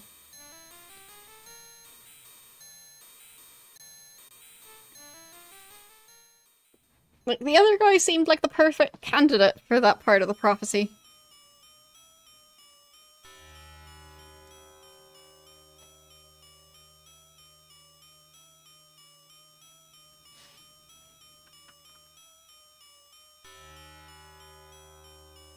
Okay. So...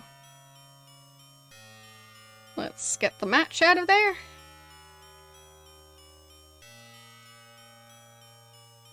And... let's see if we can do this.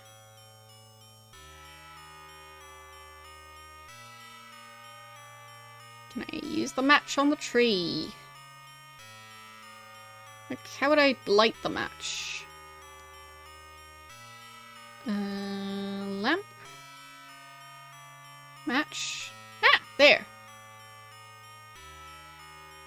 So, light the match. There. I light the lamp.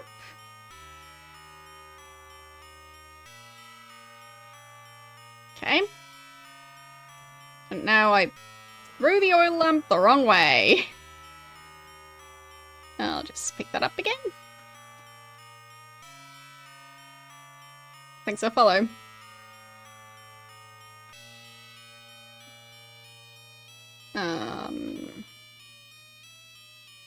Now let's throw the lamp. Hey, wait, what are you doing? I'm going to burn. Please don't do this. I'm going to burn. No. Thanks for follow. Totally didn't just burn down a sentient tree.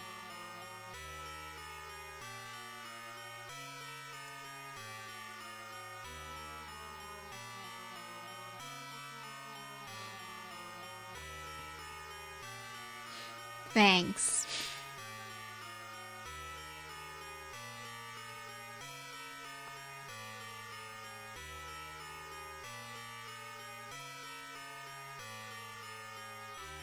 So how do I get that?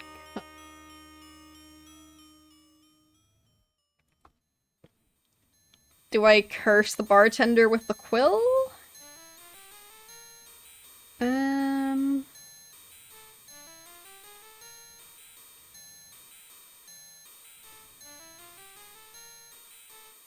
Yeah, talk about the quill.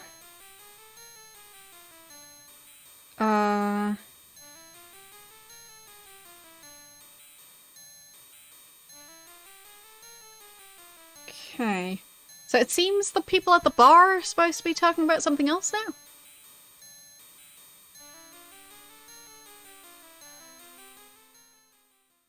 We'll see.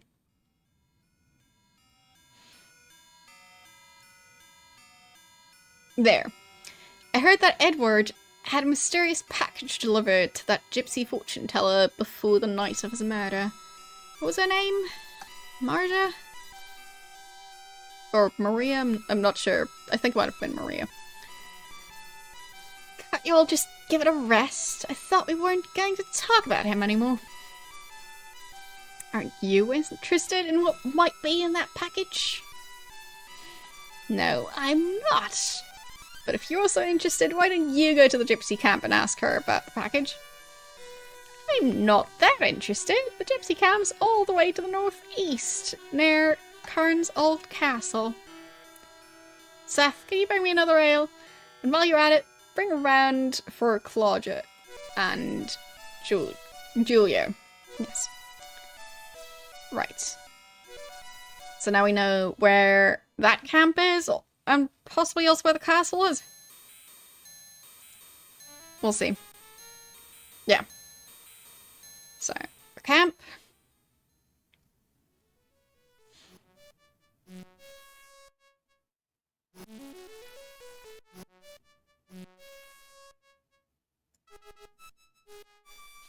He's carving that piece of wood, I think. A lady in there. And in there.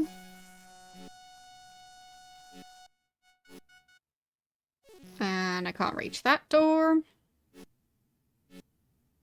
And I can't see this door. Okay, so we've got 3 people.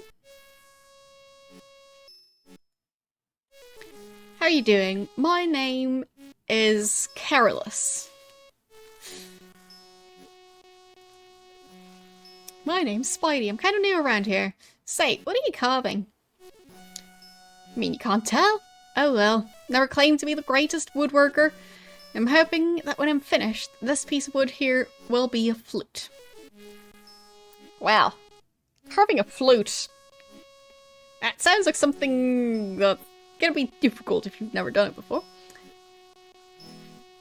Woodworker. Really, it isn't that bad. I'm sure you're a very good woodworker. Well, I'll tell you what, I'll prove to you that I'm not all that bad. You find me a good piece of wood, a sturdy tree limb or something, and I'll carve you something special. Okay? Honestly, you don't have to prove anything. I insist. Besides, if you like what I make, you might become a regular customer. Next thing I know, you'll be wanting me to make all kinds of things. Okay. What do you mean by special? Well now, that all depends on the wood you bring me. Different woods can be made into different things. I have to see the wood for it to reveal its potential. Okay.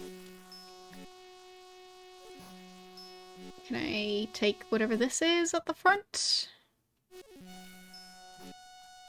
Maybe not. Greetings. My name is Maria. Have you come to me for fortune telling? If so, it will cost you 1 silver coin. Okay.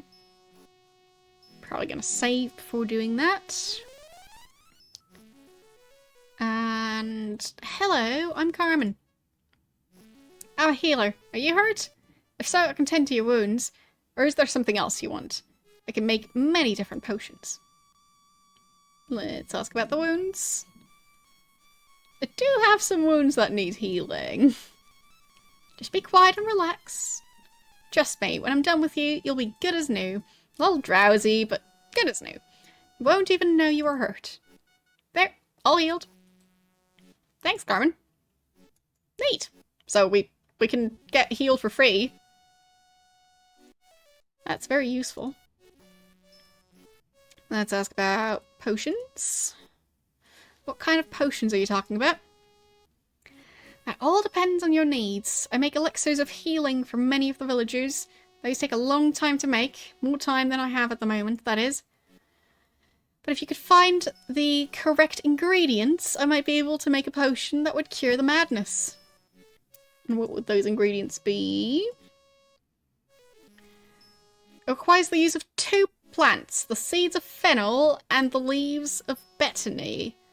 I also need a lock of hair from the one who suffers, and a wide-bellied jar with a face painted on it. With these, I'm fairly sure I can make the draught. Of course, I've never tried, because I can't find all the ingredients. So, make... Yes, if you had all the ingredients, but you don't have everything that I need. Fine. So I think I need to have everything in my inventory all at once. But I have the fennel. That's a start.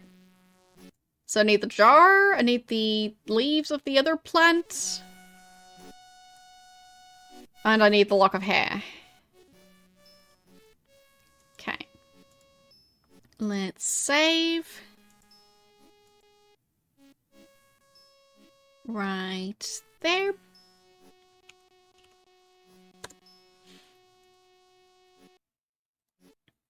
And talk to this lady.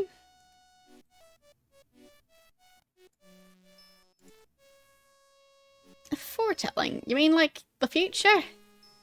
What the hey? What the hey? It can't hurt. Give me a palm.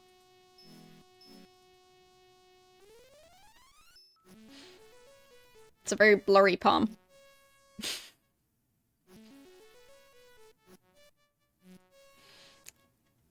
As I close my eyes, I see... There's a dark and dank place I cannot see clearly, but I know you're there. You have a hammer in your hand, and your arm is rising and falling. Wait, there's something else. Nails. I see iron nails. That's all. Right? I think I'm gonna reload my save, because I have no clue what to do with that information.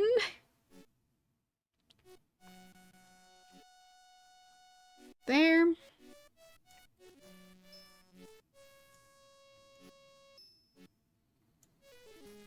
Yeah. Still have plenty of coins now.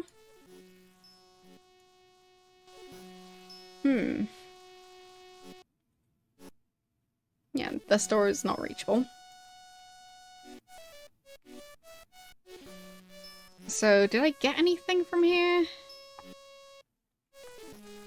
Is there anything I need to get?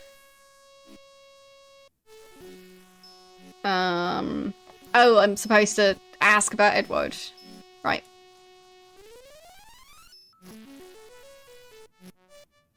Right, I keep forgetting to ask stuff.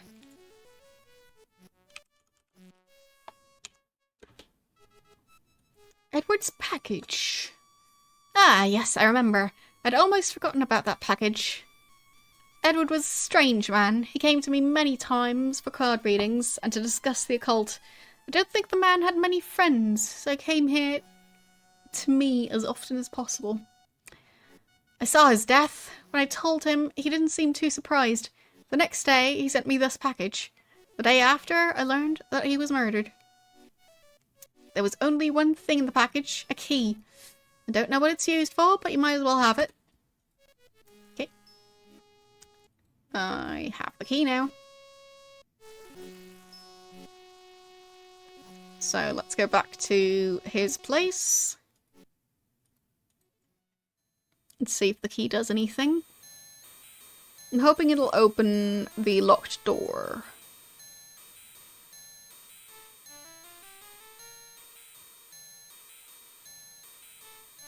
There. Yep, the key opened it.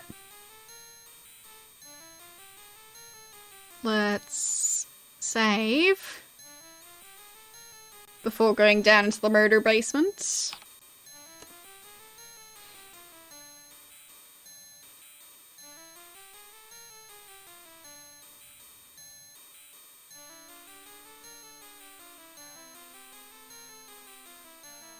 Oh, coins.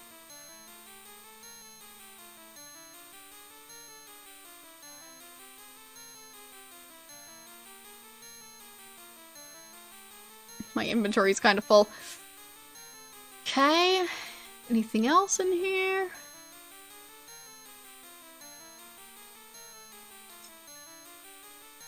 Doesn't seem like it.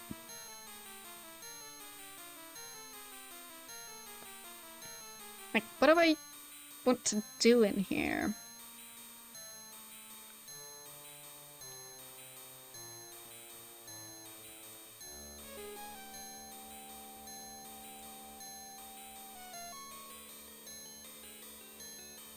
Can I push any of these bookshelves?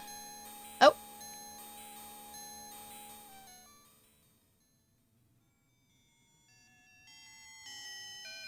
Okay. Oh, bats. Ow. Ow. Okay. Apparently I'm gonna be fighting bats. Let's fight bats with a pitchfork.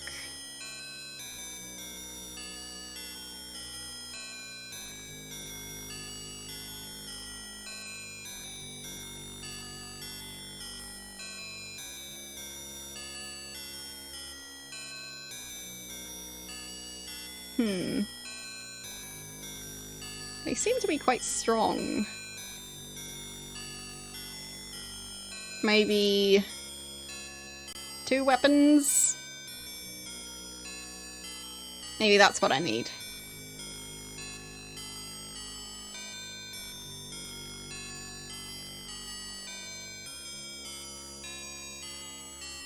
Yeah.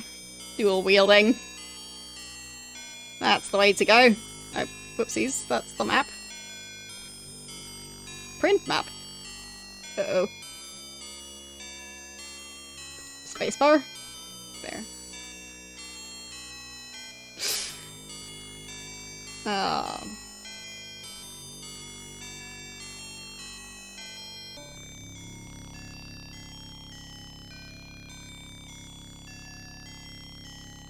Well, that was a hit of like 30 damage.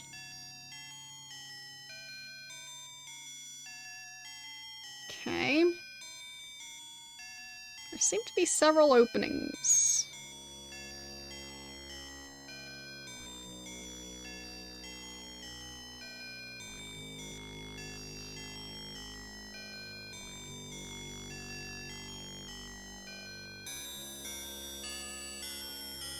Am I going to have to map this place? Oh, there's a door. It's locked. Crowbar time? Door won't budge. But this time we actually tried. Yeah. So this is probably the type of door that the crowbar is meant for.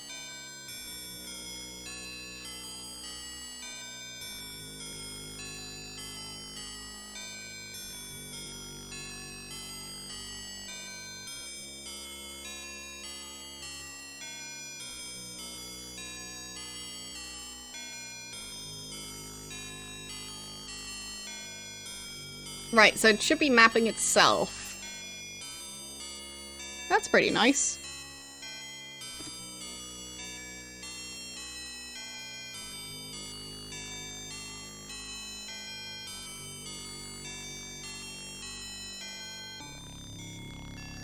Think so, follow.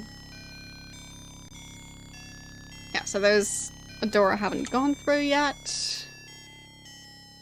At the end of this corridor.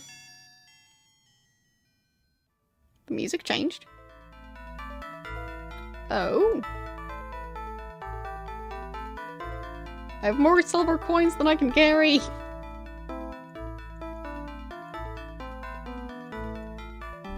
What am I gonna do with all this stuff?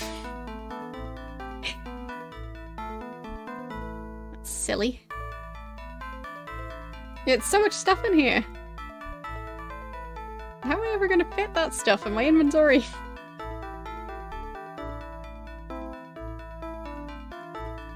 I got the wine bottle.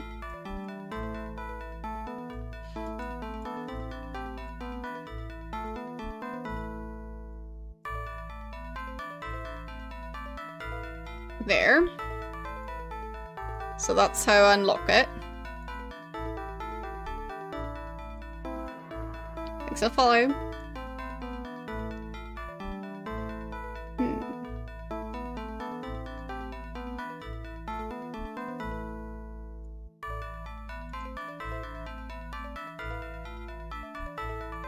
Put the key in here? No. We used match. Well, that's something at least.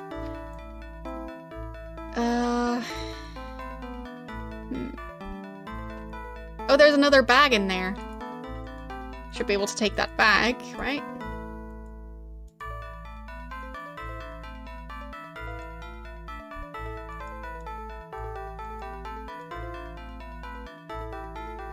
There. So now if I drop a coin on the floor...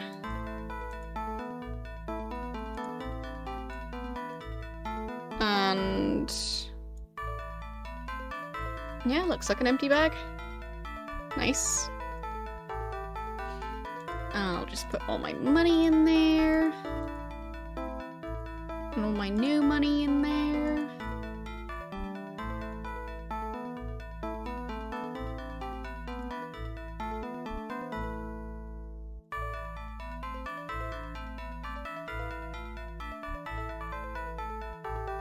How did I end up with this much money? Okay. Let's switch these around. And switch one of the coins to the other bag.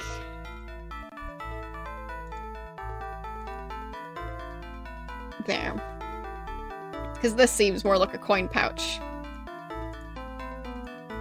And this is more like anything goes in here kind of bag. So let's put the pages in there.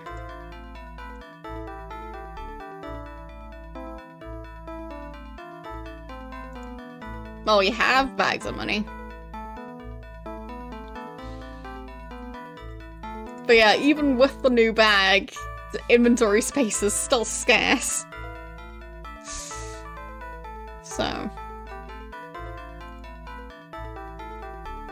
But we still have some room. In terms of weight.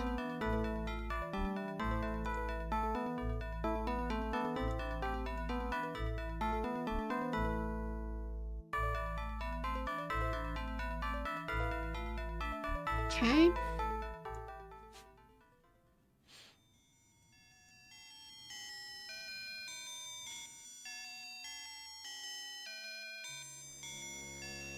I wonder if it goes anywhere else in the other spots.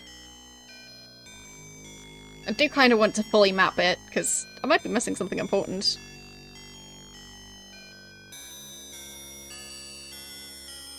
I don't go through that door. Okay.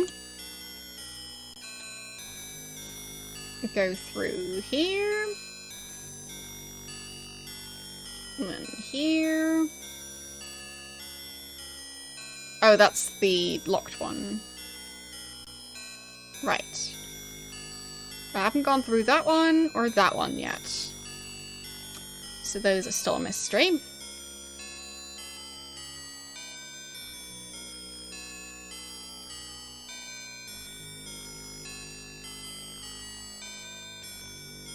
Yep.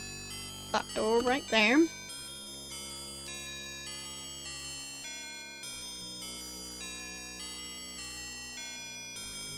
Nothing here.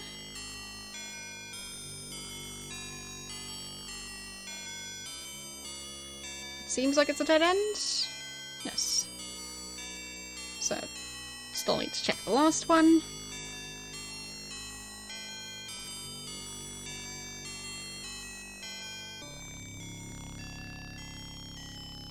But yeah, it's very nice that it maps it automatically for you.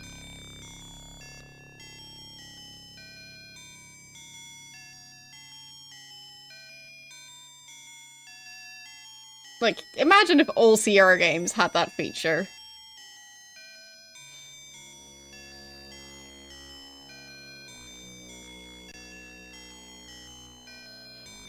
Oh, there's another one I haven't gone through.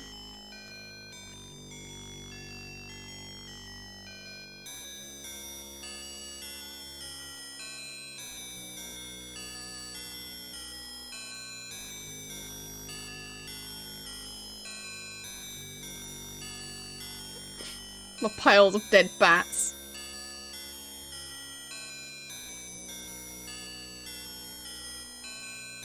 Oh, what's that? Another bag! Yay! So, what does this bag have? That's elixir, strength potion. I'll put the wine in there and all the plants. So that feels like the most fitting thing. And the ash. I guess the darts. Can I put... Okay, so I can put items of holding into items of holding. Nice.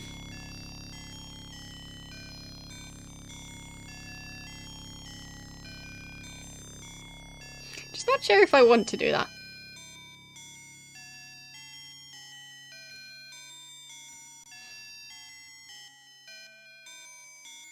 Like, maybe that'll make stuff glitchy. So, I won't trust it.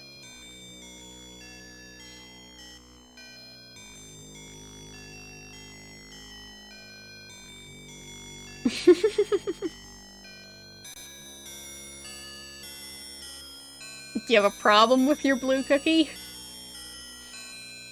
It's just food coloring.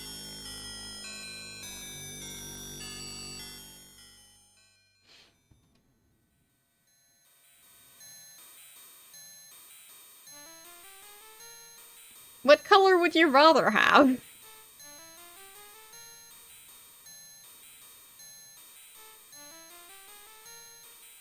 Green? Turquoise?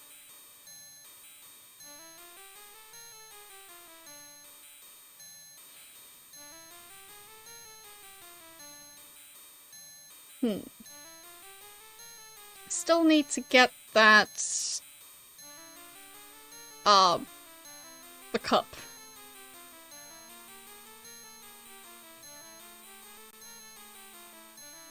Let's see if I can do that now.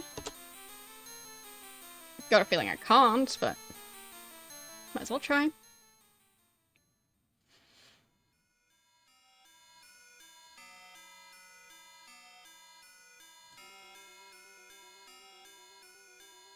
Oh. What? That bottle of wine is the finest around. Of the way Kroll hoards his wine collection, this is a once-in-a-lifetime opportunity. Oh! Oh, because I got the wine bottle, the fancy wine bottle. He gave me the cup. Seth, this is going to tick you off, but I need to keep the goblet for a while. I promise I'll give it back later, but I need it for now. Wait 1 minute? What do you mean you need my goblet? Give it back now! Sorry, Seth, but I have to keep it. I'll bring it back after I'm done with it, I promise. Okay, he was fine with that. Maybe because I'm carrying a sword.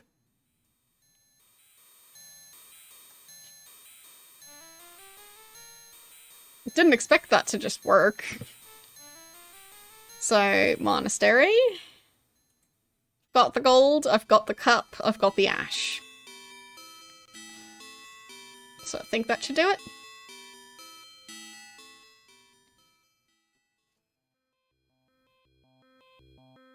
There. I want some of your services. I want a resurrection.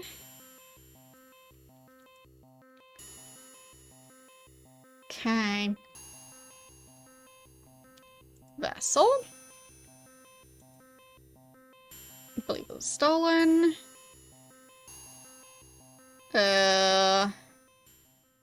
What about the cup I have in my inventory? Is that not it? Golden goblet?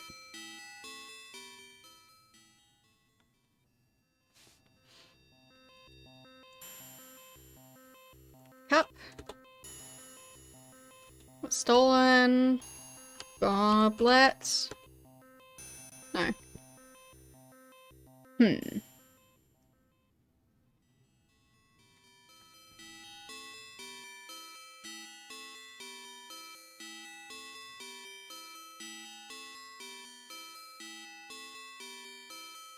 Maybe I need to have them out of the bags and stuff.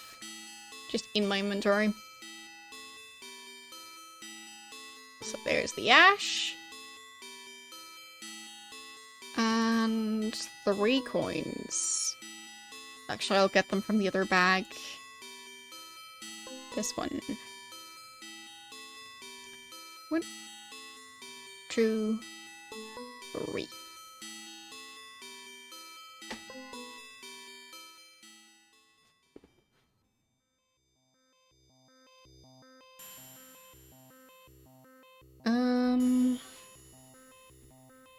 So, resurrection?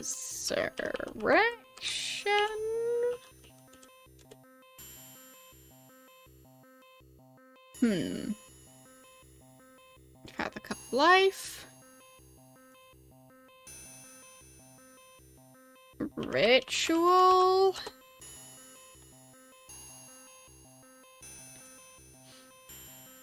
Ah, there. By the light, you've actually found the Cup of Life, and I see you've got someone's ashes as well. If you don't mind, I'll take the cup, silver coins, and ashes. I'll begin to perform the ritual immediately. Okay. He's naked. Yes, he's alive! I've brought a man back from the dead. One who has retained his soul, unlike the flesh-eating dead ones. The what now?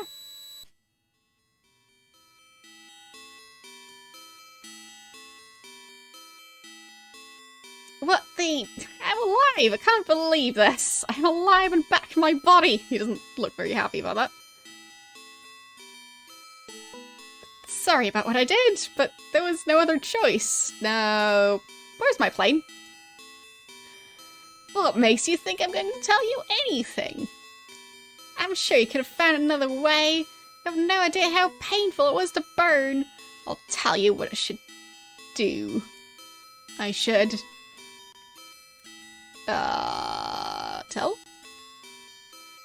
You should tell me where my plane is, you ungrateful. I'll gladly tell you where your plane is. The dead ones took it to the swamp. Yes, the swamp. I hope they cast it into the quagmire. If they did, you'll never see your plane again. I'm leaving. May the Dark One take your soul. You're welcome. You again? Ouch, get out of here, now! I'll have nothing to do with the likes of you. You're welcome. Does that take it off my list? Yeah. It's highlighted. And it's gone. Dispel one dead but forced to serve. I think that might be the guy with the quill?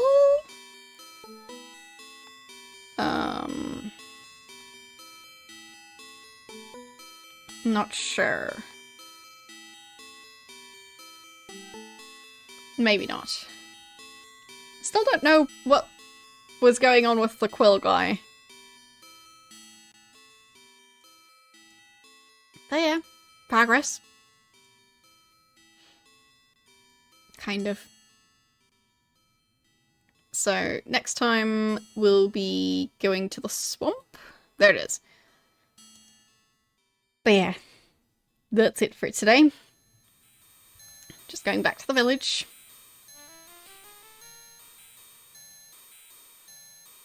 Oh yeah, true. He didn't give us the cup back. Oh, well, I'm sure that's gonna be fine.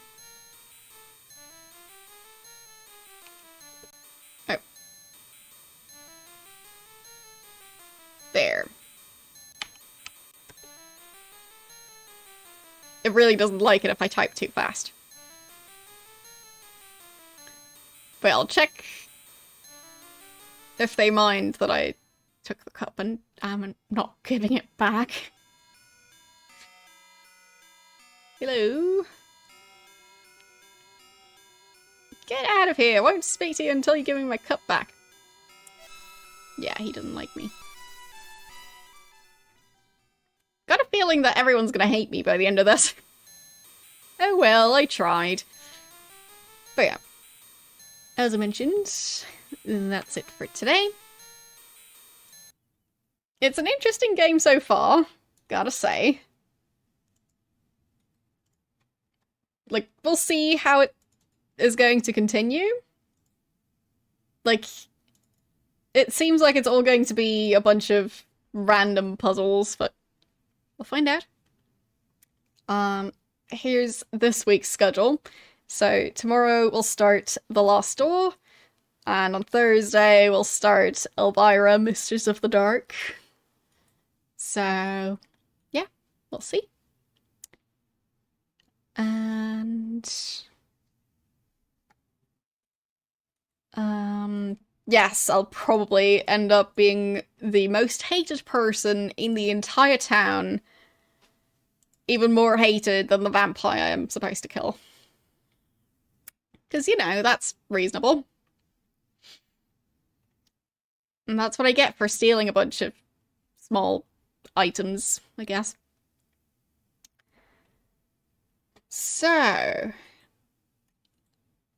who do we raid? I think we'll go for Badger, who's playing Realms of Haunting, apparently.